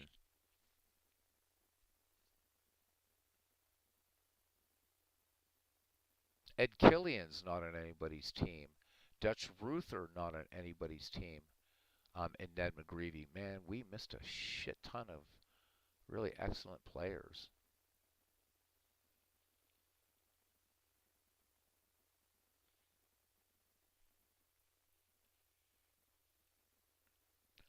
We'll leave the Superbas in there. What the hell? If we're playing a season, I'm afraid that the Superbas would have to go out and the Robins would have to come in, but this isn't a season, so we're going to take a chance.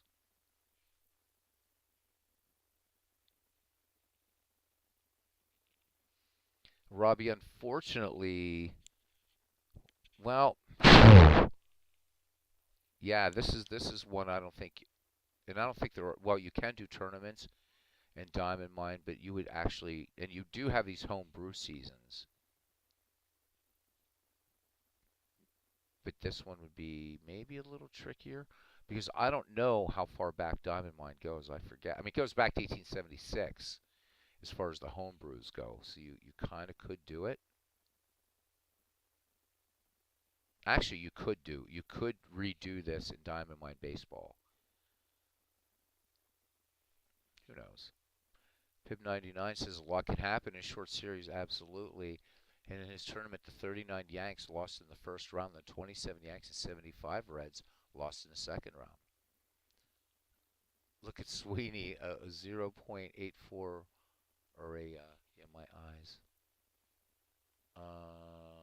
Where is he? Charlie Sweeney. Where is he?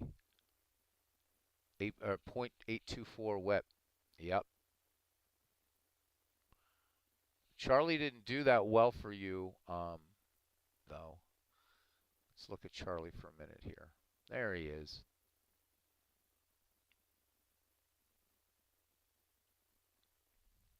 So glad I picked up this 19th century set. So good.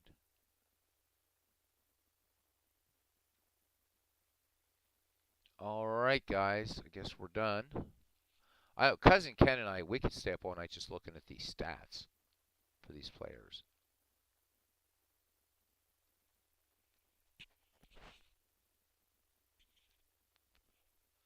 And we're down to 3 viewers, and it's probably Ken, me, and Pib. So, or Ken, me, and who knows? I don't know, 3 concurrent viewers. So it's Pib, Robbie, and Ken, because I don't count as a viewer. Yeah, we could. Yeah, well, like I said, Robbie, we're not going to be seeing the results of these for a long time, but at least every once in a while you can pop up with one. But thank you for doing what you did in Diamond Mine Baseball. That was really cool. This is going to be tough, though. Look at Christy Mathewson. He is 20th in earned run average.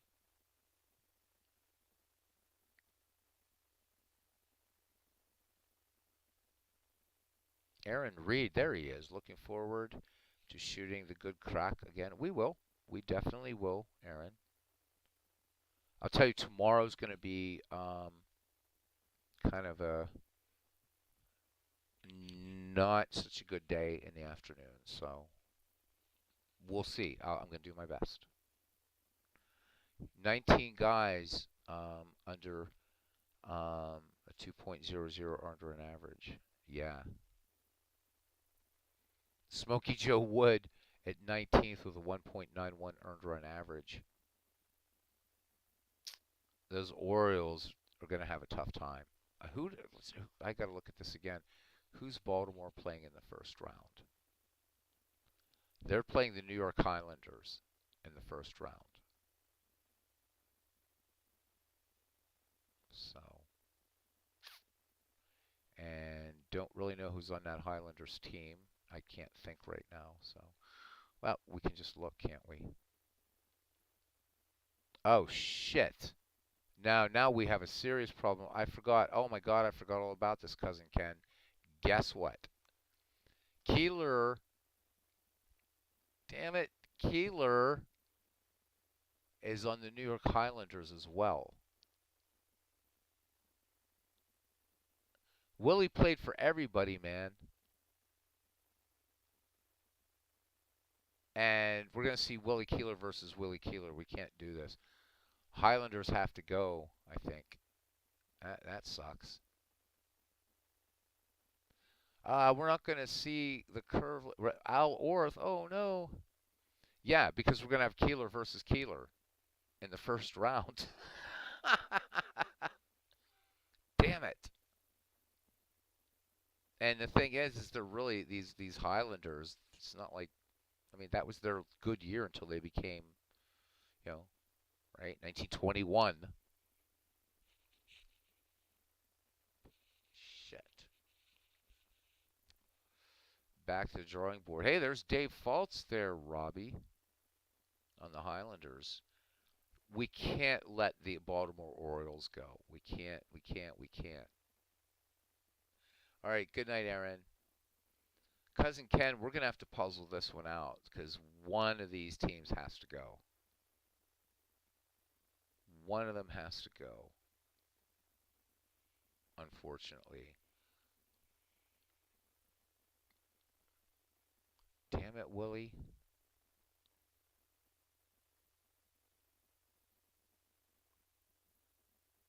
I forgot. I was making these teams like, damn it, did Keeler play? I thought he played in the American League, and he did.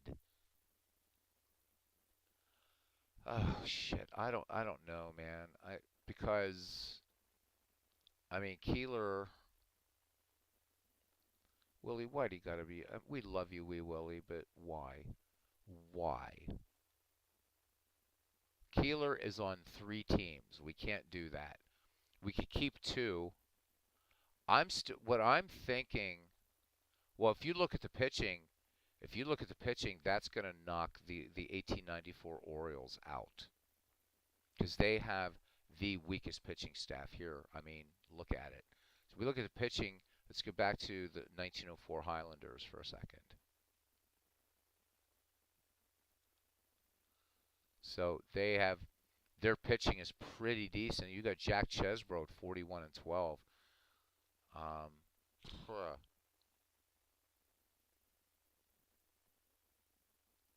Yeah, looking at Highlanders, you got Chesbro at 41 and 12, Jack Powell at 23-19, and the curveless wonder Al Orth at 11 and 6. So that's a pretty solid pitching staff.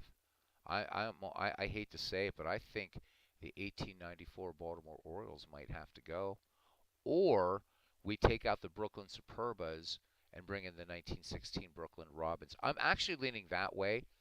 Let's bring in the 1916 Brooklyn Robins instead and take out. I know the Superbas are awesome. We can always do something else another time, just 19th century if you wanted. So that might be a little compromise that we could do. How about if we think about it for a couple days, Ken, and give your thoughts. But having Keeler on three teams, that's kind of pushing it.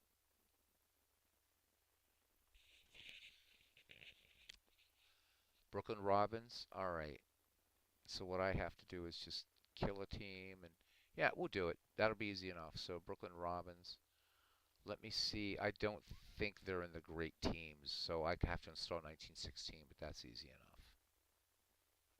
enough. Yeah, I don't think Wee Willie was there, but you know what? We better check, right? Let's install 1916. Oops. Willie, if you're on there, dude, can be very upset. I hope not, because Willie would have, but he had a long career, didn't he? So Brooklyn, that was a tight race. Look at that. The Phillies finishing second, 2.5 back. Boston Braves were 4 back, and the Giants were 7 back. Pittsburgh sucked in 1916, but I knew that. This was a good pennant race. The Red Sox just 2 games up on the White Sox, and the Tigers were 4 back. This was a pretty good baseball season, 1916. But let's look at Brooklyn. Hey, I forgot Marquard pitched for the Robins. And these NAs I can clear out. Hey, no Wee Willie Keeler. All right, all right. Wee Willie Keeler would have been playing. So there's Mac Wheat. I never knew there was a Mac Wheat. Never heard of him. Because there's Zach. Were Mac and Zach brothers? Interesting. Yeah, I would hope. Yeah, I think the Superbas have to go out, and the 1916 Robins come in. The other, because my thinking, Ken, is Cleveland just doesn't have a good team. Unless you guys can think of a good Cleveland team between 19 or well, or we bring in the Cleveland Spiders from, but we could do that. Bring in a 19th century team, take out the Superbas and put in the Cleveland Spiders of like 1895 or something, or do the 1916 Brooklyn Robins. Lots to think about. I guess we can have an old chin wag about it. I wish John DFW was around so he could create a channel for this, but we're going to have to do it in our just regular deadball thing, I guess. It'd be nice to be able to talk about this.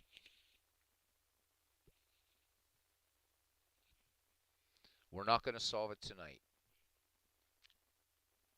So thank you, Wee Willie Keeler, for playing on every team imaginable.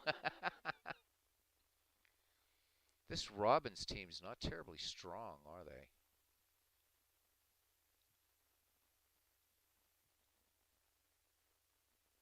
Jeez. Let's look at bats here. You have one 300 hitter on this Brooklyn Robins team, and that's Zach Wheat. Oh, no, I'm sorry, Jake Daubert, who, again, Jake Daubert didn't make the cut in the McGreevy League for some weird reason.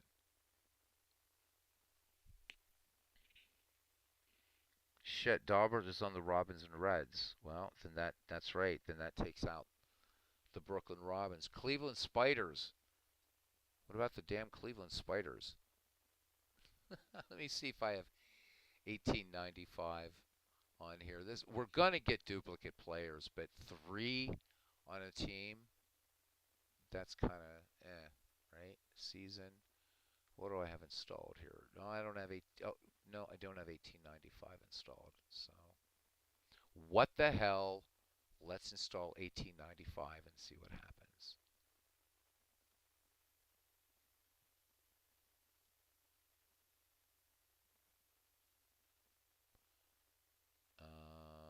How do I do this? Oh, there it is. 1895. Install.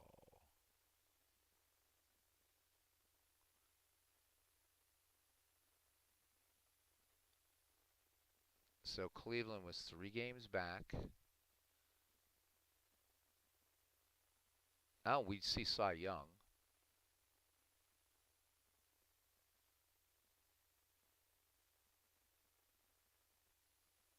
We'd see Bobby Wallace. So the Spiders could be an option. 1895 Cleveland Spiders.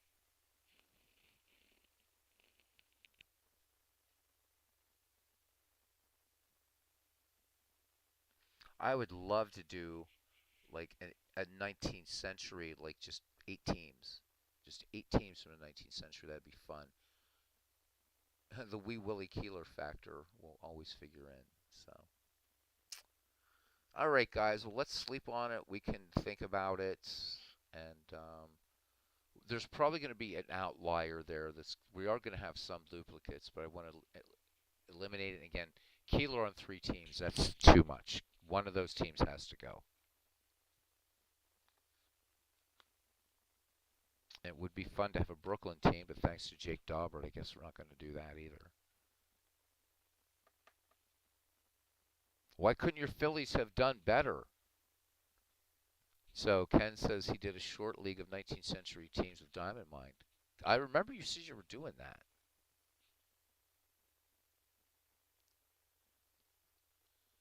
How much playing time did Jake Daubert have in 1919, though? That's my question. Let's look at the Reds in 1919. We'll go back to our thing here.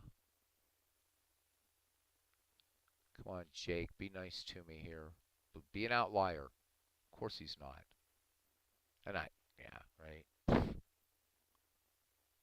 So Daubert's also on the Robins for 1916. Yeah.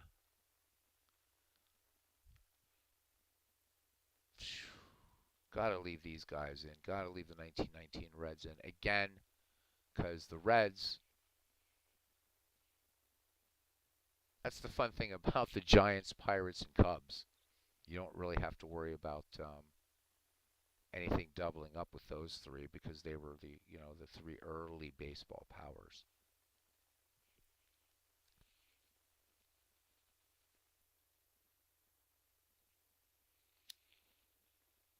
Oh well, it's all good. It's all good. It's all good. All right, guys. Thank you very much. Mostly everybody's left. But I'll still say thank you to Cousin Ken Castro, to Pib99, Aaron Reed, Robbie Wartburg, PQ Ribber, Clinton Parks, who did a brilliant job managing tonight. Todd B's just going to love that. D. Scott Howard. Um, Quite a nice chat going on tonight, by the way. It was good. And we're not going to get it. Jesus, was 4 hours. I said I was going to stop these long streams, and 4 hours in. And yeah, to everybody else who came and hung out tonight, thank you. A Clee baseball fan 879 was in here, and we always thank Midlife Crisis. All right, everybody have a great day, and until the next time we meet, see you around the batting cage, guys, and don't shovel too much damn snow, Clinton. All right, good night, guys.